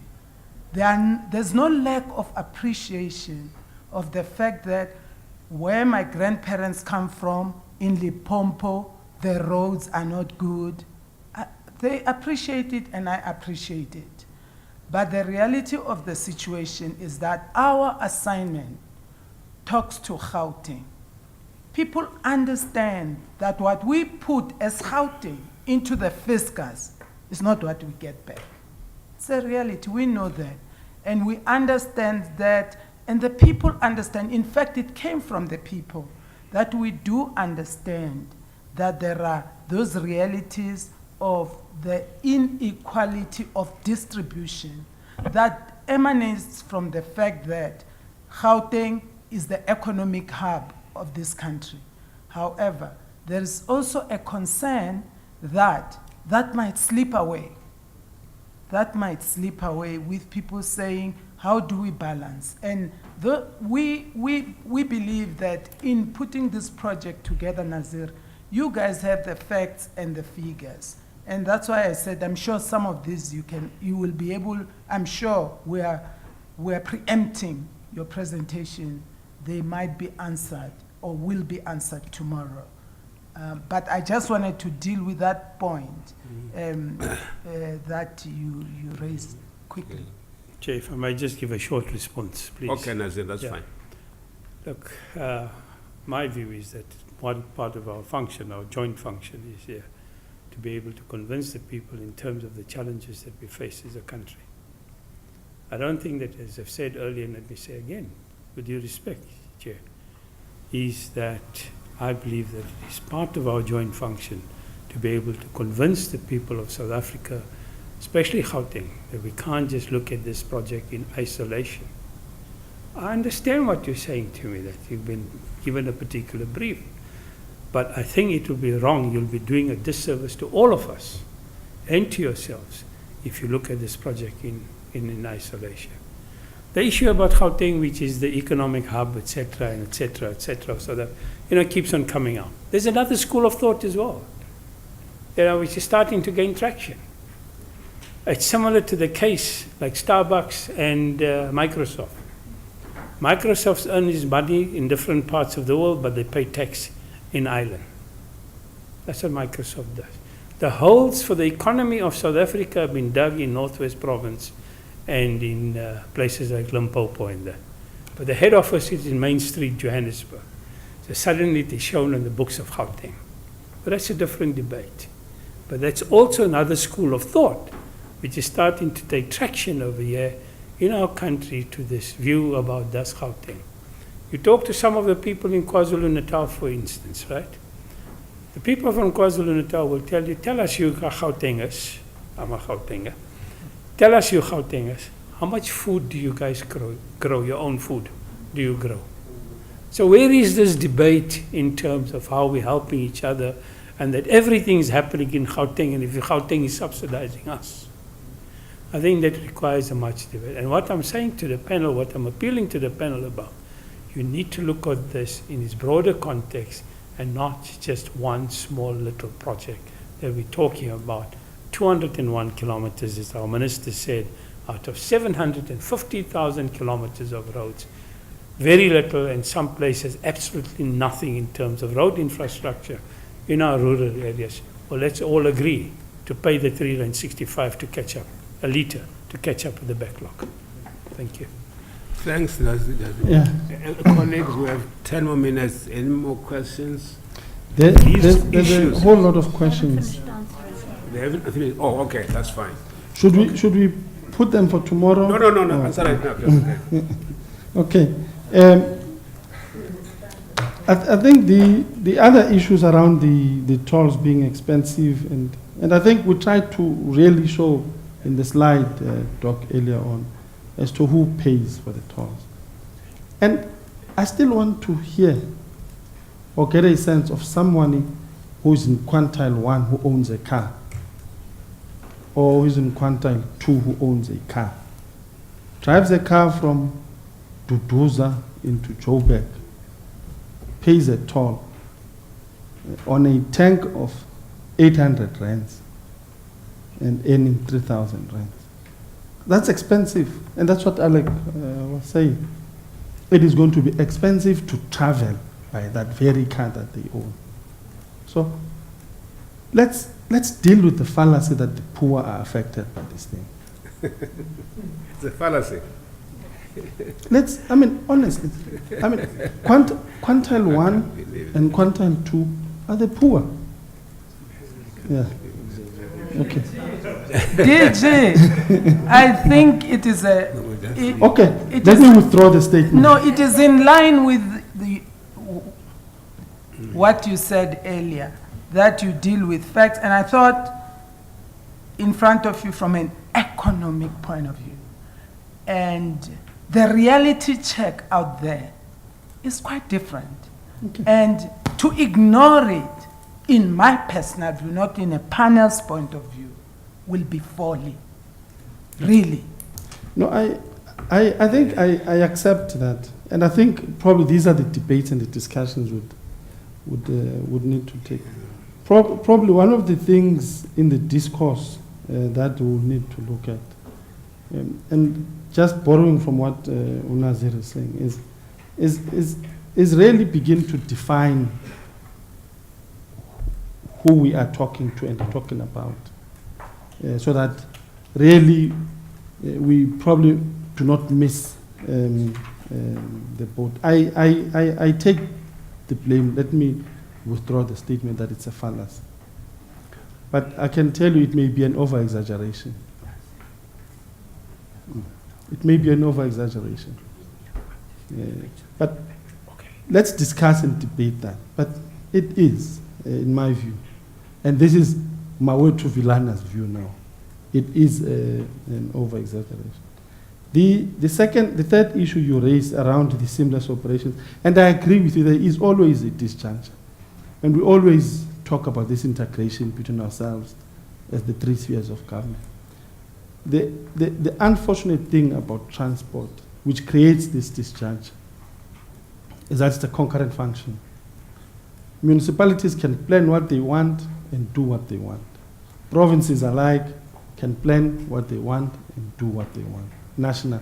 But you remember earlier on I said we're beginning to see now, it doesn't help anyone to plan outside without us knowing what the plans are, so that we then begin to synchronize, because infrastructure delivery becomes important in how we do what we do as transport. So therefore, I accept there is that discharge. And there's a whole lot of that. Because you'd find, for an example, ports are located in municipal jurisdictions, but municipalities have no control over the ports. And they're the biggest revenue generators. You find in some instances ports are the biggest employers in a particular municipality. That municipality, all it does is only generates money through levies. Either those that can provide electricity, if it's not provided by ESCOM, they then do. So there are those number of things which are really a problem. Secondly, outside port boundaries, infrastructure there that gets battered by either trucks coming out of ports or getting to ports is municipal infrastructure. In many instances, municipalities do not have the monies to do. So there's a whole lot of work in that area that all of us need to begin to look at. I made an example about Joburg, particularly the City Deep area. Majority of the cargo that goes into City Deep is not meant for Joburg. All of us know that. It's not meant for Joburg. But the Joburg's infrastructure is taking a huge and a massive beating. So how do you deal with those things? So it's something that, in the context of how we become seamless, as you say, is something that we just need to look at. And I think we will be looking at, we are looking at it, and I think we'll continue to. The modalities as around whether you look at other alternatives. Indeed, I mean, ourselves, municipalities and the province, looked at the modalities of what would be the best option. And the best option that at the time and the base of the decision that was made was let's toll. It may be that in the process there's certain things that may need to come out, certain things we may need to look at. And I'm sure, as we said, let's look at that. But it does not take away, as you said, I don't know who said there's the elephant in the room, which is the debt. That is there. So there is that we need to pay. As we begin to discuss and explore modalities for payment, I'm sure those are the things we need to look at. But honestly and truly, the fuel levy is not a desirable one, because it is not progressive in nature. And the nature of government is to protect the poor. And that's what governments are there to do. So it's something that we'll debate, but something that we will need to look at.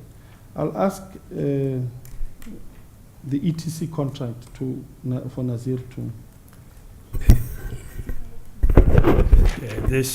Chair, the contract has been available on our website for I don't know how many years now.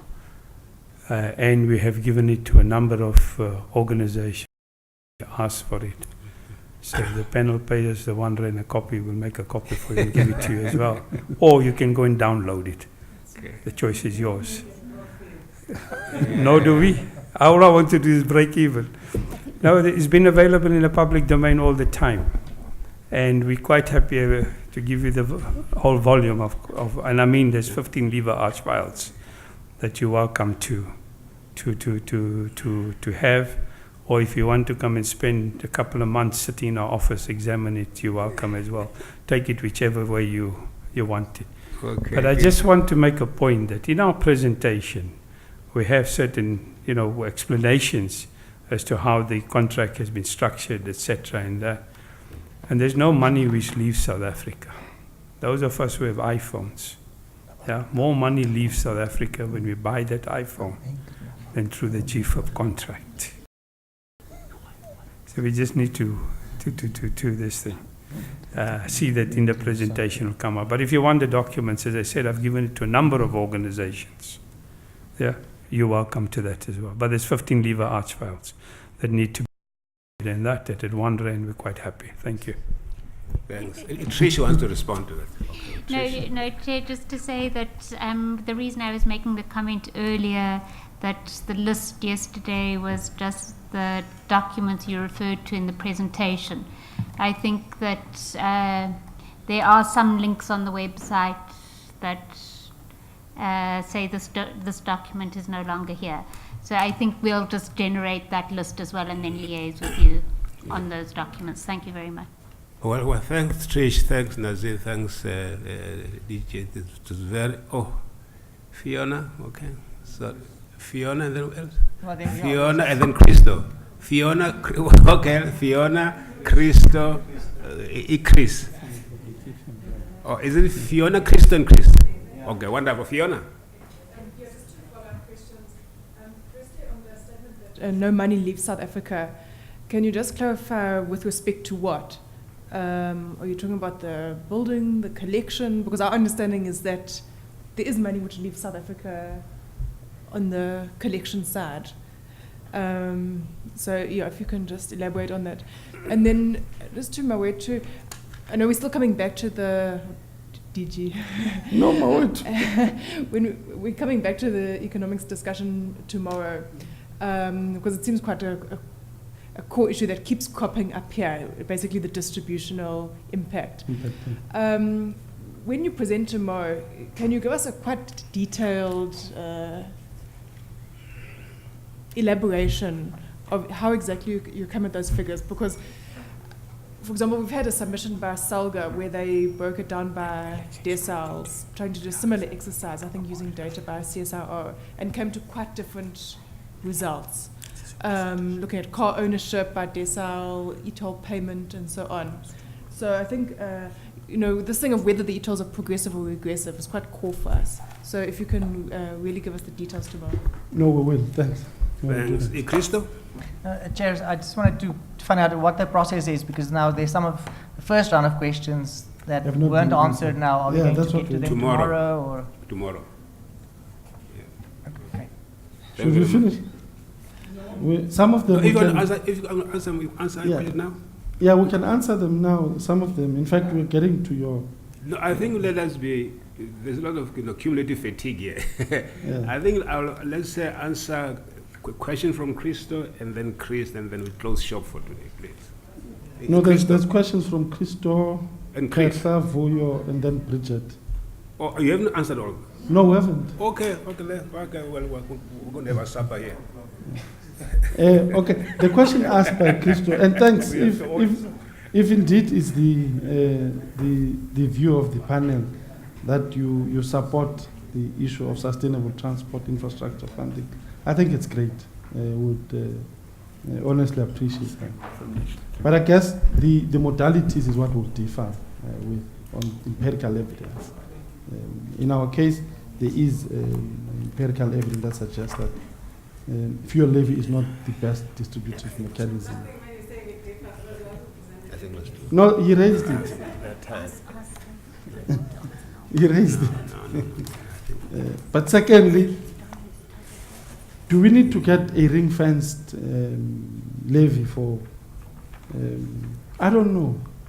I'm not sure. Maybe like the learned gentleman, we need to probably go back to Treasury and engage them and say, in the context of what we would want to do for transport infrastructure funding, for us to have sustainable development of infrastructure related to transport, probably it may be something that we need to look at. And I think it's something that we need to, all of us, need to look at and genuinely say, how do we make sure that that happens? And if indeed it does happen, what the mechanics of that would be? I'm not sure, but I think it's something that we would, in our view, I think we would need to look at. And there were other two issues you raised. One was the issue around the benefit. I don't remember quite.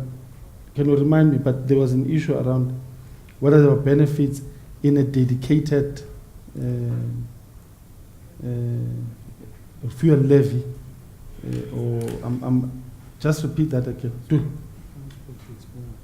Or the allocation. No, the allocation is the last question. The allocation of transport. No, transport gets more than a fair share of what is generated on the fuel levy. If you look at I gave a breakdown yesterday, but let me do the breakdown again. Sanral gets 10 billion through our provincial maintenance grant. We get 9 billion.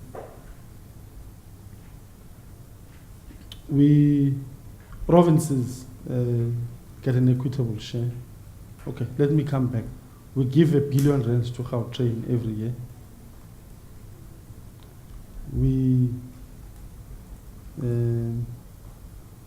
We now have received on the railway side, we get 7 billion rands a year. You have municipal infrastructure grants that are specific for roads. So if you take a composite of that, you're looking way over 50 billion. Okay, I haven't included the road accident fund, which we get about 23 odd billion a year. So transport more than gets a fair share. So we are in fact over collecting our fair share. If you're saying you would use the fuel levy to collect, to fund what is transport related, including issues around transport infrastructure.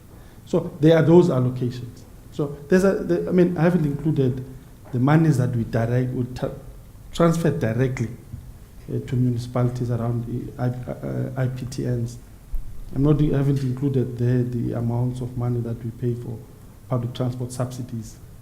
We have the issue around taxi recap. So there is a whole basket of grants that we get as a sector and allocation. So it's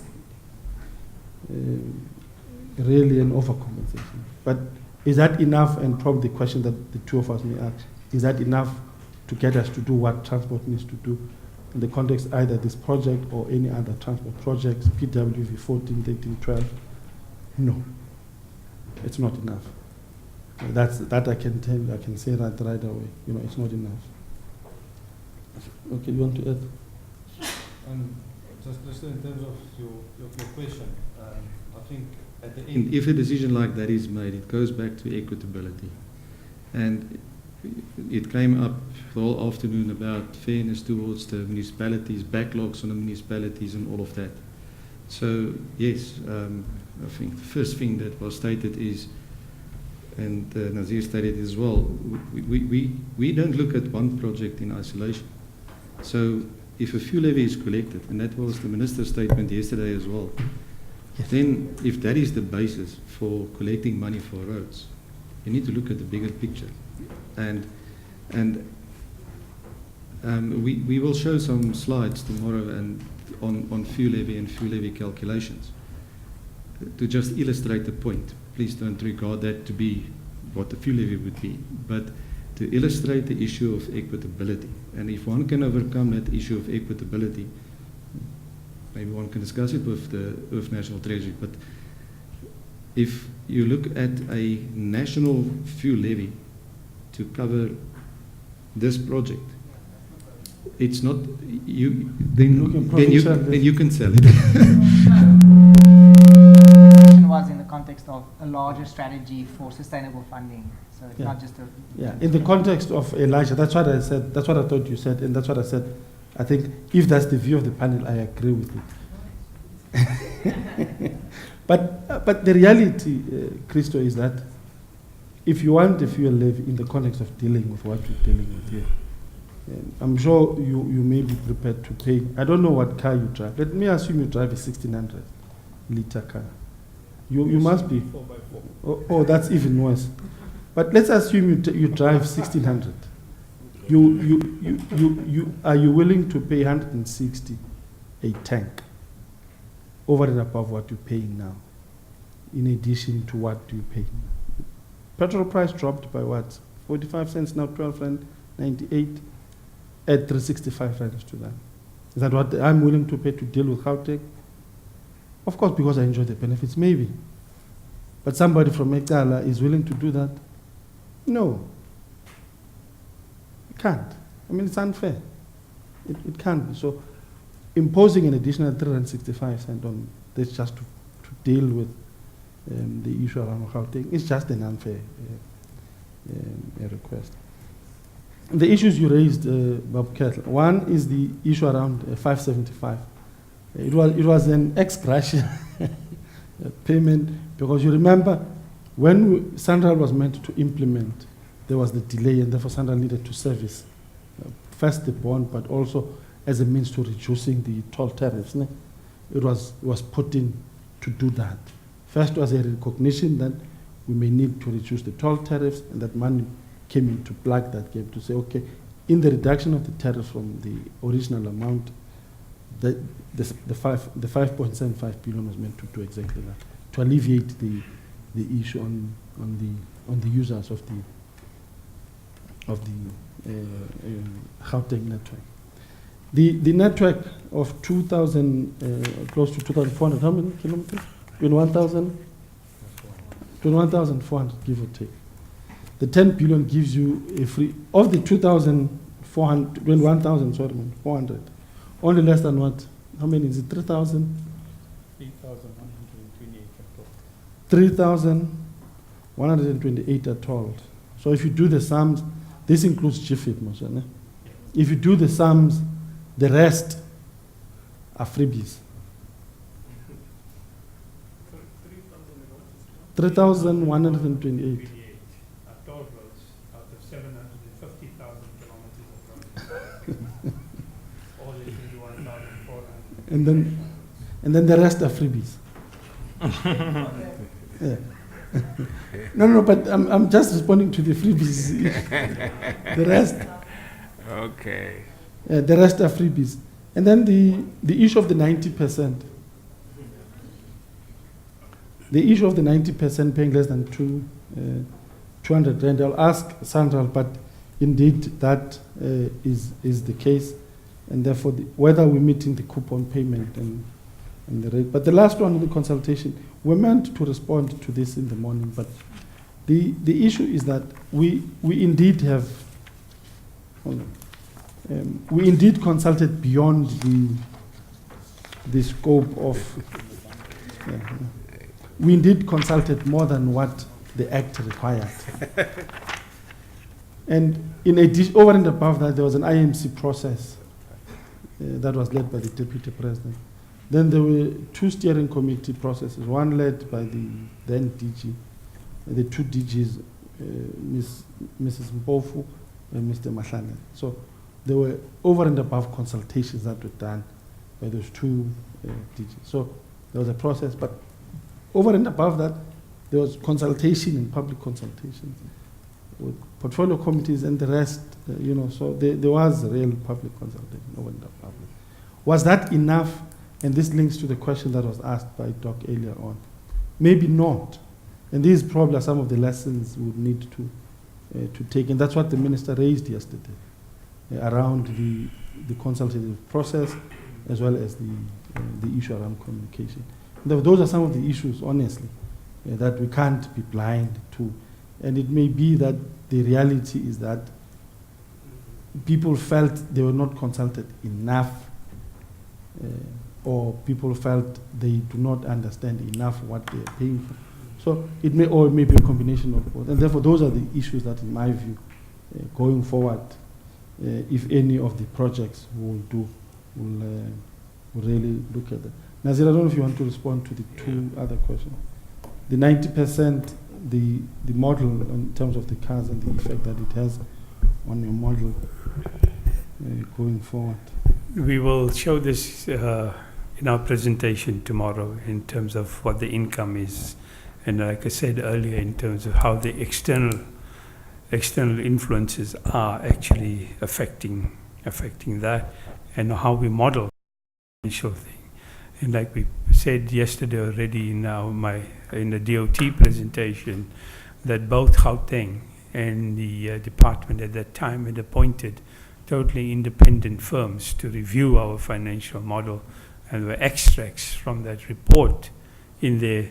And you're welcome again to have both the reports from the independent reviewers, where they examined our model to see if there was anything that was wrong with it or not right with it or whatever it was.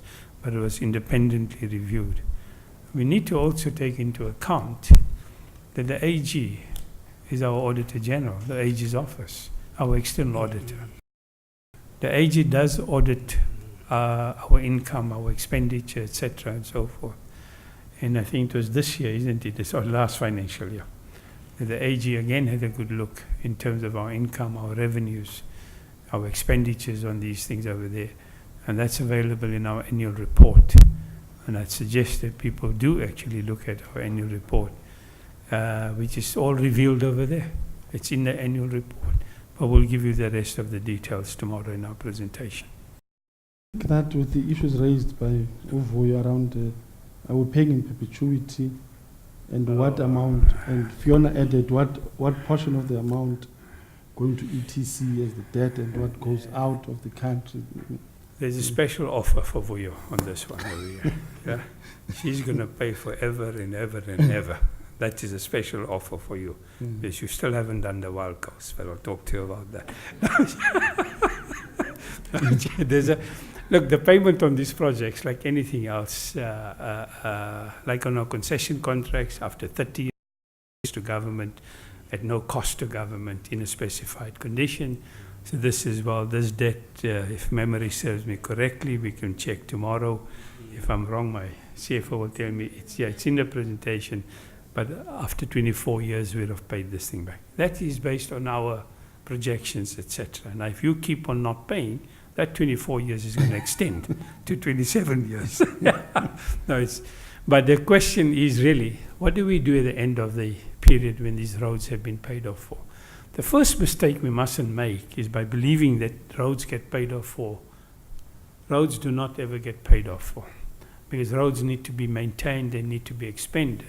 The question that we will all have to deal with, right, when this debt has been paid off, how do we continue with our expansions and our maintenance of our roads, etc.?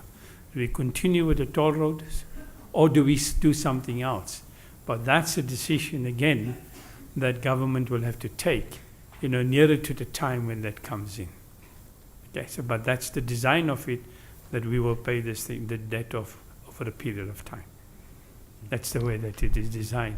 And in terms of the money leaving the country, yes, that allegation has been made all the time. We went to court on that allegation. And the courts, as we've been pointing out, have not found that either.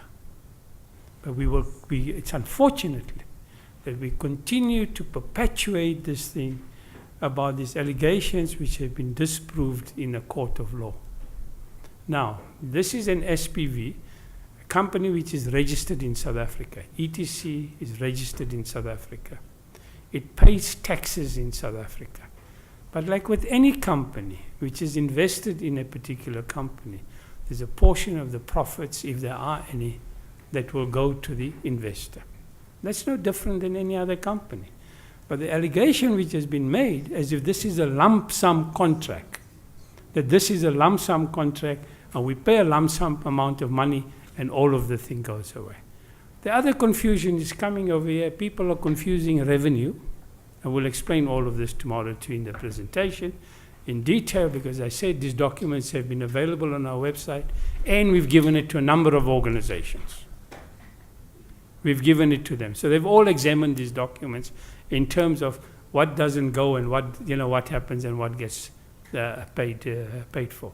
So people are confusing the revenue that this particular company would be earning, and they're not taking into account these expenses. The salaries to be paid. There's various other things to be made out of there before you can turn around and declare a profit.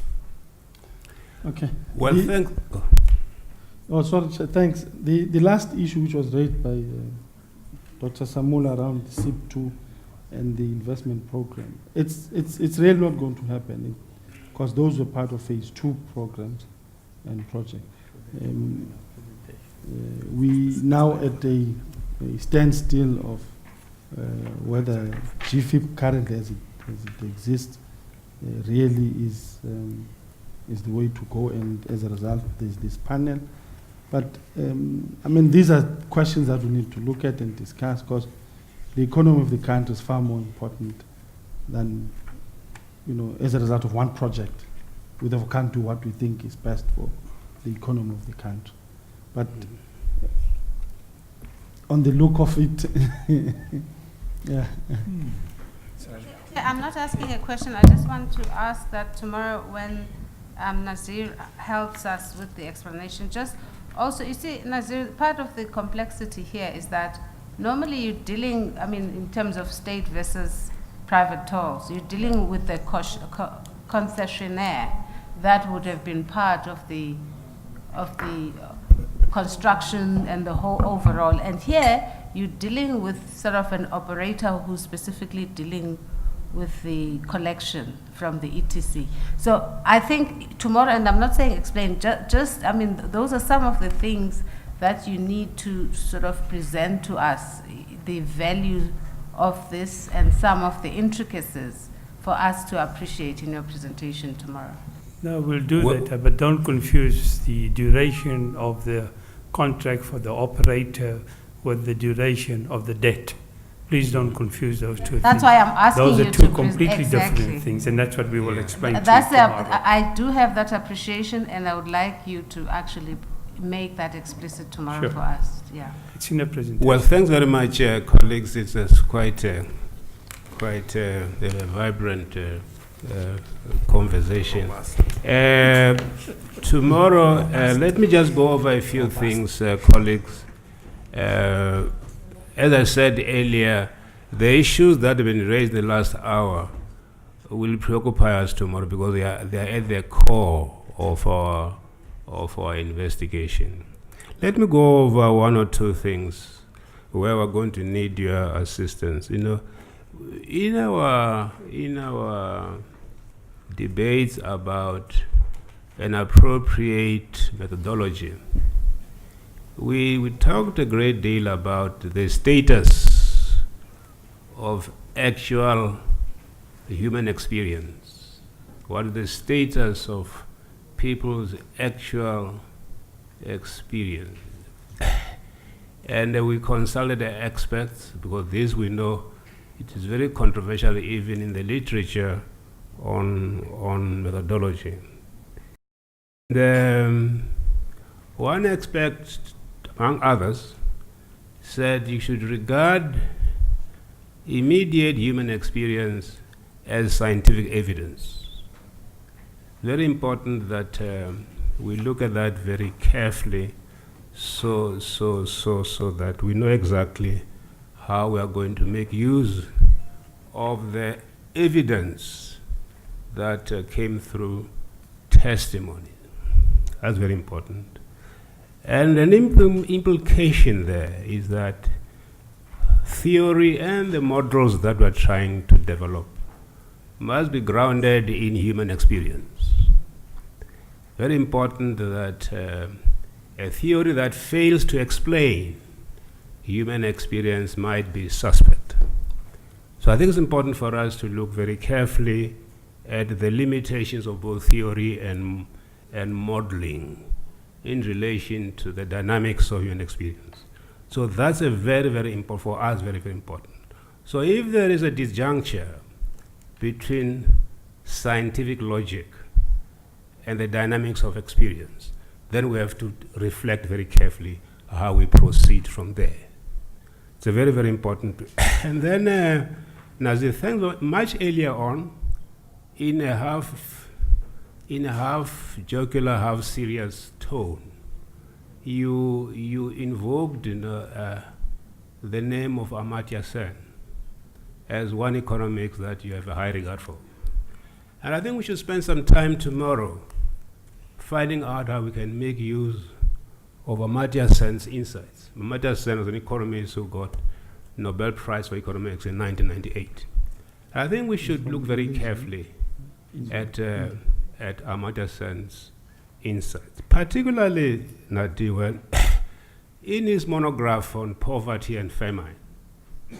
He said, there's been no famine in any true democracy. You remember that? And that's a very famous insight that is very popular in the literature. Let's try to apply that insight, which is, in the context of the inequalities that are playing themselves out in Gauteng's urban transit system. Very, very important. And also, he says further in his other works that the problem is that we tend to conflate means and ends. He said in a number of his books. He tells us, look, there are times when people are preoccupied with, economic growth, preoccupied with global competitiveness, preoccupied with investor confidence, and confuse those as ends, as goals, when they are means to an end. And the end, he says, is the condition of freedom and the condition of justice. And he focuses in some of his works on the limitations of cost-benefit analysis. So the problem with that is that the cost-benefits now become, the cost-benefit analysis itself, it becomes an end. Questions of efficiency, questions of cost and stuff like that. And not go beyond and look at the quality of the human experience that it creates. So I think, though that dynamic, I think we can go, we won't do it now, but I think we must take us through the works of Amartya Sen and see how we can make use of his insights for this particular issue here, because I think it's very, very important. Okay. So I think we don't have to do it now. I think tomorrow we'll have an answer. But I think I'm particularly interested how we can make use of Amartya Sen to deal with issues of justice and freedom. Jay, if you'll just allow me a short response to that. Yes, it was maybe half jocular and half serious. But there's very few of us who actually apply what he's been saying for a number of years, and not only in South Africa. And I think it will be wrong of us if we think that we can only apply it to this project and not look at in terms of how do we slice up that cake that we get, the chocolate cake that I was talking about. How do we share the thing? Is the social wage that we pay in South Africa part of his thinking, or isn't it part of his thinking? I really believe, Prof, with due respect to you, that we would be doing his thoughts a disservice if we think that we can only deal with it in the context of this particular project, and we don't look at it in the wider context of where and how we want to build our country in terms of the future about it, not only in terms of reducing the poverty, targets which I believe we are genuinely meeting with the social wage that we pay. This is a personal opinion. That the social wage that we pay, as opposed to how do we try and reduce that inequality. Inequality is rising all over the world. It's not only rising here in South Africa. It's not unique to South Africa. Inequality in the developed countries seem to be even worse. You know, a number of people have always used the Gini coefficient. I read an interesting piece a while ago about the Gini coefficient. There weren't many people. There were sort of not even maybe a couple of 100,000 of people, a few 100,000 of people. If you took those people out of South Africa, put them onto a boat, and send them away, your Gini coefficient would improve immediately. And that's part of the difficulty that we have with, rightly you've said, in terms of the methodologies that we use to measure these certain metrics. But What I'm I'm very saying- happy to talk about this. Honestly, I am. But I'd really like us to broaden this because it will be extremely interesting. Not only interesting, but extremely stimulating for all of us to do so. Precisely that I think this is very serious, because unless you can apply a theory in specific contexts, there is no use. I'm aware that has brought implications, okay, in our economy, but it got to be seen to be applicable to a particular context. And I want us tomorrow to apply our mind how that can be applied here. I'm not saying we're going to solve the problems, but it's particularly relevant for this situation, okay? Well, thanks very much, colleagues. We'll meet tomorrow at 3:00. What a night. Deal with their presentation.